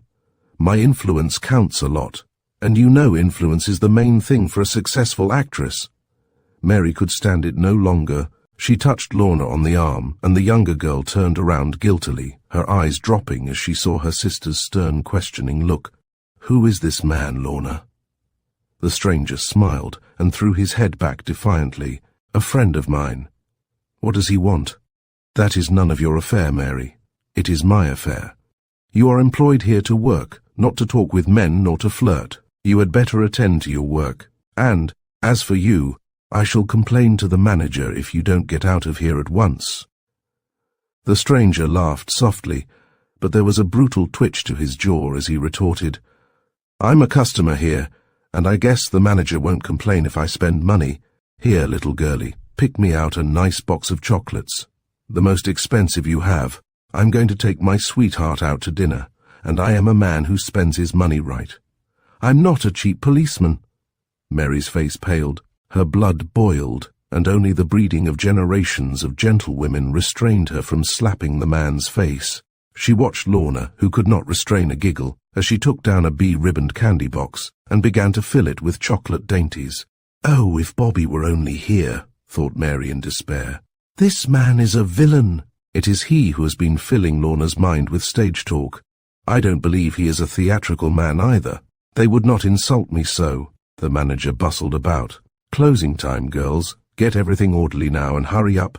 You know, the boss has been kicking about the waste light bills which you girls run up in getting things straight at the end of the day." Mary turned to her own particular counter, and she saw the big man leave the store as the manager obsequiously bowed him out. In the wardrobe room where they kept their wraps, Mary took Lorna aside. Her eyes were flaming orbs as she laid a trembling hand upon the girl's arm. "Lorna, you are not going to that man's office." "Oh, not right away," responded her sister airily. "We are going to Martin's first for a little dinner, and maybe a tango or two.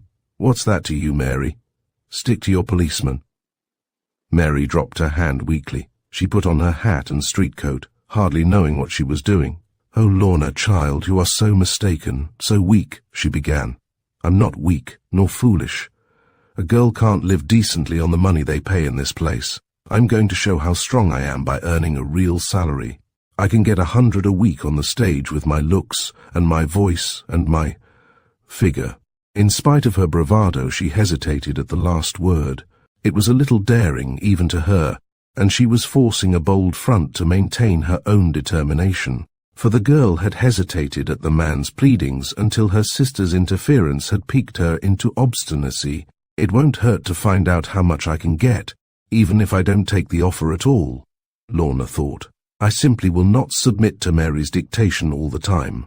Lorna hurried to the street, closely followed by her sister. "Don't go, dear," pleaded Mary. But there by the curb panted a big limousine, such as Lorna had always pictured waiting for her at a stage door. The big man smiled as he held open the door. Lorna hesitated an instant. Then she espied, coming around the corner toward them, Bobby Burke on his way to meet Mary. That settled it. She ran with a laugh toward the door of the automobile and flounced inside, while the big man followed her, slamming the portal as the car moved on. "Oh, Bob," sobbed Mary as the young officer reached her side. "Follow them. What's the matter? Look, that black automobile. Yes, yes. Lorna has gone into it with a theatrical manager. She is going on the stage." And Mary caught his hand tensely as she dashed after the car. It was a hopeless pursuit, for another machine had already come between them.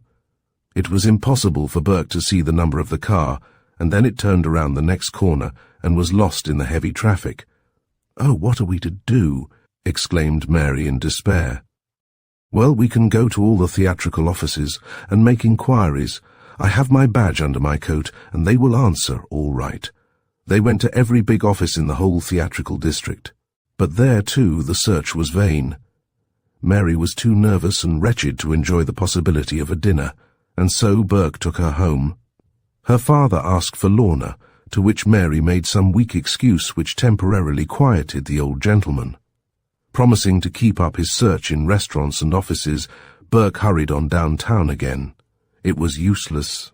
Throughout the night he sought, but no trace of the girl had been found. When he finally went up to the Barton home to learn if the young girl had returned, he found the old man frantic with fear and worriment. "Burke, some ill has befallen the child," he exclaimed. "Mary has finally told me the truth, and my heart is breaking. There, sir, you must be patient. We will try our best. I can start an investigation through police channels that will help along." But father became so worried that we called up your station. The officer at the other end of the telephone took the name and said he would send out a notice to all the stations to start a search. "Great Scott! That means publicity, Miss Mary. The papers will have the story sure now. There have been so many cases of girls disappearing lately that they are just eager for another to write up." Mary wrung her hands, and the old man chattered on excitedly. "Then if it is publicity, I don't care. I want my daughter, and I will do everything in the world to get her." Burke calmed them as much as he could, but if ever two people were frantic with grief, it was that unhappy pair. Bobby hurried on downtown again, promising to keep them advised about the situation. After he left, Mary went to her own room, and by the side of the bed which she and the absent one had shared so long, she knelt to ask for stronger aid than any human being could give.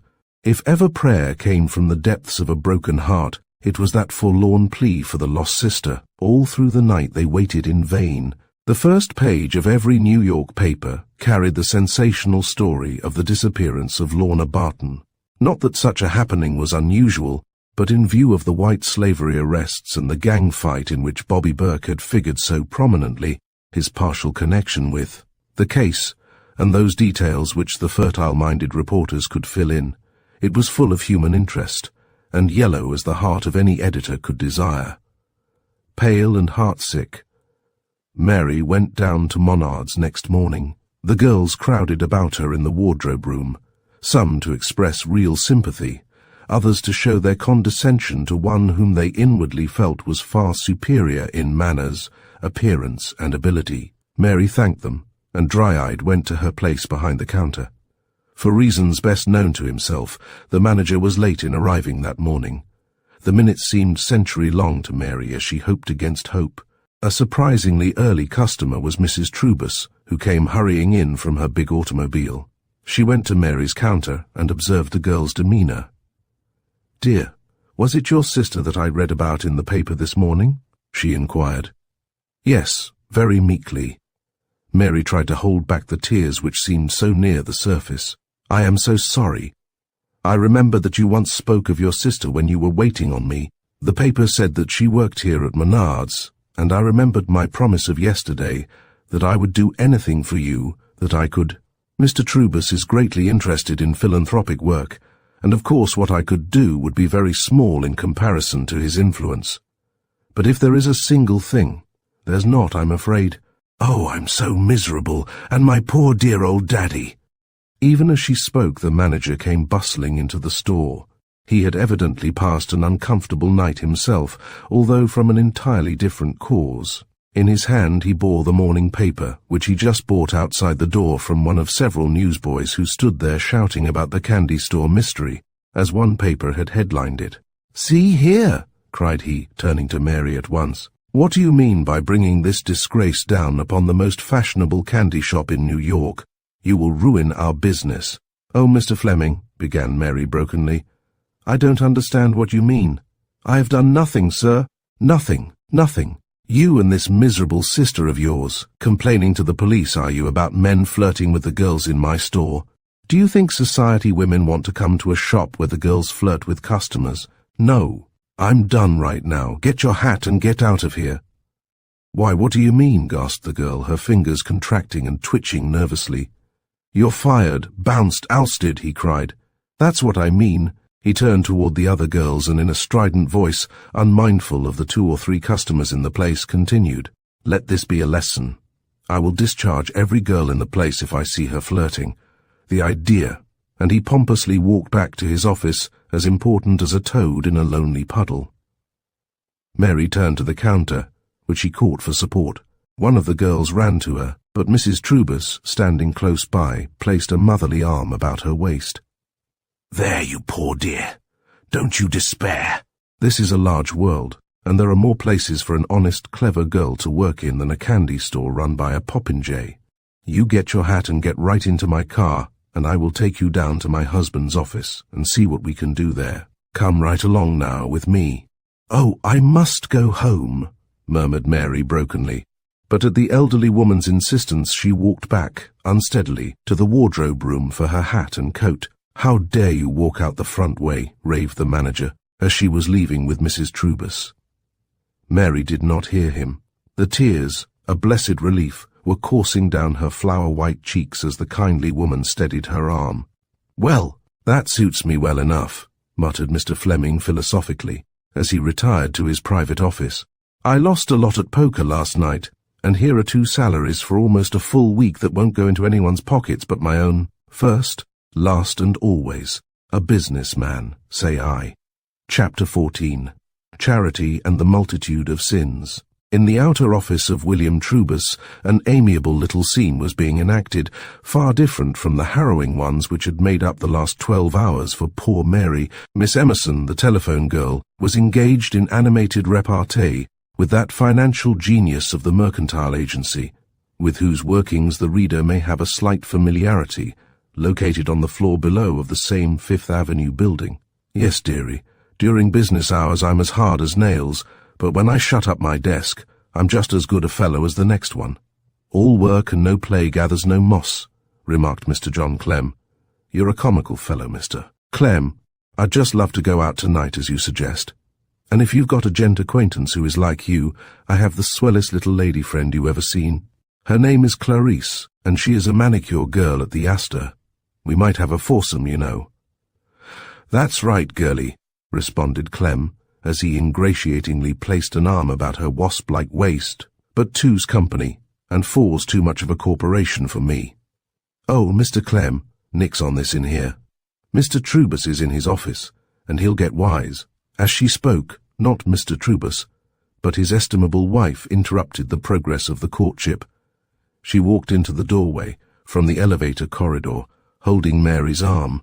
As she saw the lover-like attitude of the plump Mr. Clem, she gasped, and then burst out in righteous indignation. Why, you shameless girl, what do you mean by such actions in the office of the Purity League? I shall tell my husband at once. Miss Emerson sprang away from the amorous entanglement with Mr. Clem and tried to say something. She could think of nothing which befitted the occasion. All her glib eloquence was temporarily asphyxiated. Mr. Clem stammered and looked about for some hole in which to conceal himself. He, too, seemed far different from the pugnacious, self-confident dictator who reigned supreme on the floor below. "William! William Trubus!" called the philanthropist's wife angrily. Her husband heard from within, and he opened the door with a thoroughly startled look. "My dear wife," he began, purring and somewhat uncertain as to the cause of the trouble. Mary, nervous as she was, observed a curious interchange of glances between the two men. "William, I find this brazen creature standing here hugging this man, as though your office, the Purity League's headquarters, were some lover's lane. It is disgusting." "Well, well, my dear," stammered Trubus. "Don't be too harsh." "I am not harsh, but I have too much respect for you and the high ideals for which I know you battle every hour of the day to endure such a thing. Suppose the bishop had come in instead of myself. Would he consider such actions creditable to the great purpose for which the Church takes up collections twice each year throughout his diocese?" Trubus tilted back and forth on his toes and tapped the ends of his plump fingers together. He was sparring for time. The girl looked at him saucily, and the offending visitor shrugged his shoulders as he quietly started for the door. "Tut, tut, my dear. I shall reprimand the girl. You shall discharge her at once," insisted Mrs. Trubus, her eyes flashing. "She will disgrace the office and the great cause." Trubus was in a quandary. He looked about him. Miss Emerson, with a confident smile, walked toward the general office on the left. "I should worry about this job. I'm sick of this charity stuff anyway. I'm going to get a cinch job with a swell broker I know.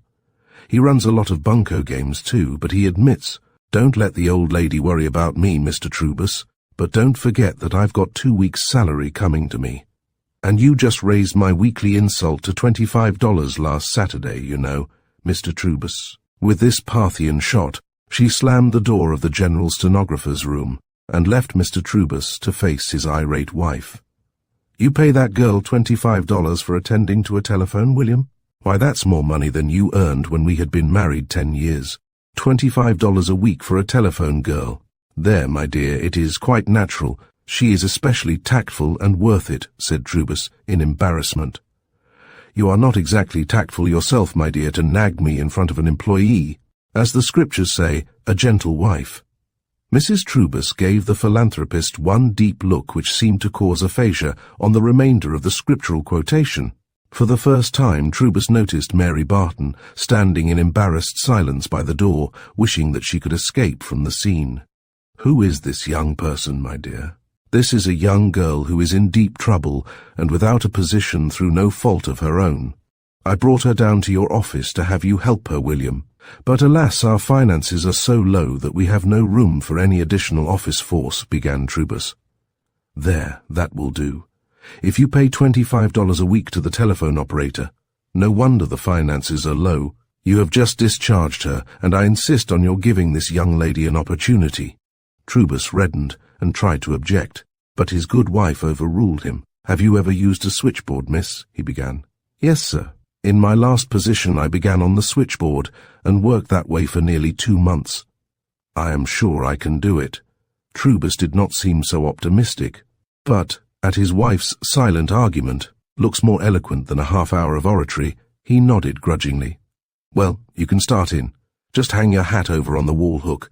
Come into my office, my dear wife." They entered, and Mary sat down, still in a daze. She had been so suddenly discharged and then employed again that it seemed a dream. Even the terrible hours of the night seemed some hideous nightmare rather than reality. Miss Emerson came from the side room, attired in a street garb which would have brought envy to many a chorus girl. "Oh, my dear, and so you are to follow my job. Well, I wish you joy, sweetie. Tell Papa Trubus that I'll be back after lunchtime for my cheque. And keep your lamps rolling on the old gink, and he'll raise your salary once a month. He's not such a dead one if he is strong on this charity game. Life with Trubus is just one telephone girl after another. Ta, ta, dearie. I'm off stage."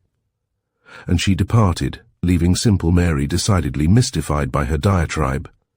A few minutes brought another diversion. This time it was Sylvia Trubus and Ralph Gresham, her fiancé, come for a call. "Is my father in?" she asked, absorbed in the well-groomed, selfish young man. Mary rang the private bell and announced Miss Trubus.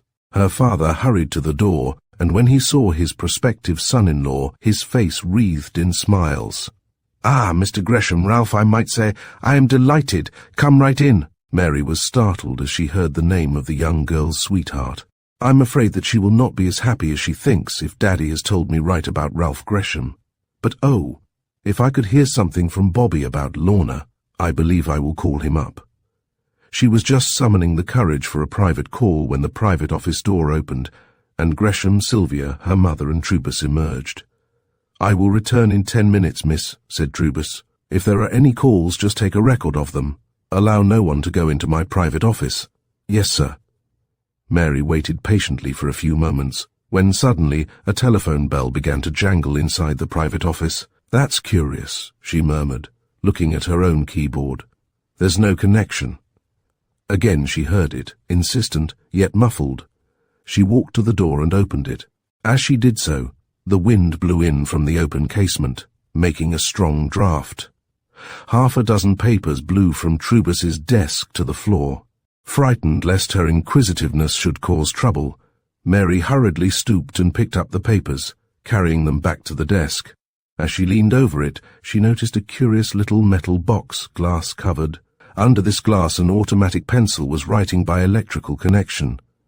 What on earth can that be, she wondered. The bell tinkled, in its muffled way, once more. The moving pencil went on. She watched it, fascinated, even at the risk of being caught, hardly realizing that she was doing what might be termed a dishonorable act. Paid Sawyer $250. Girl safe but still unconscious. Mary's heart beat suddenly. The thought of her own sister was so burdensome upon her own mind that the mention by this mysterious communication of a girl, safe but still unconscious, strung her nerves as though with an electric shock. She leaned over the little recording instrument, which was built on a hinged shelf that could be cunningly swung into the desk body, and covered with a false front. As she did so, she saw a curious little instrument, shaped somewhat like the receiver of a telephone receiver. Mary's experience with her father's work told her what that instrument was. "A dictograph!" she exclaimed. Instinctively she picked it up, and heard a conversation which was so startling in its import to herself that her heart seemed to congeal for an instant. "I tell you, Jack, the girl is still absolutely out of it. We can risk shipping her anywhere the way she is now. I chloroformed her in the auto as soon as we got away from the candy store. But that Burke nearly had us, for I saw him coming. You will have to dispose of her today, Shepherd. Give her some strong coffee. A good stiff needleful of cocaine will bring her around. Do something, that's all, or you don't get a red cent of the remaining 300. Now, I'm a busy man. You'll have to talk louder, too. My hearing isn't what it used to be. Say, Clem, quit this kidding about your ears. I've tried you out and you can hear better than I can. There's some game you're working on me, and if there is, I'll... Can the tragedy, Shepherd. Save it for that famous whipping stunt of yours. Beat this girl up a bit and tell me where she is. I'll do that in an hour, and not a minute sooner, and I've got to have the other 300. Mary dropped the receiver. She wanted to know where that conversation could come from. Down the side of the desk she traced a delicate wire. Under the rug it went, and across to the window. She looked out. A fire escape passed the window. It was open. She saw the little wire cross through the woodwork to the outside brick construction and down the wall. Softly she clambered down the fire escape until she could peer through the window on the floor below. There at a desk, in the private office of the Mercantile Association, sat the man who had been hugging her predecessor at Trubus's switchboard, the man who had exchanged the curious looks with the philanthropist. Talking to him was the man who had taken her sister away from the candy store the day before. Hurriedly she climbed back up the fire escape into the window, out through the door of the private office, closing it behind her. She telephoned Bobby at the station house. Fortunately he was there. She gave him her address, and before he could express his surprise, begged him to hurry to the doorway of the building and wait for her. He promised. Mary kept her nerves as quiet as she could, praying that the man Sawyer would not leave before she could follow him with Bobby. In a few minutes, one of the girls from the stenography room came out. Seeing that she was the new girl, the young woman spoke. "Do you want me to relieve you while you go to lunch? I'm not going out today. I'm so glad to see anyone here but that fresh Miss Emerson that it will be a pleasure. Thank you. I do want to go now," said Mary nervously. She hurriedly donned her hat and rushed down to the street. Bobby was waiting for her, as he had lost not a minute. They waited behind the big door column for several minutes. Suddenly a man came swinging through the portal. It was Sawyer. Bobby remembered him instantly, while Mary gripped his arm until she pinched it. "We'll follow him," said Burke, for the girl had already told of the dictograph conversation. Follow him they did. Up one street and down another. At last the man led them over into Burke's own precinct. He ascended the iron steps of an old-fashioned house which had once been a splendid mansion in generations gone by. "Ah, that's where Lorna is hidden. As sure as you're standing here, Mary. From what he said, no harm has come to her yet. Hurry with me to the station house, and we'll have the reserves go through that house in a jiffy." It took not more than 10 minutes for the police to surround the house, but disappointment was their only reward. Somehow or other the rascals had received a tip of premonition of trouble. Perhaps Shepherd was suspicious of his principles and wished to move the girl out of their reach. The house was empty, except for a few pieces of furniture. "Look!" cried Mary as she went through the rooms with Bob. "There is a handkerchief." She snatched it up. It was one of her own, with the initials M.B. in a monogram. "Lorna has been here," she exclaimed. "I remember handing her that very handkerchief when we were in the store yesterday." "What's to be done now?" thought Bobby. "We had better go up to your father and tell him what we know. It is not as bad as it might have been." "Precious little comfort," sighed Mary, exhausted beyond tears. They reached the desolate home, and Bob broke the news to the old man. As Mary poured forth her story of the discovery in Trubus's office, her father's face lighted with renewed hope.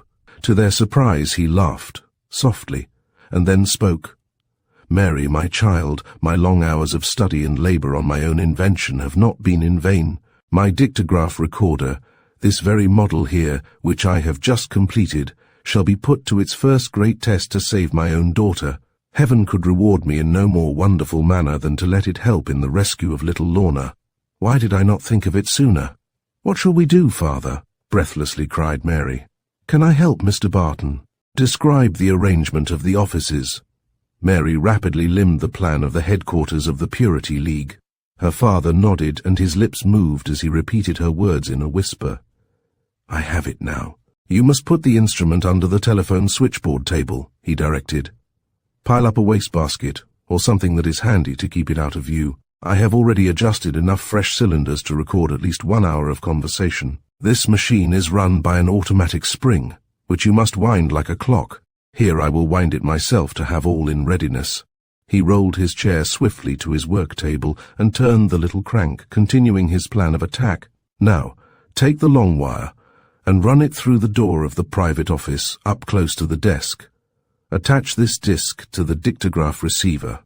It is so small and the wiring so fine that it will not be noticed if it is done correctly. Here, Burke. I will do it now to this loose dictograph receiver. Watch me." The old man worked swiftly. Burke scrutinized each move and nodded in understanding. "Be careful to cover the wire along the floor with a rug. He must never be allowed to see that, you know. After you have all this prepared, Mary, you must start the mechanism going and then get the reproduction of the conversation as it comes on the dictograph." "All right, father, but how shall we get it there without Mr. Trubus knowing about it? He is very watchful of that room." Barton patted Bobby's broad shoulder with a confident smile. "I think Officer 4434 can devise a way for that. He has had harder tasks and won out. Now, hurry down with the machine. It is a bit heavy. You had better take it in a taxicab. You will spend all your money on taxicabs, my boy, I am afraid." "Well, sir, a little money now isn't important enough to worry about if it means happiness for the future. For us all." Mary's face reddened, and she dropped her eyes. There was an understanding between the three which needed no words for explanation. So it is that the sweetest love creeps into its final nestling place. God bless you, my boy. I'm an old man and none too good, but I shall pray for your success. Goodbye, said Bobby, as he and Mary left with the mechanism. Bobby stopped the taxicab which carried them half a block east of the office building which was their goal. Mary, I will take this machine up on the floor above Trubus's office and hide it in the hall. Then you go to your place in the office and I will manage a way to draw Mr. Trubus out in a hurry. We will work together after that and spread the electric trap for him. Mary went direct to the office where she found Trubus storming about angrily. What do you mean by staying nearly 2 hours out at luncheon time? He cried. I am very busy, and I want you to be here on duty regularly, even if my wife did foolishly intercede in your behalf, young woman. I am sorry. I became ill and was delayed. I will not be late with you again, sir. The president of the Purity League retired to his sanctum, slightly mollified. Mary had not been at her post long when a messenger came in with a telegram. Mr. Trubus, he said, shoving the envelope at her. She signed his book and knocked at the door. There was a little delay, and the worthy man opened it impatiently. I do not want to be interrupted. I am going over my accounts. She handed him the telegram, and he tore it open hastily. What's this? He muttered in excitement. Then he went back for his silk hat and left, slamming the door of his private office and carefully locking it. I wonder what took him out so quickly, thought Mary. But even as she mused, Bobby Burke came into the outer office, with the precious machine wrapped in yellow paper. What took Trubus out, Bobby? She asked, as she helped him arrange the machine behind the wastebasket, near the telephone switchboard.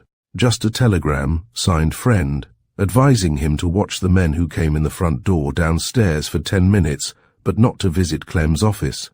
That will keep him away, and he can't possibly guess who did it. But look, Bob, he has locked his door with a peculiar key. If you force it, he will be able to tell. I thought he might do as much, Mary. I wouldn't risk tampering with the lock. Instead, I found an empty room on the floor above. I have a rope, and I will take the receiver of your father's machine with the disc, and part of the wiring which I had already cut. There is no fire escape from the floor above for some reason. He will suspect all the less then, for he would not think of anyone coming through the headquarters on the floor below. I will go down hand over hand. You shove the wire under the door to me, and I'll attach it. Then I'll go up the ladder, and we'll let the dictograph do its work.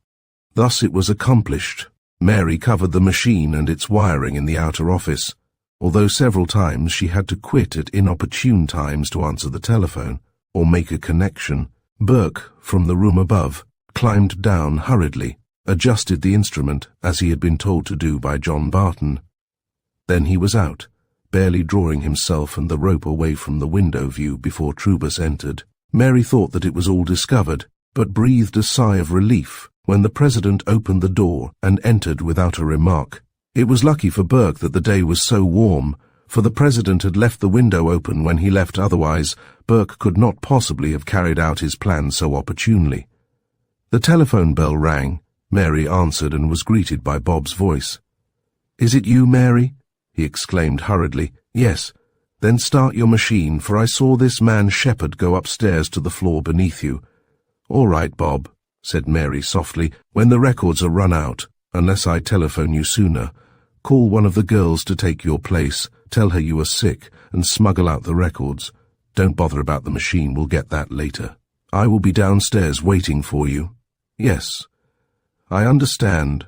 The time dragged horribly, but at last the hour had passed, and Mary wrapped up the precious wax cylinders and hurried downstairs. Bob was pacing up and down anxiously. "Shepherd has eluded me. I was afraid to leave you, and he took an auto and disappeared over toward the east side. I have telephoned Captain Sawyer to have a phonograph ready for us. Come, we'll get over to the station at once. I hope your records give us the clue. If they don't, I'm afraid the trail is lost." They hurried to the station house. In the private office of the captain, they found that officer waiting with eagerness. "What's it all about, Bob?" he cried. "Why this phonograph?" "It will explain itself, Captain. answered 4,434. Let's fix these records in the regular way, and then we will run them in order. They did so in absolute silence. The captain listened, first in bewilderment, then in great excitement. Great snakes! Where did you get those? That is a conversation between a bunch of traffickers. Listen, they are buying and selling, making reports and laying out their work for the night. Shh, cautioned Bob. There's something important we want to get. Suddenly Mary gripped his hand. That's Shepherd's voice. I'd never forget it. They listened. The man told of the condition of Lorna, mentioning her by name now. She had returned to consciousness and was detained in the room of a house not 5 blocks from the police station. I'll break her spirit now. None of this stage talk any more, Clem, droned the voice in the phonograph. When I get my whip going, she'll be glad enough to put on the silk dresses. She screamed and cried a while ago, but I'm used to that sort of guff. Don't mark her up with the whip, Shepherd. That's a weakness of yours, and makes us lose money. Go over now and get her ready for tonight. They want a girl like her for a party uptown tonight. Get her scared, and then slip a little cocaine that eases 'em up. Then some champagne, and it will be easy. Mary began to sob. Burke held her hand in his firm manner. Don't cry, little girl, we'll attend to her. Captain Sawyer, this is a record of a conversation we took on a new machine in the offices of the Purity League. It connects with the mercantile office downstairs, which is a headquarters for the white slave business. Now we know the address of the house where this young girl is kept. Can I have the reserves to help me raid it? Ah, can you? Why, you will lead it, my boy. Run out and order 4 machines from that garage next door. We'll be there in 2 minutes. The reserves were summoned from their lounging room with such speed that Mary was bewildered. Oh, may I go along? She begged. I want to be the first to greet my little sister. Yes, cried Sawyer. All out now, boys. We'll work this on time. I know the house. It has a big backyard and a fire escape in the rear. Half you fellows follow the sergeant and go to the front, but stay down by the corner until exactly 4:30. Then break into the front door with axes. The other half, you men in that second file they were lined up with military precision in the big room of the station house, go with Bob Burke. I want you to go up over the roof. Use your nightsticks if there is any gunplay, shoot, but not to kill, for we want to send these men to prison. They started off. Mary's heart fluttered with excitement, with hope. There was something so reassuring about the husky manhood of these blue coats, and the nonchalance and even delight with which they faced the dangers before them. Can I go in with them? She cried eagerly. No, young lady, you stay with the sergeant and sit in the automobile when the men leave it. You're apt to get shot, and we want you to take care of your sister. They were off on the race to save Lorna. Now the machines sped down the street. They separated at one thoroughfare, and the men with Burke went down another street to approach the house from the rear. This they did, quietly but rapidly, through the basement of an old house whose frightened tenants feared that they were to be arrested and lynched on the spot, to judge from their terror. Keep quiet, said Burke, and don't look out of the windows, or we will arrest you. Burke and his men peered at the building which was the object of their attack. The fire escape came only down to the 2nd story. Well, you fellows will have to give me a boost, and I'll jump for the lower rungs. Then toss up one more man and I'll catch his hand. We can go up together. You watch the doors. At exactly 4:30 they dashed across the yard, scrambled over the fence, and like zouaves in an exhibition drill, tossed Burke up to the lowest iron bar of the fire escape. He failed the first time. He tumbled back upon them. The second time was successful. Patrolman White was given a lift, and Burke helped to pull him upon the fire escape. Up now, White. We will be behind the other fellows in the front. They lost not a second. It was an ape-like climb, but the 2 trained athletes made it in surprising time. As they reached the top of the building, a man scrambled out of the trap which led from the skylight. Grab him, yelled Burke. White did so. This was prisoner number 1. Down the ladder, through the opening, Burke went and found himself in a dingy garret, at the top of a rickety staircase.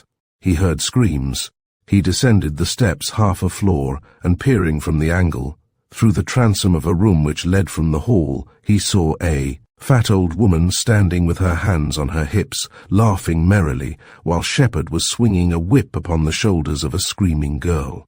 Her clothes were half torn from her back, and the whip left a red welt each time it struck.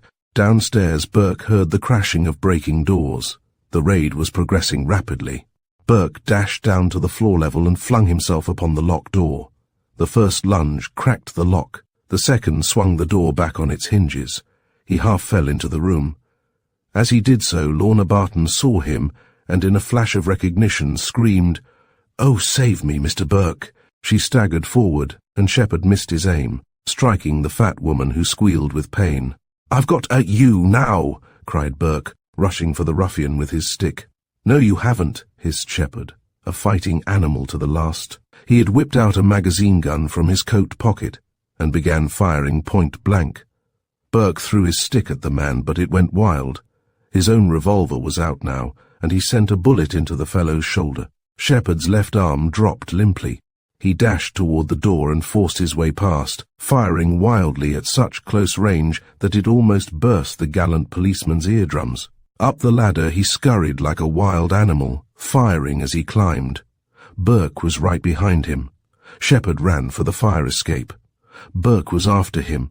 Each man was wasting bullets, but as Shepherd reached the edge of the roof, Burke took the most deliberate aim of his life and sent a bullet into the villain's breast. Shepherd gasped, his hands went up, and he toppled over the cornice to the backyard below. He died as he had lived, with a curse on his lip, murder in his heart, and battling like a beast. Chapter 15. The Finish. Burke rushed down the dilapidated steps once more to the room where Lorna had undergone her bitter punishment. Already 3 bluecoats had entered in time to capture the frantic old woman, while they worked to bring the miserable girl back to consciousness. "She's coming around all right, Burke," said the sergeant. "Help me carry her downstairs." "I'll do that myself," quoth Bobby, feeling that the privilege of restoring her to Mary had been rightfully earned. He picked her up and tenderly lifted her from the couch where she had been placed by the sergeant. Down the stairs they went with their prisoner, while Patrolman White descended from the roof with his captive, whose hands had been shackled behind his back. The house had the appearance of a cheap lodging place, and the dirty carpet of the hall showed hard usage. As they reached the lower floor, Bobby noticed Captain Sawyer rummaging through an imitation mahogany desk in the converted parlour, a room furnished much after the fashion of the bedroom of Madame Blanche in the house uptown. "What sort of place is it? A headquarters for the gang?" asked Bobby, as he hesitated with Lorna in his arms. "No, just the same kind of joint we've raided so many times, and we've got hundreds more to raid," answered Sawyer. "I found the receipts for the rent here, and they've been paying about 5 times what it is worth. The man who owns this house is your friend Trubus. This links him up once more. There's a lot of information in this desk. But hurry with the girl, Bobby, for her sister is nearly wild." As Burke marched down the steps, carrying the rescued one, a big crowd of jostling spectators raised a howl of bravos for the gallant bluecoat. The nature of this evil establishment was well enough known in the neighbourhood, but people of that part of town knew well enough to keep their information from the police, for the integrity of their own skins. Mary had been kept inside the automobile with difficulty. Now she screamed with joy and sprang from the step to the street. Up the stone stairs she rushed, throwing her arms about Lorna, who greeted her with a wan smile. She had strength for no more evidence of recognition. "Here, Chief," said the chauffeur of the hired car to Burke. "I always have this handy in my machine. Give the lady a drink, it'll help her." He had drawn forth a brandy flask, and Burke quickly unscrewed the cup cap to pour out a libation. "Oh, no," moaned Lorna, objecting weakly, but Burke forced it between her teeth. The burning liquid roused her energies and, with Mary's assistance, she was able to sit up in the rear of the auto. "Take another, lady," volunteered the chauffeur. "It'll do you good." "Never. I've tasted the last liquor that shall ever pass my lips," said Lorna. "Oh, Mary, what a horrible lesson I've learned." Her sister comforted her and turned toward Burke pleadingly. "Can I take her home, Bob? You know how anxious father is." Captain Sawyer had come to the side of the automobile. He nodded. "Yes, Miss Barton, the chauffeur will take her right up to your house. Give her some medical attention at once, and be ready to come back with her to the station house as soon as I send for you. I'm going to get the ringleader of this gang in my net before the day is through." So your sister should be here if she is strong enough to press the first complaint. I'll attend to the others, with the federal government and those phonograph records back of me. Hurry up now." He turned to his sergeant. "Put these prisoners in the other automobile and call out the men to clear this mob away from the streets. Keep the house watched by one man outside and one in the rear. We don't know what might be done to destroy some of this evidence." The automobile containing the two girls started on the glad homeward journey at the captain's signal. Bobby waved his hat and the happy tears coursed down his face. "Well, Captain, I've got to face a serious investigation now," he said to his superior as they went up the steps once more. "What is it?" exclaimed Sawyer in surprise. "You'll be a Medal of Honor man, my boy. I've killed a man." "You have? Well, tell me about your end of the raid. All this has happened so quickly that we must get the report ready right here on the spot, in order to have it exact.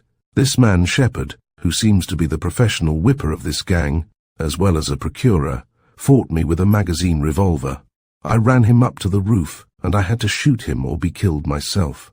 That means a trial, I know. You'll find his body back of the house, for he fell off the roof at the end. Self-defense and carrying out the law will cover you, my boy. Don't worry about that. This city has been kept terror-stricken by these gangsters long enough, because honest citizens have been compelled by a ward politician's law to go without weapons of defense. A man is not allowed to have a revolver in his own home without paying $10 a year as a license fee, but a crook can carry an arsenal. I've always had a sneaking opinion that there were two sides to the reasons for that law.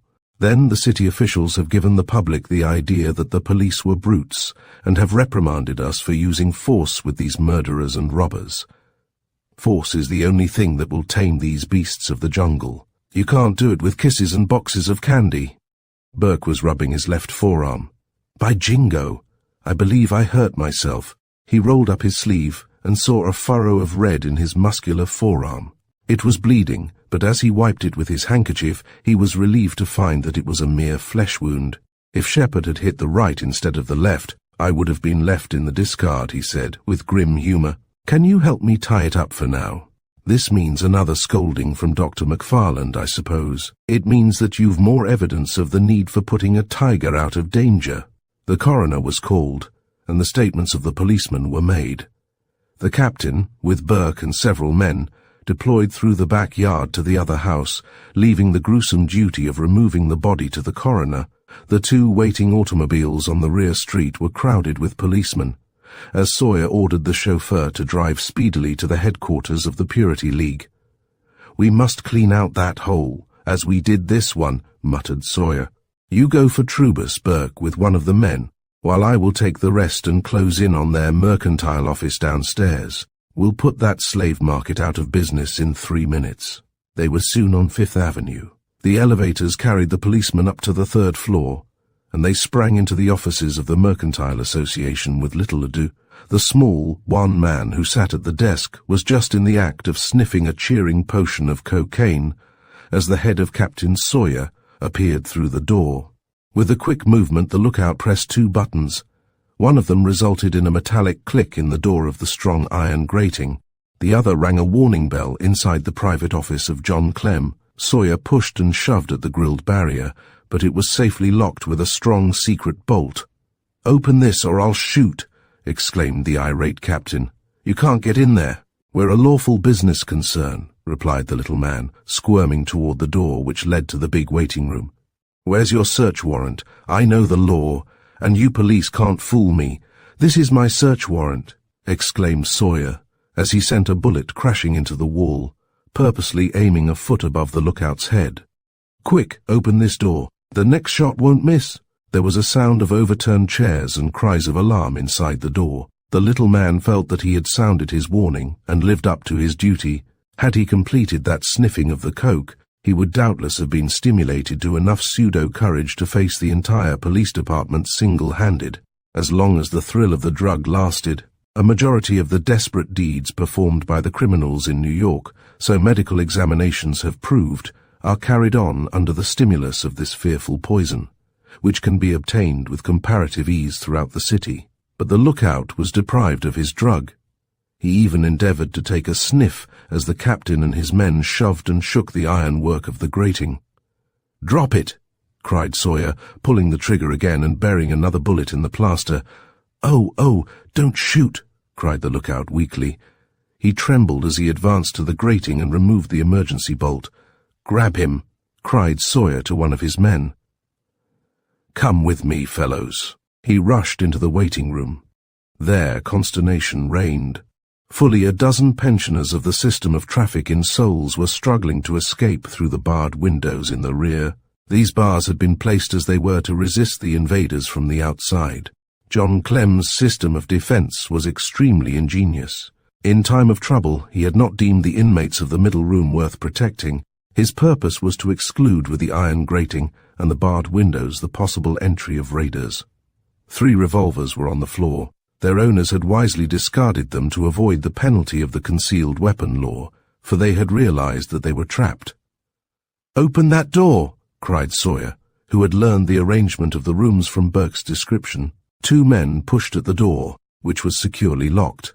They finally caught up the nearest church pew, and, using it as a battering ram, they succeeded in smashing the heavy oaken panels. The door had been barricaded with a crossbar. As they cautiously peered in through the forced opening, they saw the room empty and the window open. "He's escaped!" exclaimed Sawyer. Just then a call from the outer vestibule reached his ears. "I've caught the go-between, Captain. Here's Mr. John Clem, the executive genius of this establishment," sung out Burke, who was standing inside the door with the rueful fat man wearing the handcuffs. "Where did you get him, Burke?" "He tried to make a quiet getaway through the rescue department of the Purity League," answered Officer 4434. "I nabbed him as he came up the fire escape from this floor." "Where is Trubus?" "He has gone home, so one of the stenographers tells me." "Then we will get him too. Hurry now. White, I leave you in charge of this place. Send for the wagon and take these men over to our station house. Get every bit of paper and the records. We had better look around in that private office first before we go after Trubus." They finished the demolition of the door and entered. "What's this arrangement?" queried Sawyer, puzzled, as he looked at the automatic pencil box. "That is an arrangement by which this fellow Clem has been making duplicates of all his transactions in his own writing," explained Burke. "You see, this Trubus has trusted no one. He has a definite record of every deal spread out before him by the other pencil on the machine upstairs, just as this go-between writes it out. Then here is the dictograph, under the desk." Burke pointed out the small transmitting disc to the surprised captain. "Well, this man learned a lot from the detectives and applied it to his trade very scientifically, didn't he?" "Yes, the records we have on the phonograph show that every word which passed in this room was received upstairs by Trubus. No one but Clem knew of his connection or ownership of the establishment. Yet Trubus, all the time that he was posing as the guardian angel of virtue, has been familiar with the work of every procurer and every purchaser. It's a wonderful system. If he had spent as much energy on doing the charitable work that he pretended to do, think of how much misery and sickness he could have cured. Well, Burke, it's the same game that a lot of politicians on the East Side do. They own big interests and the gambling privileges in the saloons, and they get their graft from the gangsters. Then about twice a year they give a picnic for the mothers and babies of the drunkards who patronize their saloons. They send a ticket for a bucket of coal or a pair of shoes to the parents of young girls who work for the gangsters and bring the profits of shame back tenfold on the investment to these same politicians. They will spend $100 on charity, and the newspapers will run columns about it. But the poor devils who cheer them and vote for them don't realize that every dollar of graft comes, not out of the pockets of property owners and employers, but from reduced wages, increased rents, and expensive, rotten food. Trubus would have been a great alderman or state senator. He wasted his talents on religion." Burke turned to the door. "Shall I go up to his house, Captain? I'd like to be in at the finish of this whole fight." "And you bet you can," said Sawyer. "It's now nearly 6 o'clock, and we will jump into the machine and get up there before he can get out to supper. The men will take care of these prisoners." After a few skillful orders, Sawyer led the way downstairs. They were soon speeding up to the Riverside Drive residence of the philanthropist, Sawyer and Burke enjoying the machine to themselves. "Pernice is a joyride that will not be so joyful for one man on the return trip, Burke," exclaimed Sawyer, as he took off his cap to mop the perspiration from his brow. He had been through a strenuous afternoon, and was beginning to feel the strain. "How shall we approach his house?" asked Burke. "And you get out of the machine and go to the door. There's no need of alarming his family. Just tell the servant who answers the door that you want to speak to the boss. Say that there's been a robbery down at his office and you want to speak to him privately. Tell the servant not to let the other members of the family know about it, as it would worry them." "It's a good idea, Captain. I understand that his wife and daughter are very fine women. It will save a terrible scene. What a shame to make them suffer like this. Jeez, Burke, if these scoundrels only realized that their work always made some good woman suffer, sometimes 100. Think of the women that this villain has made to suffer, body and soul. Think of the mothers' hearts he has broken while posing with his charity and his Bible. All that wickedness is to be punished on his own wife and his own daughter. I tell you, there's something in life which brings back the sins of the fathers, all right, upon their children. The good book certainly tells it right." The auto was stopped before the handsome residence of the Purity League's leader. It seemed a bitter tangle of fate that in these beautiful surroundings, with the broad blue Hudson River a few hundred yards away, the green of the park trees, the happy throng of pedestrians strolling and chatting along the promenade of the drive, it should be Burke's duty to drag to punishment as foul a scoundrel as ever drew the breath of the beautiful spring air. The sun was setting in the heights of Jersey, across the Hudson, and the golden light tinted the carved stone doorway of Trubus's home, making Burke feel as though he were acting in some stage drama, rather than real life. The spotlight of Old Sol was on him as he rang the bell by the entry. "And is Mr. Trubus home?" asked Burke of the portly butler who answered the summons. "I don't know, sir," responded the servant, in a conventional monotone. "What name, sir?" "And just tell him that it is a policeman. His office has been robbed, and we want to get some particulars about it." "Well, sir, he's dressing for dinner, sir." "You'll have to wait, sir. I wouldn't dare disturb him now, sir." "Funnel, had better dare. This is very important to him. But don't mention it to anyone else, for it would worry his wife and daughter." As Burke was speaking, a big fashionable car drew up, behind the one in which Captain Sawyer sat, awaiting developments. A young man, wearing a light overcoat, whose open fold displayed a dinner coat, descended and approached the door. "What's the trouble here?" he curtly inquired. "None of your business," snapped Burke, who recognized the fiancé, Ralph Gresham. "Don't you sauce me. I'll find out myself." The butler bowed as Gresham approached. "Come in, sir. Miss Trubus is expecting you, sir." "This person is waiting to see Mr. Trubus, sir." Gresham, with an angry look at the calm policeman, went inside. The door shut. Burke for a minute regretted that he had not insisted on admission. It might have been possible for Trubus to have received some sort of warning. The best-laid plans of mice and men had one bad habit, as Burke recollected, just at the moment when success was apparently within grasp. But the door opened again. The smug countenance, the neatly brushed mutton chops, the immaculate dinner coat of William Trubus appeared, and Bobby looked up into the angry glint of the gentleman's black eyes. "What do you mean by annoying me here? Why didn't you telephone me?" began the owner of the mansion. "And I am just going out to dinner." He looked sharply at Burke, vaguely remembering the face of the young officer. Bobby quietly stepped to his side and caught the knob of the big door, shutting it softly behind Trubus. "Why, you—" Before he could finish, Burke had deftly clipped one handcuff on the right wrist of the man and with an unexpected movement pinioned the other, snapping the manacle as he did so. "Outrageous!" exclaimed the astounded Trubus, but Burke was dragging him rapidly into the car. "If you don't want your wife to know about this, get in quickly," commanded Sawyer sharply. Trubus began to expostulate, but his thick lips quivered with emotion. "Down to the station house, quick!" ordered the captain to the chauffeur. "And no speed limit. And I'll have you discharged from the force for this, you scoundrel," Trubus finally found words to say. Where is your warrant for my arrest? What is your charge?" Sawyer did not answer. As they reached a subway station, he called out to the driver, "Stop a minute. Now, Burke, you had better go uptown and get the witness. Hurry right down, for I want to end this matter tonight." Bobby dismounted, while Trubus stormed in vain. As the car sped onward, he saw the president of the Purity League indulging in language quite alien to the scriptural quotations which were his usual stock in discourse. Captain Sawyer was puffing a cigar and watching the throng on the sidewalks as though he were stone deaf. Burke hurried to the Barton home. There he found a scene of joy which beggared description. Lorna had recovered and was strong enough to run to greet him. "Oh, Mr. Burke, can you ever forgive me for my silliness and ugly words?"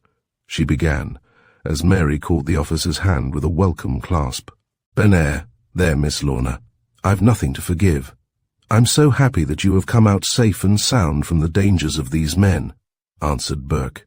"We have trapped the gang, even up to Trubus, and if you are strong enough to go down to the station, we will have him sent with the rest of his crew to the Tombs to await trial." Old Barton reached for Burke's hand. "Oh, my boy, you have been more than a friend to me on this terrible yet wonderful day. You could have done no more if you had been my own son." The excitement and his own tense nerves drove Bobby to a speech which he had been pondering and hesitating to make for several weeks. He blurted it out now, intensely surprised at his own temerity. "Your own son, Mr. Barton. Oh, how I wish I were. And I hope that I may be some day, if you and someone else are willing, some day when I have saved enough to provide the right sort of a home." He hesitated, and Lorna stepped back. Mary held out her hands, and her eyes glowed with that glorious dilation which only comes once in a lifetime to one woman's glance for only one man's answering look. She held out her hands as she approached him. "Oh, Bob, as though you had to ask," was all she said, as the strong arms caught her in their first embrace. Her face was wet with tears as Bob drew back from their first kiss. John Barton was wiping his eyes as Burke looked at him in happy bewilderment at this curious turn to his fortune. "My boy Bob," began the old man softly, "would you take the responsibility of a wife, earning no more money than a policeman can?" Bob nodded. "I'd do it, and give up everything in the world to make her happy if it were enough to satisfy her," he asserted. Barton lifted up a letter which had been lying on the table beside him.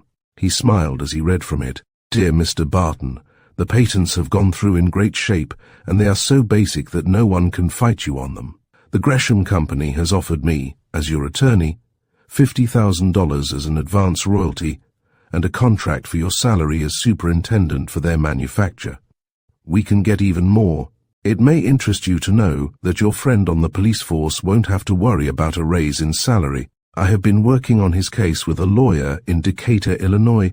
His uncle is willing to make a payment of $24,000 to prevent being prosecuted for misappropriation of funds on that estate. I will see you." Barton dropped the letter to his lap. "Now, how does that news strike you?" "I can't believe it real," gasped Burke, rubbing his forehead. "But I am more glad for you than for myself. You will have an immense fortune, won't you?" Smiling into the faces of the two radiant girls, old Barton drew Lorna to his side, and reaching forward, tugged at the hand of Mary. "In my two dear girls, safe and happy, I have a greater wealth for my old age than the National City Bank could pay me, Burke. Lorna has told me of her experience and her escape when all escape seemed hopeless. She has learned that the sensual pleasures of one side of New York's glittering life are dross and death. In the books and silly plays she has read and seen, it was pictured as being all song and jollity. Now she knows how sordid and bitter is the draught which can only end, like all poison, in one thing. God bless you, my boy, and you, my girls." Bobby shook the old man's hand, and then remembered the unpleasant duty still before him. "We must get downtown as soon as possible," said he. "Come, won't you go with us, Mary?" The two girls put on their hats, and together they travelled to the distant police station as rapidly as possible. It was a bitter ordeal for Lorna, whose strength was nearly exhausted. The welts on her shoulders from Shepherd's whip brought the tears to her eyes. As they reached the station house, the girl became faint, The matron and Mary had to chafe her hands and apply other homely remedies to keep her up for the task of identifying the woman who had been captured. "Now, Burke," began Sawyer, "I have been saving Trubus for a surprise. He has been locked up in my private office and still doesn't know exactly how we have caught him. I've broken the letter of the rules by forbidding him to telephone anyone until you came. I guess it is important enough, in view of our discovery, for me to have done this. He can call up his lawyer as soon as we have confronted him with Clem and this young girl. Bring me the phonograph records." They went into his private office, where White was guarding Trubus. "How much longer am I to be subject to these Russian police methods?" demanded Trubus with an oath. "Quiet now, mister." "Purity League," said Sawyer.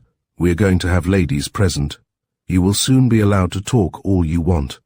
But I warn you in advance that everything you say will be used as evidence against you." "Against me, the leading charity worker of our city," snorted Trubus, but he watched the door uneasily. "Bring in the young ladies," Burke directed Captain Sawyer. Bobby returned with Mary and Lorna. Trubus started perceptibly as he observed the new telephone girl whom his wife had induced him to employ that day. Sawyer nodded again to Burke, now the go-between.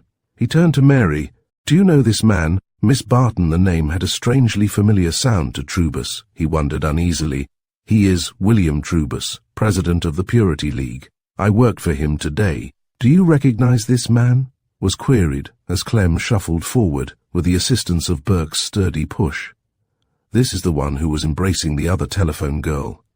But he did not stay there long. I never saw him before that, to my recollection. What do you know about this man, Officer 4434? asked the captain. Clem fumbled with his handcuffs, looking down in a sheepish way to avoid the malevolent looks of Trubus. He is known as John Clem, although we have found a police record of him under a dozen different aliases. He formerly ran a gambling house, and at different times has been involved in bunco game and wiretapping tricks. He is one of the cleverest crooks in New York. In the present case, he has been the go-between for this man Trubus, who, posing as a reformer to cover his activities, has kept in touch with the work of the Vice Trust, managed by Clem.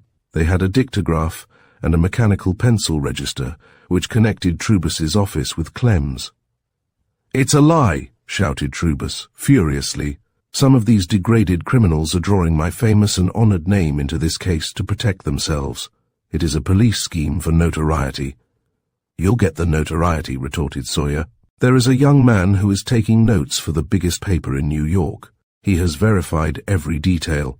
They'll have extras on the streets in 15 minutes, for this is the biggest story in years.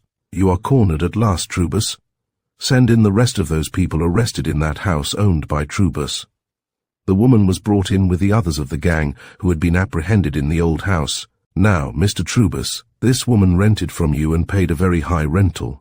The man Shepherd was killed in resisting arrest. We have rounded up Baxter, Craig, Madame Blanche, and a dozen others of your employees. Have you anything to say?" Trubus whirled around, and would have struck Clem had not White intervened. "You squealer, you've betrayed me." "No, I didn't," cried Clem, shrinking back. "I swear I didn't." Sawyer reached for the phonograph records and held them up with a laconic smile. "There's no use in accusing anyone else, Trubus. You're your own worst enemy, for these records, with your own dictograph as the chief assistant prosecutor, have trapped you." Trubus raised his hands in terror, and his iron nerve gave way completely. "Oh my God," he cried. "What will my wife and daughter think?" "You should have figured that out when you started all this," retorted Sawyer. "Take them into the cells, and we'll have them arraigned at night court. Make out the full reports now, men." The prisoners were led out. Trubus turned and begged with Sawyer for a little time. "Let me tell my wife," he pleaded. "I don't want anyone else to do it. You stay just where you are, until I am through with you. You're getting war methods now, Trubus, after waging war from ambush for all this time. Burke, you had better have the young ladies taken home. Go up with them. Use the automobile outside. You can have the evening off as soon as we get through the arraignment at court." It took an hour before the first charges could be brought to the magistrate, through whose hands all cases must first be carried. The sisters decided to stay and end their first ordeal with what testimony was desired. This was sufficient for the starting of the wheels of justice. Trubus had called up his lawyer, who was on hand with the usual objections and instructions, but he was held over until the day court, without bail. "Only let me go home and break the news to my wife and daughter," begged the subdued man. "Oh, I beg that one privilege." The judge looked at Captain Sawyer, who nodded. "I will send a couple of men up with him, Your Honor. I understand his wife is a very estimable lady. It will be a bitter blow to her." "All right. You will have to go in the custody of the police, but I will not release you on bail." Bobby and the girls had already sped on their way to the Happy Barton home. Trubus, under the watchful eyes of 2 policemen and with his lawyer, lost no time in returning to his mansion. As he rang the bell, the butler hurried to the door in a frightened manner. "It can't be true, sir, what the pipers say, can it?" he gasped. But Trubus forced his way past, followed by the attorney and his 2 guards. In the beautiful drawing-room he saw 2 maids leaning over the oriental couch. They were trying to quiet his daughter. "Why, Sylvia, my child," he cried. "Oh, oh!" exclaimed the girl, forcing herself free from the restraining hands of the servants. She laughed shrilly as she staggered toward her father. Her eyes were wide and staring with the light of madness. "Here's father, dear father!" Trubus paled but caught her in his arms. "My poor dear," he began. "Oh, look, father, what it says in the papers. We missed you, ha ha, and the newsboys sold us this on the street. Look, father, there's your picture. He, and Ralph bought it and brought it to me." She staggered and sank half drooping in his arms. Her head rolled back and her eyes stared wildly at the ceiling. Her mad laughter rang out shrilly, piercing the ears of her miserable father. The 2 policemen and the lawyer watched the uncanny scene. "Ha, ha!" Ralph read it, and he's gone. "He wouldn't marry me now," he said. "Ha, ha!" "Father, who cares? Oh, it's so funny." She broke from her father's hold and ran into the big dining room, pursued by the sobbing maids. "She's gone crazy as a loon," whispered one of the policemen to the other. "Where is my wife?" timidly asked Trubus, as he supported himself with one hand on a table near the door. The frightened butler, with choleric red face, pointed upward. Trubus drew himself up and started for the broad stairway. Just then a revolver shot smote the ears of the excited men. It came from above. "Great God!" uttered Trubus, clasping his hand to his heart. He ran for the stairs, followed by the 2 patrolmen, while the lawyer sank weakly into a chair and buried his face in his hands. He guessed only too well what had happened. The policeman was slower than the panic-stricken Trubus. They found him in his magnificent boudoir, kneeling and sobbing by the side of his dead wife. A revolver had fallen to the floor from her limp hand.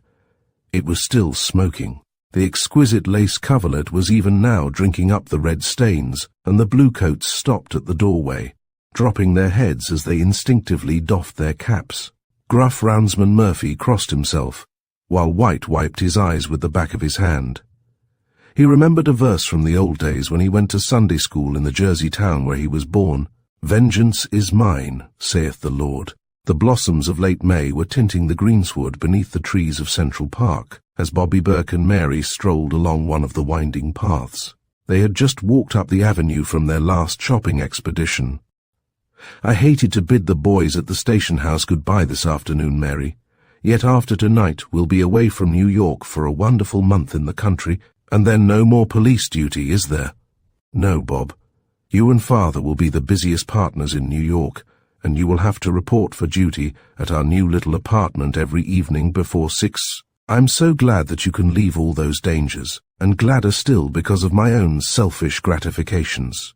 After tonight, well, I'm scared of tonight more than I was of that police parade on May Day, with all that fuss about the medal. Here I've got to face a minister, and you know that's not as easy as it seems." They reached the new home, which the advance royalties for old Barton's days of realization had made possible. It was a handsome apartment on Central Park West, and the weeks of preparation had turned it into a wonderful bower for this night of nights. "Look, Mary," cried Lorna, as they came in. "Here are 2 more presents. One must weigh a ton, and the other is in this funny old bandbox." They opened the big bundle first. It was a silver service of elaborate, ornate design. It had cost hundreds of dollars. On a long paper, Bobby saw the names of 100 men, all familiar and memory-stirring. The list was headed with the simple dedication in the full round hand which Burke recognized as that of Captain Sawyer, to the prince of all the rookies and his princess, from his brother cops.